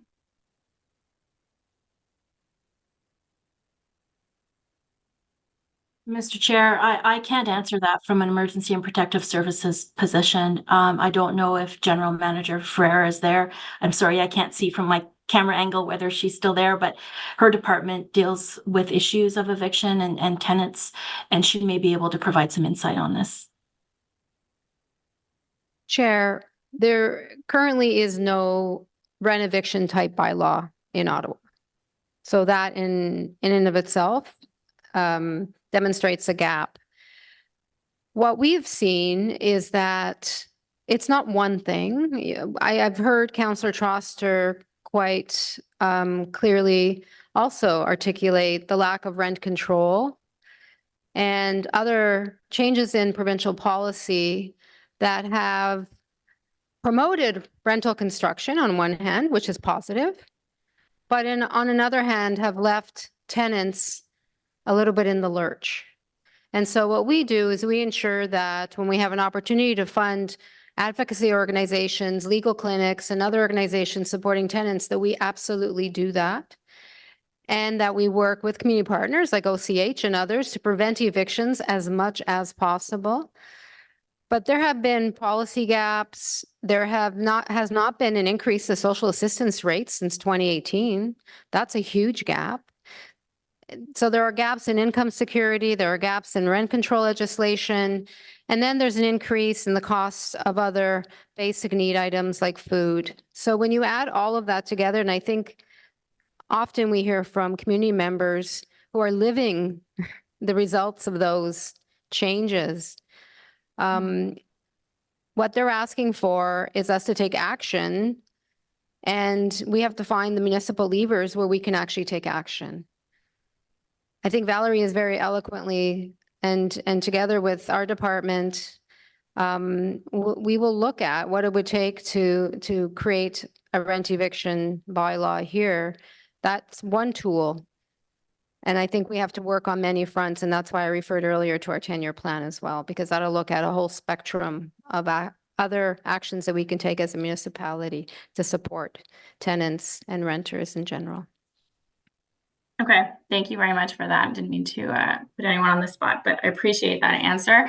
I think the discussion today has been very interesting, and I know that the motion is coming from a good place. So thanks very much.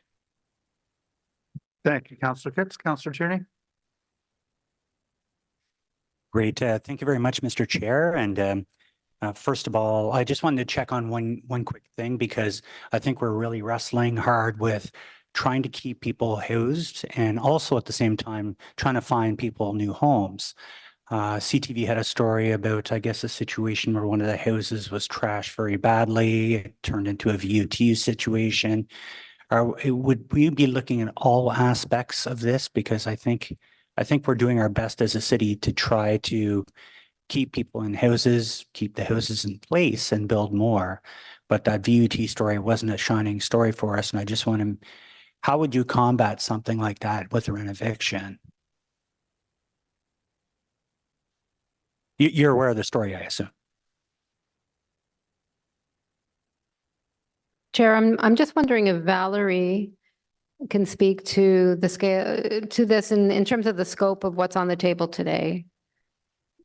Because I'm not sure that would be in scope in terms of what the motion is stating. Okay, fair enough. You know, we can take it offline. I just want to ensure that people aren't getting caught up in the VUT situation when tenancy, unfortunately, there's 99% that are great, but that CTV story wasn't good, where, you know, we're penalizing someone for trying to renovate their home for more people.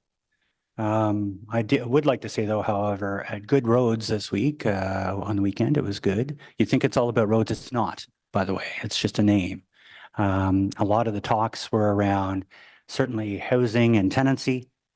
I've also had great discussions with a lot of the AMO colleagues that participated. That was one of the biggest talks. All the sidebar talks were about getting people housed, the eviction situation. And Councillor Nan in Hamilton, she's a part of one of the committees with the FCM. I had a good opportunity to speak with her in Prince George. So I certainly think that there's some merit to at least looking at it. And I want to thank Councillor Curry and the Mayor's office for putting a gate in just to make sure. But as we know, it sounds like a lot of those gates have been put in place. It sounds like the councillor is quite satisfied with a lot of the new moves within this motion. And frankly, we were sitting around just a week ago talking about, well, you know, some people were criticizing me saying, well, why are we looking at this? Well, sometimes there's actually some good ideas. I mean, obviously we can all evaluate. It might have been snow removal and joint committees, but at the same time, maybe there's some good ideas that come out of these things. And I think we have a good opportunity here to go ahead. So I will be supporting Councillor Troster on this one and look forward to the good work that goes ahead. Thank you. Thank you very much, Councillor. Councillor Kavanaugh. Thank you, Chair. Thank you for Councillor Troster for the motion. I believe you said this, Clara, but I'm just going to ask again. Do you see this as sort of the other side because of creating affordable housing or keeping affordable housing? Because as Chair of OCH, we're doing our darndest to build more affordable housing. But I have to say that the statistics are depressing, that for every one we build, losing 31. And obviously, as a city, we should look at that because it's like, you know, we're treading water. And I'm concerned about that because I want to continue to do good work and have more affordable housing. But clearly, it's got to be examined in some way. And of course, I've got an inquiry coming up, but could you just comment on that, the two sides of it? Chair, I would simply say that a tool like a bylaw, a tool like a funding decision, those are all tools that enable us to support people to remain housed and afford their housing. So we see it as one tool of many.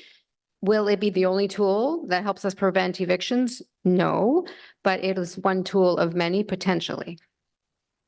Oh, I appreciate that. And I thank Councillor Troster again for bringing this forward.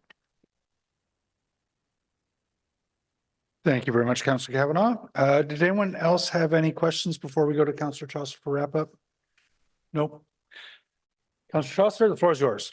Thank you so much, Chair, and thank you everyone for your patience today. I'm really glad we could have this conversation. I live in a ward where I'm hearing about dozens of evictions daily. As I mentioned, many of them are senior women. And you've heard from some of the delegates today how tremendously traumatic and disruptive it can be to go through an eviction, to find yourself cast out of your neighborhood and possibly out of the city. And we are working really hard to build as much housing as possible, to build as much affordable housing as possible. But moderately priced rentals are few and far between, and we're losing them. We're losing them at a rate of 31-1.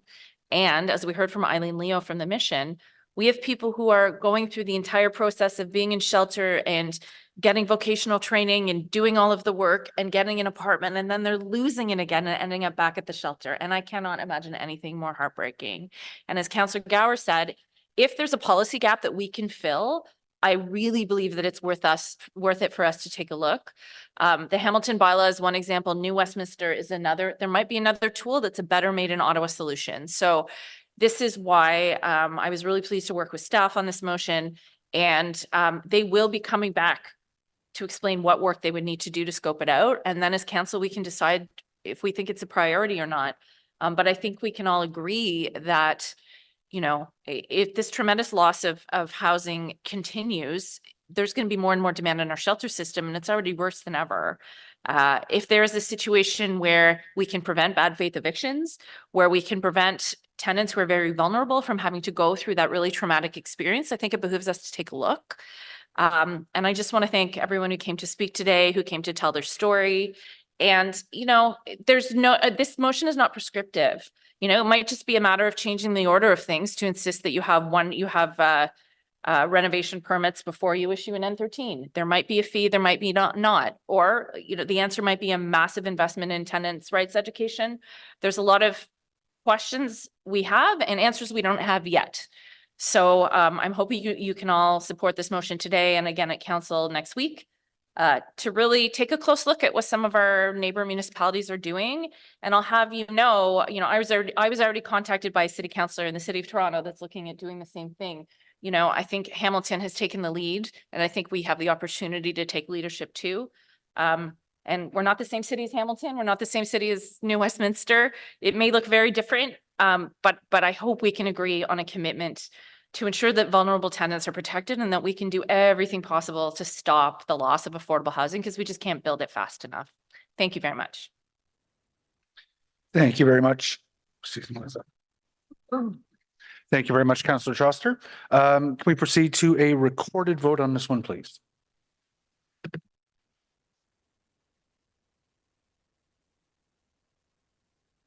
Councillor Brockington, Yes. Councillor Curry, Yes. Councillor Dudas, Yes. Councillor Johnson, Yes. Councillor Kavanaugh, Yes. Councillor Kelly, Yes. Councillor Kitts, Yes. Councillor Lowe, Yes. Councillor Tierney, Yes. Councillor Troster, Yes. Vice Chair Gower, Yes. and Chair, that's 12 yeas. I didn't vote. Oh, sorry. Making assumptions. Let's make it unanimous.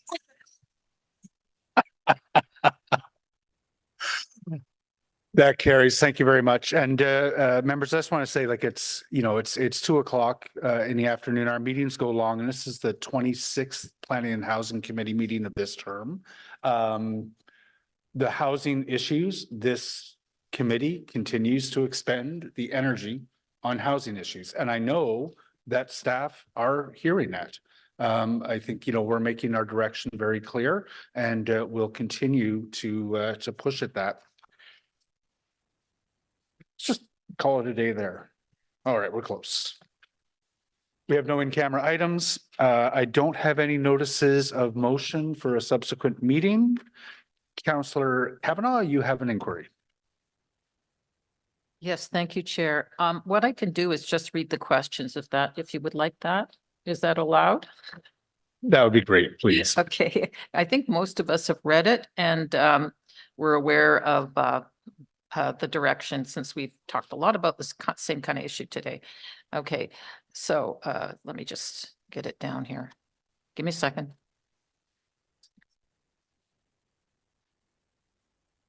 Okay, if staff could answer the following questions, and this is on rental replacement, or otherwise known as demoviction.